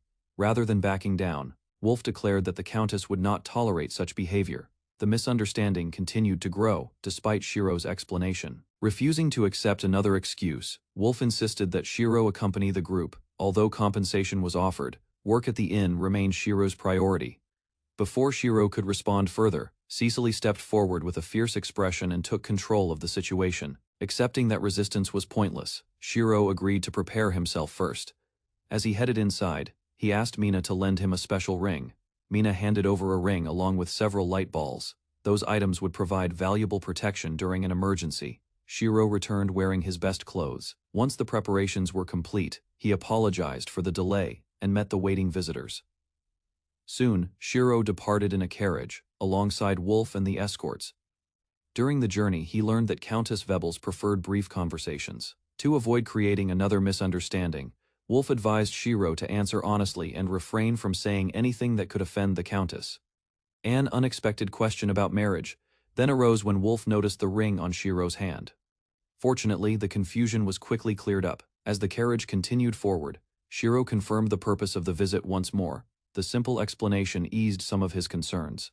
Shiro shifted the conversation elsewhere. Curious about his host, he politely asked about Countess Vebles herself. By the time the carriage reached Madame Damas's residence, Shiro had learned that Countess Vebles was 31 years old. The information improved his mood. The moment he arrived, Madame Damas rushed forward to greet him. Instead of a calm welcome, she immediately drew Shiro into an argument. Confused by the commotion, Shiro listened as Damas struggled to explain herself. Before the misunderstanding could continue, Wolf dismissed the matter. Security procedures followed shortly afterward, leaving Shiro thoroughly embarrassed. Although nothing suspicious was found, he quietly endured the uncomfortable inspection. At last, the long-awaited meeting began. seated confidently before him. Countess Vebles finally received Shiro in person. Facing Countess Vebles at last, Shiro observed her appearance. The noblewoman's imposing presence left a strong impression on him. As the meeting continued, Vebles discussed her preferences and opinions. Meanwhile, Shiro studied her behavior from across the room. Wine was soon brought out for the conversation. Although the Countess encouraged him to drink, Shiro remained cautious and attentive. Rather than being captivated by her beauty, Shiro noticed traits that made her difficult to approach. A closer inspection of the wine revealed something suspicious. Realizing it contained a sleeping medicine, Shiro discreetly prepared a countermeasure before taking a sip. While maintaining a calm expression, Countess Vebles continued observing Shiro. Gradually, he became convinced that she had prepared the situation. Shiro pretended to drink it without hesitation. To support the act, he claimed that alcohol affected him easily. For the first time since their meeting, a satisfied smile appeared on Vebles' face. The reaction convinced Shiro that his performance had worked. Encouraged by what she believed was success, the Countess moved closer and urged him to relax. Meanwhile, Shiro prepared for whatever came next. Rather than accepting his compliments, Vebles dismissed them with confidence. Even so, her attention remained fixed on Shiro. Shiro offered to pour another glass for the Countess. Believing her plan was succeeding, Vebles lowered her guard. Without warning, the situation suddenly spiraled out of control. Before Shiro could react, Vebles lunged forward and pinned him onto the sofa. Trapped beneath the Countess, Shiro desperately searched for a way out. Unfortunately, his emergency tools remained out of reach. Rather than responding to his protests, Vebles continued moving closer. Her unfocused behavior convinced Shiro that she was no longer thinking clearly. As panic set in, an old memory unexpectedly resurfaced in Shiro's mind. The strange recollection briefly distracted him from his current predicament. Every attempt to escape ended in failure as Vebles tightened her hold. Meanwhile, Shiro realized the situation was becoming dangerous. Rather than panicking, he forced himself to think. A desperate plan soon began forming in the back of his mind. Among the available options, one unusual solution stood out. Using his creation magic, Shiro prepared a small object without drawing attention. At the same time, a loose button fell from his shirt. The unexpected distraction gave him a brief opportunity to act. Moments later, a strange liquid splashed across Shiro's chest. Staring at the unfamiliar substance, Vebles paused in confusion for the first time. To Shiro's astonishment, Vebles lowered her head toward the liquid on his chest. Her unexpected action left him speechless. Several tense moments passed, while Shiro waited for the sleeping medicine to take effect. Fortunately, the drug had not yet influenced him. Vebles continued until exhaustion finally caught up with her. Moments later, she drifted off to sleep against Shiro once. He confirmed that she was unconscious. A wave of relief washed over him. The dangerous situation had finally come to an end. Standing beside the sleeping Countess, Shiro could only shake his head in disbelief. Her reckless behavior had shattered his image of noble dignity. Although the crisis had passed, Shiro still felt irritated by everything that had happened. For a moment, thoughts of petty revenge crossed his mind. His attention soon shifted to a locked door inside the residence. Suspecting something valuable was hidden there, he decided to investigate. Shiro discovered a treasure chest tucked away in the corner. Excitement grew as he realized it likely belonged to Ramus. Using his repair magic, he bypassed the chest's security measures. Inside rested an ornate staff that appeared extremely valuable. A mischievous grin spread across Shiro's face. Carrying the staff away for a night seemed like the perfect revenge.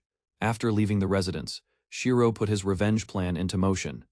Using the invisibility ring, he followed the Countess's ship. Back at the inn, curiosity got the better of him. While examining the stolen staff, Shiro activated repair and uncovered hidden information. The newly revealed details caught him off guard. Rather than being an ordinary artifact, the staff possessed a mysterious armor-related ability. Unable to resist testing it, Shiro activated the staff's power. Dark energy erupted around him and began taking shape. Within an instant, the transformation was complete. Standing where Shiro had been moments earlier was a sleek suit of magical armor. The magical armor exceeded all of Shiro's expectations. Testing its strength for the first time, he felt powerful enough to accomplish anything. Curiosity soon replaced caution as Shiro lifted the sleeping Countess. Seeing her up close, he admired her beauty. Not wanting to remain there any longer, he released the armor and prepared to leave. Before departing, Vebles was carefully returned to the sofa. Holding the staff once more, Shiro considered his next move and decided to returning. It seemed like the safest option. Trouble arrived before he could act. As Wolf and the others suddenly appeared nearby, Shiro panicked and burst into tears. Wolf and the guards found Shiro in a miserable state. Between his tears and unusual appearance, the group struggled to understand what had happened. The guards showed unexpected sympathy. From their perspective, Shiro looked more like a victim than a suspect. Wrapped in a blanket, Shiro regained his composure. The awkward ordeal seemed to be coming to an end. Once the opportunity appeared, he slipped away from the residence. All Shiro wanted now was to return home and forget the incident. Outside, several people were already searching the area. Thinking quickly, Shiro borrowed Washi's help and escaped before anyone could stop him. Just as Shiro was preparing to leave, Cecily appeared. Fear filled her voice as she checked whether he was safe. Relief washed over Cecily when she learned he had escaped unharmed. Meanwhile, Shiro reassured her that everything was under control. Their conversation soon turned more personal, as Cecily admitted how worried everyone had been. Hearing her words left Shiro feeling both grateful and guilty. Shiro reflected on Cecily's feelings toward him. Despite understanding her emotions, he knew he was not ready to respond. As the night came to an end, Cecily walked away. Shiro wondered why things between them never seemed to work out. Back at the inn, Wonder rushed forward to welcome Shiro home. Her relief turned to confusion when she noticed his condition. After hearing the full story, the others were stunned. Fortunately, Shiro assured them that the ordeal ended safely. Meanwhile, the inn remained lively despite his absence. Wonder explained that everyone had worked together to prepare meals for the guests, rather than resting. Shiro began thinking about the people who had helped protect the inn. A small celebration seemed appropriate. Determined to express his gratitude, he decided to prepare food and drinks for everyone, and hurried off to make arrangements. A sudden reveal from Shiro left the girls stunned. Their shock only grew when they realized what he planned to wear. Ignoring the protests, Shiro headed for a private room. To avoid interruptions, he ordered the golems to guard the entrance. Once the door was secured, the mysterious staff was activated again. Moments later, the black magical armor materialized around his body. Instead of feeling heavy, the armor moved as lightly as clothing. Every motion felt smooth and natural, surprising Shiro even further. Excitement took over as he began testing its capabilities. Shiro grew impressed with the armor's performance. Experimenting further, Shiro discovered that the armor's gauntlets could generate powerful light-based attacks. The new ability sparked his excitement. A moment later, glowing blades formed in his hands. Swinging the weapons around, Shiro enthusiastically tested every feature he could find. Eventually, practicality replaced his excitement. Although the armor felt incredible, its constant mana consumption quickly became impossible to ignore. Reluctantly, Shiro abandoned plans for a larger test outside. Drawing unnecessary attention would only create more trouble for him. After removing the armor, a troubling realization settled in. Since the staff belonged to the Countess, suspicion would inevitably fall on him if it disappeared. The following morning, Shiro approached Mina with an unusual request. To his surprise, she willingly let him keep the invisibility ring. Encouraged by her generosity, Shiro prepared for the worst. If the Countess came looking for him, he intended to escape. Hers passed in complete silence around the island. As noon approached without incident, Shiro began wondering if the danger had already passed. That hope faded when he reconsidered the missing staff. Since the chest still appeared untouched, nobody had realized the artifact was gone. Before he could think further, an unexpected visitor arrived. The sudden appearance of a familiar figure caught Shiro off guard. Later that day, a weary visitor arrived at the inn seeking a drink. Curious about the unexpected visit, Shiro invited him inside. As they settled down, Shiro noticed how exhausted the man looked.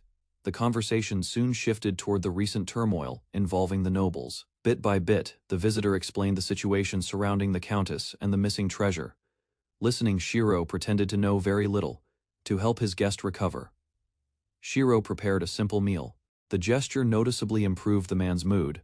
Learning that Countess Vebles had already returned home, Shiro felt a huge weight lift from his shoulders. During their discussion, the visitor revealed that Countess Vebles had been searching for Shiro. The warning only deepened his concerns about the stolen staff rather than making a decision. Shiro chose to postpone the problem. For now, he planned to wait and see how events unfolded. Later that evening, an unexpected voice called out to him. Startled by the sudden interruption, Shiro nearly spilled the drink he was pouring. Turning around, he discovered Cecily standing nearby. Her unexpected appearance replaced his surprise with curiosity. After noticing his troubled expression, Cecily asked what was wrong. Faced with her concern, Shiro considered telling her the truth. After everything that had happened, Shiro remained fascinated by the stolen staff. The temptation to test Amanstock's full abilities was simply too strong. While discussing future plans, Shiro considered traveling to the western island. Hearing this, she immediately offered to accompany him as protection. Cecily then explained that the island's defenses had weakened recently. With fewer capable fighters available, everyone had been forced to work harder. The conversation shifted to new discoveries from the dungeon. Among the recovered items were powerful explosive tools. Their effectiveness had already changed local battle tactics. Rather than fighting, adventurers now trapped enemies with overwhelming magical attacks. Faced with several possible companions, Shiro struggled to make a decision. Meanwhile, Wonder and Mina volunteered to join the trip. Evening soon arrived. While weighing his options, Shiro worried that revealing his secret might place others in danger. His thoughts were interrupted when a familiar group suddenly appeared. Their cheerful expression suggested they had come bearing good news. As it turned out, the adventurers had already resolved the matter of Ramus, Ian's staff. After receiving a large reward, they were preparing for a farewell celebration. The announcement surprised everyone. Having earned enough wealth, the group decided to leave adventuring behind and return home. The farewell party began with loud cheers. Surrounded by friends, the retiring adventurers celebrated the end of their dangerous careers. Laughter and memories filled the inn throughout the night. Although everyone enjoyed, the thought of saying goodbye left many feeling emotional. Several days later, Shiro resumed testing Amanstock's armor. Under the cover of darkness, he headed toward the mountain. Unable to suppress his curiosity, he activated the invisibility ring and pushed the armor to its limits.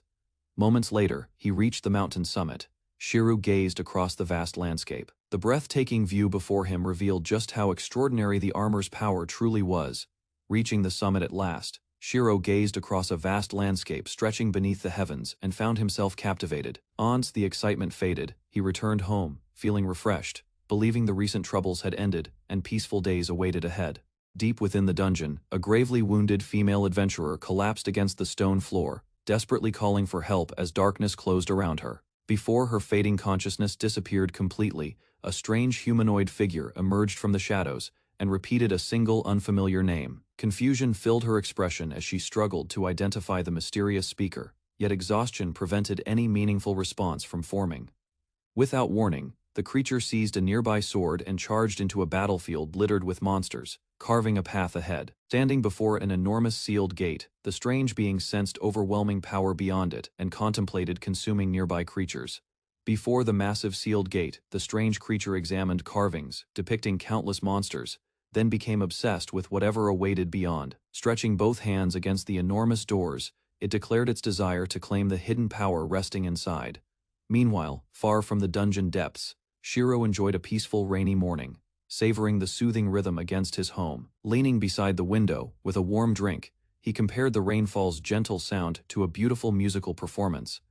His moment of relaxation ended abruptly when Mina burst inside, warning that a dangerous monster stampede was approaching fast. Shiro learned that thousands of ogres and many other monsters had begun pouring out from the dungeon across the island. The emergency alarm spread quickly. Everyone feared the island would be overrun unless Master Elsa successfully contained the monsters. Shiro immediately organized evacuations toward the western island. Rouge joined Master Elsa's operation while civilians prepared to leave. 1 hour earlier, Cecily and her companions reached the gate leading to the dungeon's third floor with adventurers. As they advanced deeper, Cecily sensed something unusual. The monsters behaved differently than normal, making the group increasingly cautious. Cecily's group encountered panicked adventurers rushing through the passage. A man warned that a horde of 1,000 ogres was coming. The fleeing adventurers revealed the monsters had split into groups and were already heading toward multiple dungeon routes. Confused, the younger girl asked about 1,000 ogres.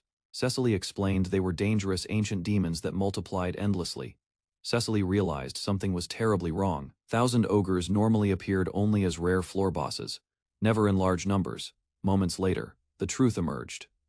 Countless monsters flooded the corridor, forcing adventurers to retreat as the dungeon overflowed. As adventurers retreated through the corridor, monsters suddenly appeared behind them, trapping the group and causing panic throughout the dungeon passage. Recognizing the crisis, Cecily ordered Rouge and Mina to contact Master Elsa immediately while the remaining adventurers continued retreating. Cecily chose to stay behind and block the advancing monsters, instructing Rouge to warn Shiro and begin island evacuation efforts. Although worried about Cecily's safety, Mina accepted her decision, and promised to assist Master Elsa in handling the emergency. After entrusting everything to her companions, Cecily watched them leave and prepared to face the approaching monster horde alone. Mina understood Cecily's reasoning, knowing that if monsters escaped from the dungeon, adventurers across the island would lose every route. Rouge realized Cecily intended to protect the island's people above all else, then promised to continue the sealing mission. Before departing, Mina approached Shiro and confirmed his knowledge of the dungeon structure, then requested an important favor from him. Outside the dungeon, evacuation efforts intensified as officials gathered adventurers and searched urgently for anyone capable of casting barrier magic. When Shiro appeared at the evacuation site, Mina questioned his arrival at once and demanded to know Cecily's situation. After hearing Mina's request, Rouge made an outrageous promise, offering her future to Shiro if he returned alive with Cecily. Shiro accepted the challenge without hesitation, declaring his intention to rescue Cecily while Rouge struggled to understand his confidence. Mina considered the plan impossible until Shiro revealed dozens of hedgehogs and wonders, astonishing everyone gathered near the evacuation site. Despite his fear, Shiro climbed onto Silver and led the summoned creatures forward, beginning a desperate rescue mission.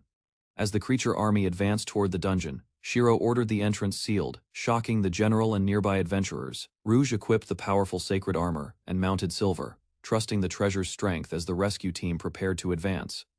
Although she had never used the armor in battle before, Rouge admired its power and believed it could protect them. With everyone assembled, Rouge encouraged the group forward while the armored guardian Emislok prepared to lead the assault. As 1,000 ogres emerged from narrow passages, Emislok intercepted them first, overwhelming the monsters and clearing a path ahead. Following Shiro's directions, the group advanced through branching corridors while Emislok unleashed powerful attacks against larger monsters blocking progress. Despite Emislok's overwhelming strength, Shiro remained cautious, understanding that a single mistake could end the rescue mission instantly. Determined to reach Cecily before the situation worsened, Shiro pressed onward through the dungeon while his companions guided him ahead.